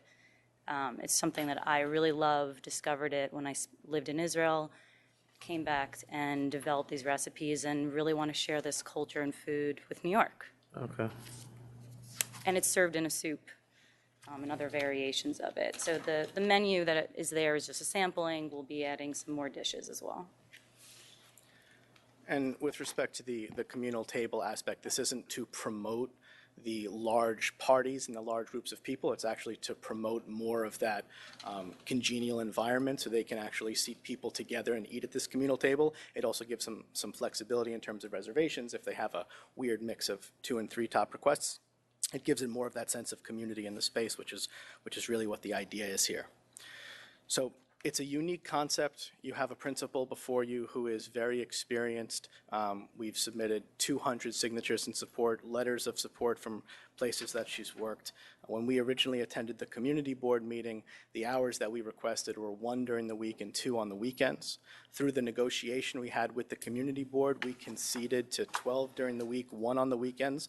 Along with a number of other stipulations, we were provided with a stipulation form, which we signed, and we were prepared to send back to find out later that the community board decided that it was no longer interested in supporting the application. So we are here before you today with this new on-premise license application for a very unique concept. You know, you have background music here. This is a pure restaurant. And we actually don't believe that this will be an instance where there'll be a big impact on people who live nearby. As you mentioned, Chairman, it's on the avenue. And the prior licensee in this space, although they closed on the earlier side, that was also self-imposed. The Liquor Authority did not cause them to close earlier. We're not aware of any issues or violations or complaints about the place that was there previously. As I've stated, we've got a lot of. Oh, we don't have any about the previous one, but I don't. The upstairs neighbor who's been involved in this process that she's undertaken to fix the issue with the roof, which, as you mentioned, and I tend to agree with you, isn't really her issue. She has agreed to a number of stipulations that would prevent this place from devolving into a bar environment. In addition, our method of operation is very clearly a restaurant. So if we turn into a bar, you can take our license.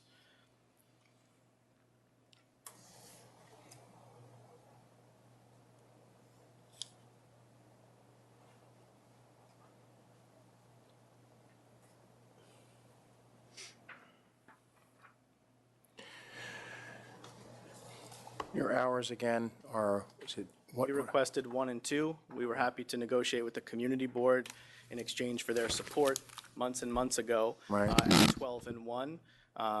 You know, as we're here now 4 or 5 months later, I would ask the members to consider our original hours request, at least as a starting point of a conversation. Okay. So, can you look up BLT Burger? What are they open to? It's 476th Avenue.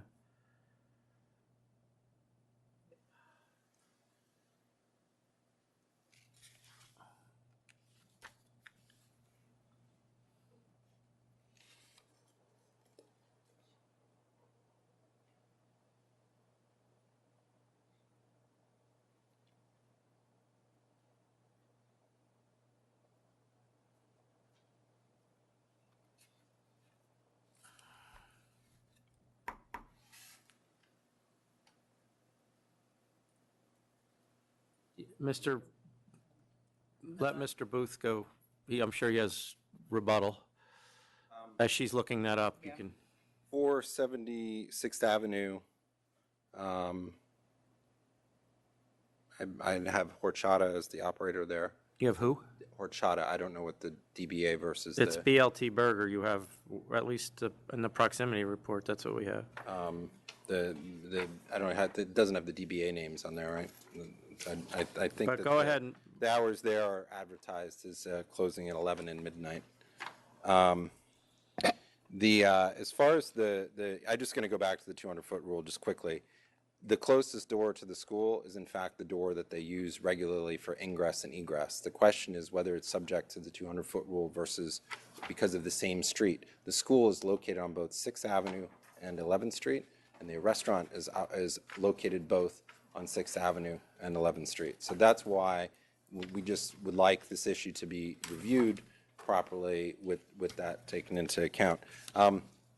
As far as going back to what was presented, I think that what Judge DeLuglio, when he says he would consider recommending the issuance of a license if the applicant agreed to, I think in looking at that, one of the interesting ones is the third point, where he says, accept the restaurant wine license or agree to only serving wine and beer and specific alcoholic beverages that complement the food as stated as above and is listed on the menu under ARAC. And I think that, you know, if that's the issue that's at hand here, I think that that's something that you might consider informing your opinion. The community board wasn't presented with that, so that we were not able to weigh that as far as a recommendation, but that's not something that was discussed. And I don't know that I'm willing to discuss it now because I find it illuminating that the modernization of the exhaust system's already taken place, or is taking place, which was really the first point you raised. And the 200-foot rule will be, you know, there will be a ruling on it by council before we do this. But do you have the hours? Yeah. It wasn't listed on the application because it's a 2007 application, but the community board supported it as, and one of the steps was 11 PM closing, 7 days. Okay. So, and just as a point, I mean, there are a number of licenses, and I just had quickly looked at them, and I did not look at the community board recommendations. You have Umami Burger, which is at 432 6th Avenue. They're closing at 11 PM and 12 AM on the weekend. So it's not out of line, the 11 PM or even 12 AM with these style of food, which is not a longer sit-down meals. And so I think that's the issues that you have here. And the restaurant that was there before, Charlie Mom, was well-beloved neighborhood in the restaurant. They were forced out because of high rents, but at the same time, they also operated, as I said before, with no music. They operated with no impacts because they closed earlier. So. Okay.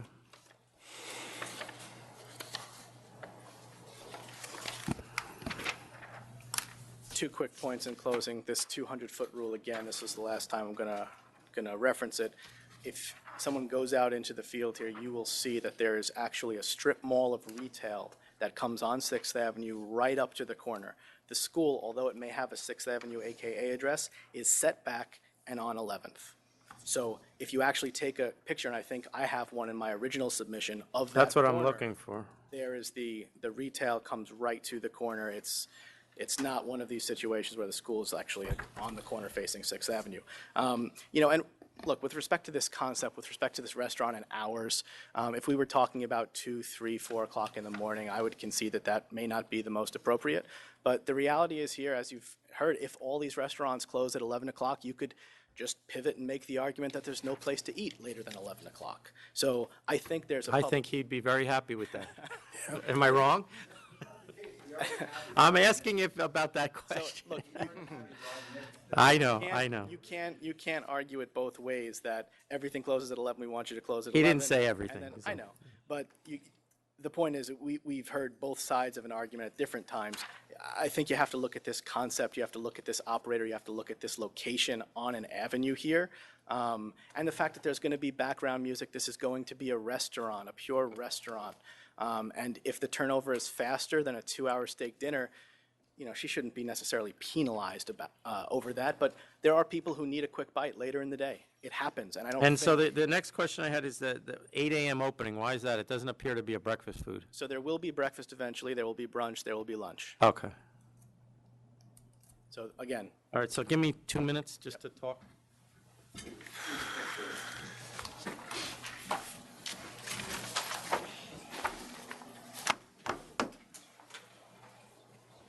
I see it. That's good, I got it.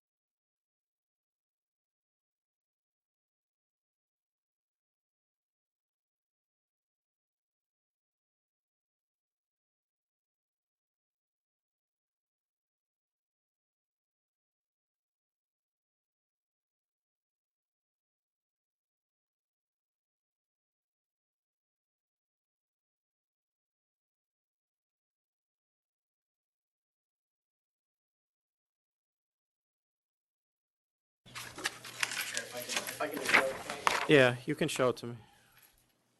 Did you show him? So this is the actual point. Okay, so you see how the school is inset there, and there are retail shops that come right to the corner of Sixth. Yep. So this, which is a close-up of a door from the school.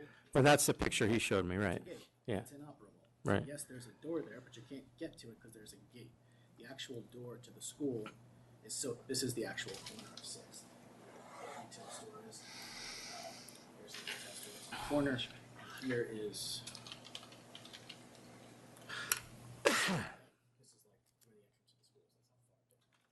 Okay. So go show him that.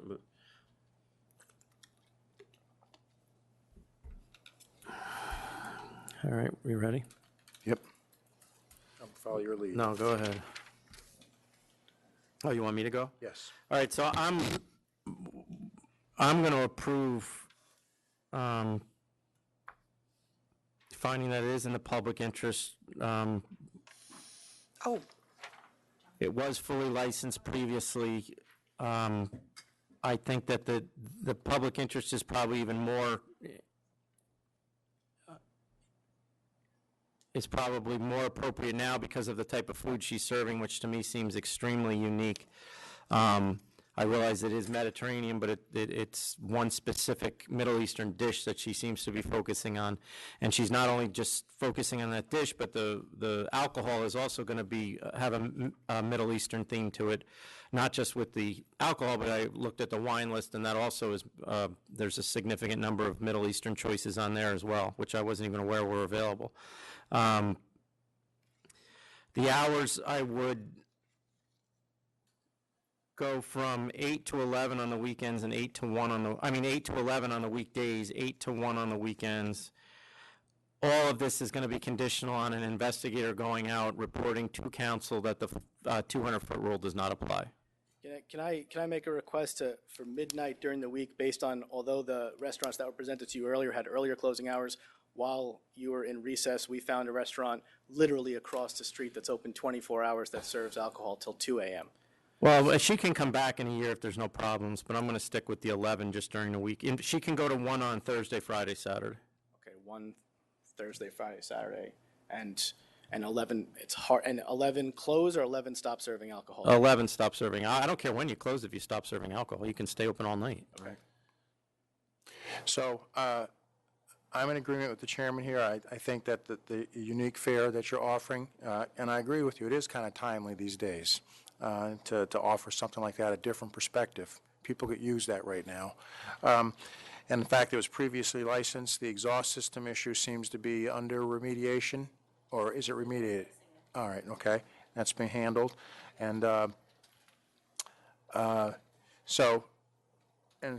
since it's been previously licensed and everything else, I vote to approve as well with the hours that the chairman just said, 8 to 11, Sunday through Wednesday, and then 8 to 1, Thursday, Friday, Saturday. And then conditional on the report from... Conditional upon the report, the 200-foot hearing. Which will be available to the community board as well as to, obviously, you. Sure. I just wanted some clarification since it wasn't presented before, and just said it now, that the applicant had agreed that they would have specific closing hours for the service of food, and you had said that that's not part of what their license is going to reflect anymore. But that's never been a discussion as far as the method of operation. If they're not serving alcohol, if the place across the street is open 24 hours and serving alcohol, if they have to stop serving alcohol at 11, why do you care how long they're open? As far as that's the way that every single license is reviewed, I think in most of Lower Manhattan and all community boards. That's a significant change in direction from how applications are considered. So then I'll Both. stop. We do have both. I mean, it I'm not saying they're favors. not both, but Okay, we have, I know, it favors the closing of the premise, but we also have, you have also stipulated Yeah. to, cease of alcohol sales, but the restaurants can stay open. Yeah, I You've mean, done that's- both. generally, just a point that's presented at the inception of the application. We do have those in. Well, he wasn't every asking, single one. he didn't ask for that, I gave it to him. I mean, That's why I was just. and that was asking. basically to appease you, to give you the 11, at least I gave you the 11 to stop the alcohol, which my guess is that you're not going to have any issues after 11 if the alcohol stops. Well, typically, the issues that we have are people order a bunch of drinks at once, at 10:55, and which is why that's. Well, they can't serve 3 drinks per person at 10:55. That's not really permitted either. We know that. That's not unusual. I mean, is your real fear here that she's going to open a nightclub? Is that what you're concerned with? No, the question is that when we have so many liquor licenses within this area, when you look at the neighborhood. See, that's the thing that I didn't see in this presentation with 9 within 500 feet and then I looked at the list of what those premises were. That did not strike me as a problem area. I'm not sure at what level it gets to be, but the law is 3. No, or I more within 500 understand feet. that, but That's if our there's concern. 20 in 500 feet, I tend to jump on your bandwagon in a heartbeat. But when we're talking about 9, and then I looked at what type of places they were, because we have the list of them in here, and I'm familiar with some of them, I just didn't see this as a problem area. That doesn't mean it's not. Close their food services at a certain time, and there's food accessible for people who need to eat later. That's just. So when do you what would you like them to be closed at? Generally, when we discuss hours, unless it's brought up in the very beginning, that the hours of service are the hours within which they can serve alcohol. And that's in the parts of the reason that was arrived at are for a lot of different reasons. One is, there's always, when is the kitchen closing, all these things. And it's just, when are you closed? When are you done? When are the people out? Those are the concerns. Well, I mean, here, because of the type of food it is, I'm of the opinion that as long as she stops serving the alcohol at 11, then I don't really care when she stops serving the food. That's my view. So the point of the fact is if there are, in fact, intoxicated patrons and they're leaving an hour later, that's the impact that we're concerned about. That's the impact of what service of alcohol has. Well, so then would you rather I keep it open till 12 and then shut it at 1 on the weekends? I think that the concerns that we have are the quality of life impacts, and those are. I know what your concerns are. My point is I don't know that what I did is going to be worse than what you were asking for. You were asking for 11. I said you have to stop serving the alcohol at 11. Okay. Generally, when we discuss these, it's when the business is closing. And Well, I mean, this is unfortunately I'm the guy who gets to run this, so we discuss it when I want to discuss it. Absolutely. I don't care if it's in the I'm just saying beginning or that after. It's the norm. We just as a point, we sent 250 resolutions to the Liquor Authority last year from our community board for actual licenses that we reviewed. This is a very heavily concentrated area, even though when you look within a circle and you only see 9 licenses, when you start going out in concentric circles, the number is very significant. There's no question about that, but I'm going to tell you why that I did what I did. I have 0 concerns about this woman and the method of operation she's going to run. I have 0. Based on what I've read and what I've seen so far. I understand what your concerns are, but you and I both know when someone walks in here and they are a concern. And based on what she says she's going to serve, if this doesn't work out for her, I see her locking the doors. I don't see her turning into a nightclub. So I have 0 concerns about what she's going to do here. Okay. So just in reference, I think that we do always prefer that there's a specific closing time, whatever that may be. But that, Well, then I'll say then you stop alcohol at 11, you're required to close by 12. and I just say During the week, and then on the weekends, close at 1 period. And the reasoning for I can't that is fit in all simply that on that that there's one. not a There's so much gray paper on area this series. for where the enforcement is, because if there are issues and people do call for enforcement, that the clarity, whatever it may be, is important to everybody, so that there's not confusion. Yeah. Thank you. I think if they're going to be. If we're going to have to close at 12, can we just have a stipulation that we close at 12 period without the stopping alcohol at 11, closing at 12? I understand the rationale behind the original proposal from the chairman, and I think it made sense. Yeah. But to have the alcohol stop and then a mandated closing time. I can have you close at 11. I can serve food only 24 hours a day. I'll have you close at 11, but I'll 1 o'clock Thursday, Friday, Saturday. That's So stopping alcohol at 11, closing. no at 12. closing 1 o'clock, stopping alcohol at 11 during the week, and closing at 12. Oh, so closing at 1 o'clock across the board, stopping No, alcohol no, no. service- Closing at 1 o'clock Thursday, Friday, Saturday. And closing during the week? At 12, but stopping alcohol at 11.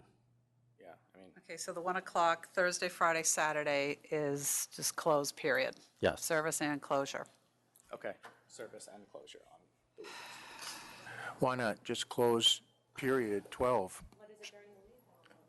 No, I'm saying instead of stop serving at 11 and closing I was at 12. trying to throw a bone to them, but if you're against it, then I'll, Yeah, I say you open and close when you open and close. So, I mean, because trying to stop serving at 11, I just see that as being confusing for you running a business.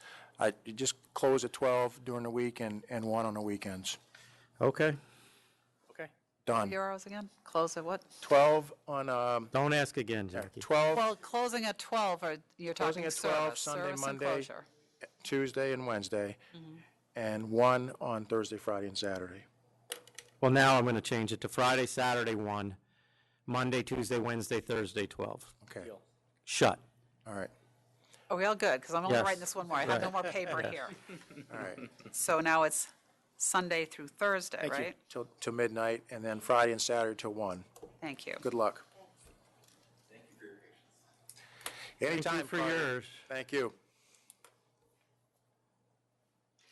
I don't want to do this anymore. Okay, 411 BAB Cafe, Bab Cafe.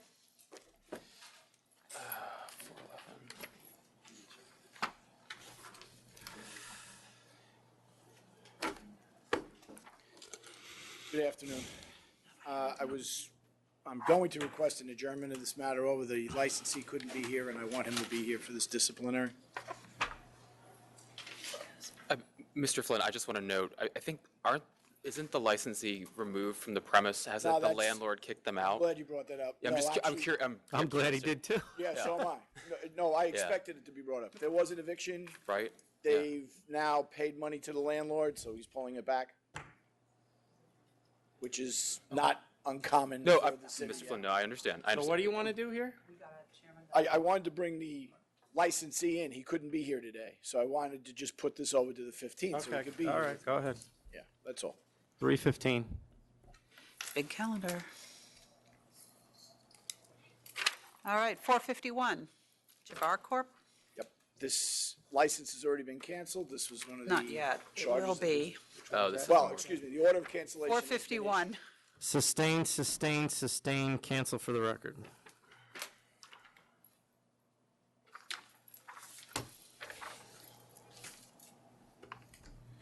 Ditto. See, wasn't that a lot easier than the previous case? 454 Inn at Irving Place. Oh, yeah. Good afternoon, Thomas McAllen. It seemed like a good idea to wait around. I have a few three housekeeping matters.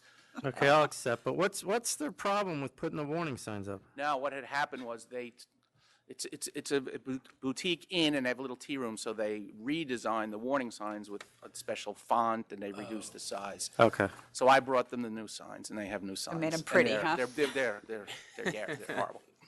Okay, you okay with four- this? Yes. Thank you. 427 New Page at 63rd. New page, conditional no contest for 1,500. This is the number I was compelled to bring up. The licensee did the prudent thing on the weekends in Sag Harbor. It's crowded. They have security on the weekends. It wasn't in the original application. 1,500 is what I offered them. Courtesy would be welcome. Reduction. I'll give you 1,200 because this was a compliance check and they passed the compliance check, so. And I notified the village there'll be a method of operation coming. 1,200. It's coming. 1,200. 455 and 456 FC Lounge. Ending on a high note? What's that? Ending on a high note. Dismiss one in the first proceeding, dismiss one in the second proceeding, dismiss. Yeah, I just read that, dismiss. All right, thanks for your courtesies. I'll see you shortly. See you. Thank you. Thanks. This item was adjourned, but it's 387 Avant Gardner. Oh, yeah, that's it. Yep. It was adjourned, but Mr. Victor had, I don't know why here. What do you need? Saw that it was on the agenda, so I'm here. 386. You didn't bring it. You I'm didn't bring it sorry. because we received notice from Secretary Donahue that it was adjourned, but it's We adjourned. received that notice also, but then we saw this on the calendar afterwards. So Yeah, just here if there was something. they're not we quite didn't there know. yet, putting on, we can put notices underneath those. They're not there yet. They're getting there. Hey, You before didn't you hang call out the here all next day one. for that, did I you? don't have any other ones. You didn't hang out here all day for that, did you? Fortunately, we did. All right. I don't have any That- other side. that- Dan. that- I know you're back for yours. Hold on, I just want to, that license is still conditional on the 200 200 foot. foot, yeah, Okay, yeah. okay. I got space for that. I had no more room for the hours. All right, so we got to, anybody else have an Sorry item? about that. We have to go through these, then you can talk. Okay, go ahead. Okay, we're going to finish. All right, I have 387 is over to 315. 390.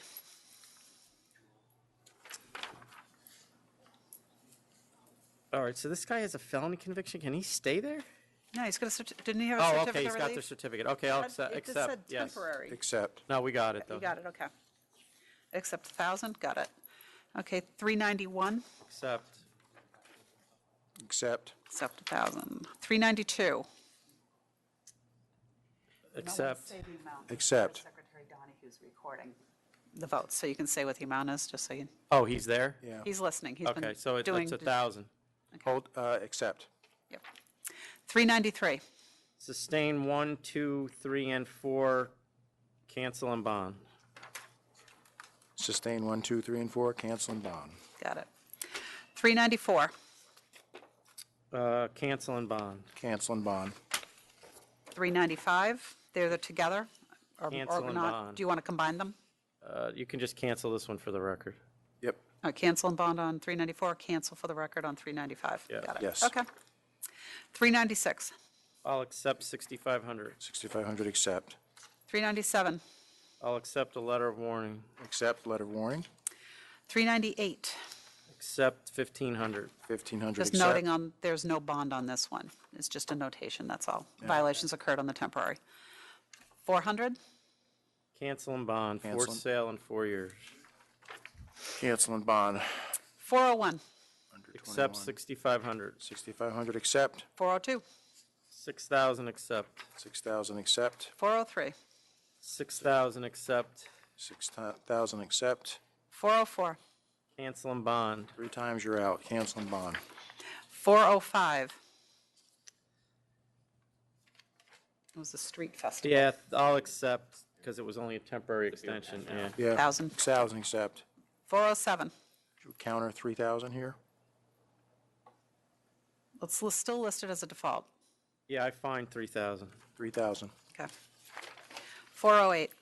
Accept 6,500. 6,500, accept. 409. Revoke. Revoke. No bond? And bond, yeah. And bond, yeah. Okay, thank you. 410. Cancel and bond. Cancel and bond. 412. Accept 8,000. Accept 8,000. 413. Dismiss 1, 2, 3, and 4. But we've already revoked on the other Yes. case. So, Dismiss, which one? dismiss. 414? 413, right? 413, Oh, yep. I'm sorry, yes. So dismiss all 4 charges. Dismiss all 4. 414. Dismiss 1 and 2. Dismiss 1 and 2. 425. I'll accept the ALJ's findings. Must wait 2 years. wait period. Disapproval is upheld? Well, he's Yes. only got Yes. another month, so he'll Disapprove, be good. upheld. 426. Properly dismissed the charge. So dismiss 1. Dismiss. Got it. 431.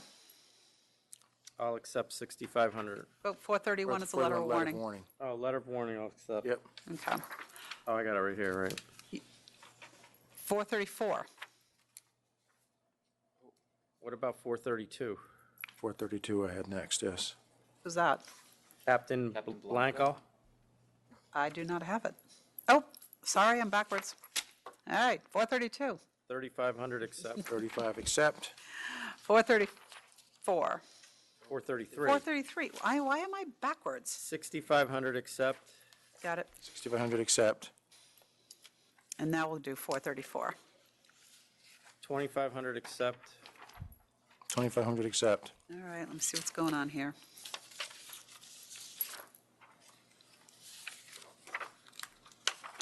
$436, sound about right? 4,000 accept. 4,000 accept. 437, 6,000 accept. 6,000 accept. 438, 4,500 accept. 4,500 accept. 439, Dismiss charge 1. Dismiss charge 1. 440, 3,000 accept. 3,000 accept, 1.5 years, okay. 444, and 445, 4,500 accept. 4,500 accept. 446, Cancel and bond accept. Cancel and bond accept. got it. 448 is carried over to 315. Right, got it. Left that already. Yep, 449 is carried over to 315. Yep. 450. Accept 5,000. 5,000 Want accept. the history to follow since they're removing? Yes. Yes. Got it. 452. Third time. Fifth time. Fifth time. Cancel and bond. Yeah, cancel and bond.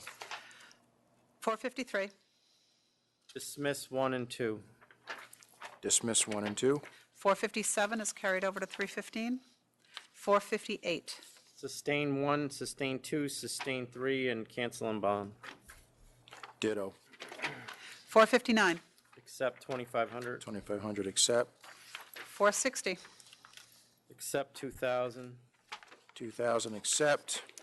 462 and 463. Accept 3,000. One waitress stabs the other. 3,000 accept. 464. Cancel and bond accept. Cancel and bond accept. 465 is carried over to 315. Whose is that? Is that Palillo's? No, Jonathan Slosh. 466 is carried over to 315, same attorney. 467 through 469. Accept 7,000. 7,000 accepted. 470. Accept 3,000. Accept 3,000. 471. Cancel and bond. Cancel and bond. 472. Cancel and bond. Cancel and bond. 474. 7,000. 474, 7,000. 7,000. Okay. 478 is carried over to 315. 485 is carried over to April of 2017.